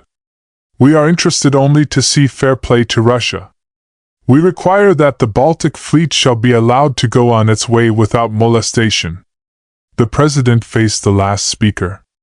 His gray bushy eyebrows met in a frown. "Then what, Count," he asked, "is the meaning of the mobilization of 200,000 men at Kiel? What is the meaning of your state railroads running west being closed last night to all public traffic? Why have you cabled huge orders for government supplies? Why were you running trains all last night to the coast? Do you suppose that our Secret Service slumbers, that we are a nation of babies?" The Count made an effort to retain his composure. "Monsieur le Président," he said, "the reports which have reached you have been much exaggerated. It is necessary for us to back up our protests to England by a show of force." Monsieur Grisson smiled. "Enough of this, gentlemen," he said. "We will now talk to one another as men who have weighty affairs to deal with simply and directly. The story of the meeting between your two rulers which you, Prince Korndorf, have alluded to as a fairy tale was a perfectly true one. I have known of that meeting some time, and I have certain proof of what transpired at it. The North Sea incident was no chance affair. It was a deliberately and skillfully arranged casus belli, although your admiral, Prince Korndorf, had to go 100 miles out of his way to find the Dogger Bank fishing fleet. You spoke to me last night of Cherbourg, Prince. I think that after all your Secret Service is scarcely so successful as mine, for I can assure you that you will find there all that is to be found today at Kiel." The Prince was amazed. "But, Monsieur le Président," he exclaimed, "you cannot mean you, our ally." The President extended a forefinger. "It was no part of our alliance," he said sternly, "that you should make a secret treaty with another power, and keep hidden from us no less a scheme than the invasion of England. My cabinet have dealt with this matter on its own merits. I have the honor to tell you, gentlemen, that I have concluded an alliance with England to come into effect in the case of your carrying out your present intention. For every army corps you succeed in landing in England, I too shall land one, only, I think, with less difficulty. And for every German ship which clears for action in the North Sea, 2 French ones will be prepared to meet her. I think, Monsieur le Président," he said stiffly, "that this discussion had better be postponed until after I have had an opportunity of communicating with my imperial master. I must confess, sir, that your attitude is a complete surprise to me." "As you will, sir," the President answered. "I am perhaps more a man of affairs than a diplomatist, and I have spoken to you with less reserve than is altogether customary. But I shall never believe that diplomacy which chooses the dark and tortuous ways of intrigue and misrepresentation is best calculated to uphold and strengthen the destinies of a great nation. I wish you good morning, gentlemen." For 48 hours the war fever raged, and the pendulum swung backwards and forwards. The cables between Berlin and St. Petersburg were never idle. There was a rumor, amongst those behind the scenes, of an enormous bribe offered to France in return for her neutrality alone. Its instantaneous and scornful refusal practically brought the crisis to an end. The German host melted away, and the Baltic fleet passed on. St. Petersburg accepted the British demands, and a commission of arbitration was appointed. Henri de Bergerac read out the news from the morning paper, and yawned. "C'est fini, l'affaire Pointon," he remarked. "You can get ready as soon as you like, Guy. I am going to take you into Paris to your sister." Guy looked up eagerly. "My pardon?" he asked. The Vicomte made a wry face. "Heavens!" he exclaimed. "I forgot that there were still explanations to make. Fill your abominable pipe, mon ami, and think that tomorrow or the next day you may be in your beloved England. Think how well we have guarded you here when a dozen men were loose in Paris who would have killed you on sight. Remember that in the underground history of England you will be known always as the man who saved his country. I shouldn't wonder in the least if you weren't decorated when you get home. Think of all these things hard." "All right," Guy answered. "Go ahead. You never killed anyone. The duel was a fake. You were not exactly sober. That was entirely our fault, and we had to invent some plan to induce you to come into hiding peacefully. Voilà tout! It is forgiven?" Guy laughed a great laugh of relief. "Rather," he exclaimed. "What an ass I must have seemed, asking that old Johnny for a pardon." The Vicomte smiled. "The old Johnny, Guy, was the President of France. He wanted to know afterwards what the devil you meant." Guy rose to his feet. "If you tell me anything else," he said, "I shall want to punch your head." The Vicomte laughed. "Come," he said, "I will return you to your adorable sister." Chapter 15. A merry meeting. Monsieur Albert was not often surprised, and still less often did he show it. The party, however, who trooped cheerily into his little restaurant at something after midnight on this particular morning, succeeded in placing him at a disadvantage. First there was the Vicomte de Bergerac, one of his most important and influential patrons for many reasons, whose presence alone was more than sufficient guarantee for whoever might follow. Then there was the Marquise de St. Ethel, one of the haute noblesse, to welcome whom was a surpassing honor. And then Monsieur Guy Pointon, the young English gentleman, whose single appearance here a few weeks back had started all the undercurrents of political intrigue, and who for the justification of French journalism should at that moment have been slowly dying at the morgue. And with him the beautiful young English lady who had come in search of him, and who, as she had left the place in the small hours of the morning with Monsieur Louis, should certainly not now have reappeared as charming and as brilliant as ever, her eyes soft with happiness, and her laugh making music more wonderful than the violins of his little orchestra. And following her the broad-shouldered young Englishman, Sir George Duncombe, who had once entertained a very dangerous little party in his private room upstairs, and against whom the dictum had gone forth. And following him the Englishman with the heavy glasses, whom l'affaire Pointon had also brought before to his café, and with whom Mademoiselle from Austria had talked long and earnestly. And lastly Monsieur Spencer, the English journalist, also with a black cross after his name, but seemingly altogether unconscious of it. Monsieur Albert was not altogether at his best. Such a mixture of sheep and goats confused him. It was the Vicomte who, together with the head waiter, arranged a redistribution of tables so that the whole party could sit together. It was the Vicomte who constituted himself host. He summoned Monsieur Albert to him. "Albert," he said, with a little wave of the hand, "these ladies and gentlemen are my friends. To quote the words of my charming young companion here, Monsieur Guy Pointon, whom you may possibly remember." Monsieur Albert bowed.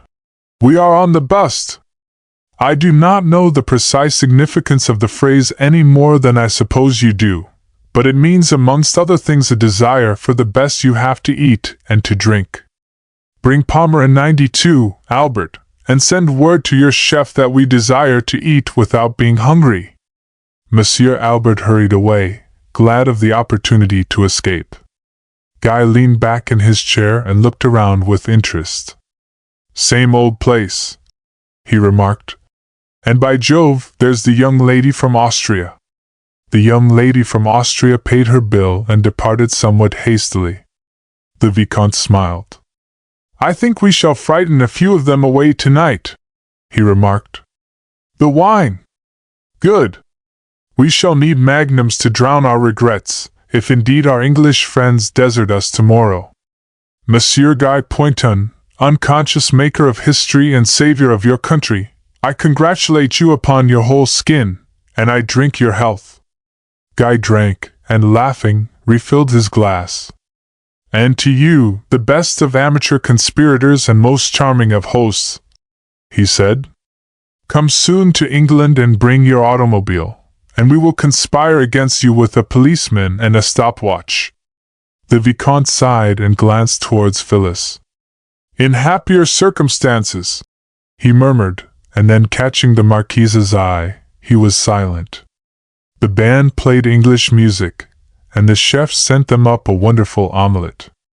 Mademoiselle Ermine, from the Folies Bergères, danced in the small space between the tables, and the Vicomte, buying a cluster of pink roses from the flower girl, sent them across to her with a diamond pin in the ribbon. The Marquise rebuked him half seriously, but he only laughed. "Tonight," he said, "is the end of a great adventure. We amateurs have justified our existence. Tonight I give away all that I choose." "Ah, Angélie," he murmured in her dainty little ear, "if I had but a heart to give!" She flashed a quick smile into his face, but her forehead was wrinkled. "You have lost it to the young English miss. She is beautiful, but so cold." "Do you think so?" he whispered. "Look." Phyllis was seated next Duncombe, and he too was whispering something in her ear. The look with which she answered him told all that there was to know. The Marquise, who had intercepted it, shrugged her shoulders. "It is not worthwhile, my friend, that you break your heart," she murmured, "for that one can see is an affair arranged." He nodded. "After all," he said, "the true Frenchman loves only in his own country, or in any other where he may chance to be," she answered drily. "Never mind, Henri. I shall not let you wander very far. Your supper party has been delightful, but you see the time." They trooped down the narrow stairs laughing and talking. Duncombe and Phyllis came last, and their hands met for an instant behind the burly commissionaire. "Until tomorrow!" "Until tomorrow," she echoed softly, as he handed her into the electric coupe. Andrew and he drove down the hill together. Duncombe was a little ill at ease. "There is one thing, Andrew," he said, "which I should like to say to you. I want you to remember the night in your garden, when you asked me to come to Paris for you." "Yes? I warned you, didn't I? I knew that it would come, and it has." Andrew smiled in gentle scorn. "My dear Duncombe," he said, "why do you think it necessary to tell me a thing so glaringly apparent? I have nothing to blame you for. It was a foolish dream of mine, which I shall easily outlive. For, George, this has been a great day for me. I believe that my time for dreams has gone by." Duncombe turned towards him with interest. "What do you mean, Andrew?" "I have been to see Foudroy, the great oculist. He has examined my eyes carefully, and he assures me positively that my eyesight is completely sound. In 2 months' time I shall see as well as anyone." Duncombe's voice shook with emotion. He grasped his friend's hand. "That is good, magnificent, Andrew," he declared. Their carriage rattled over the cobbled stones as they crossed the square. The white, mysterious dawn was breaking over Paris. Andrew threw his head back with a laugh. "Back into the world, George, where dreams are only the cobwebs of time, and a man's work grows beneath his hands like a living statue to the immortals. I feel my hands upon it, and the great winds blowing. Thank God!" The end. Transcriber's note: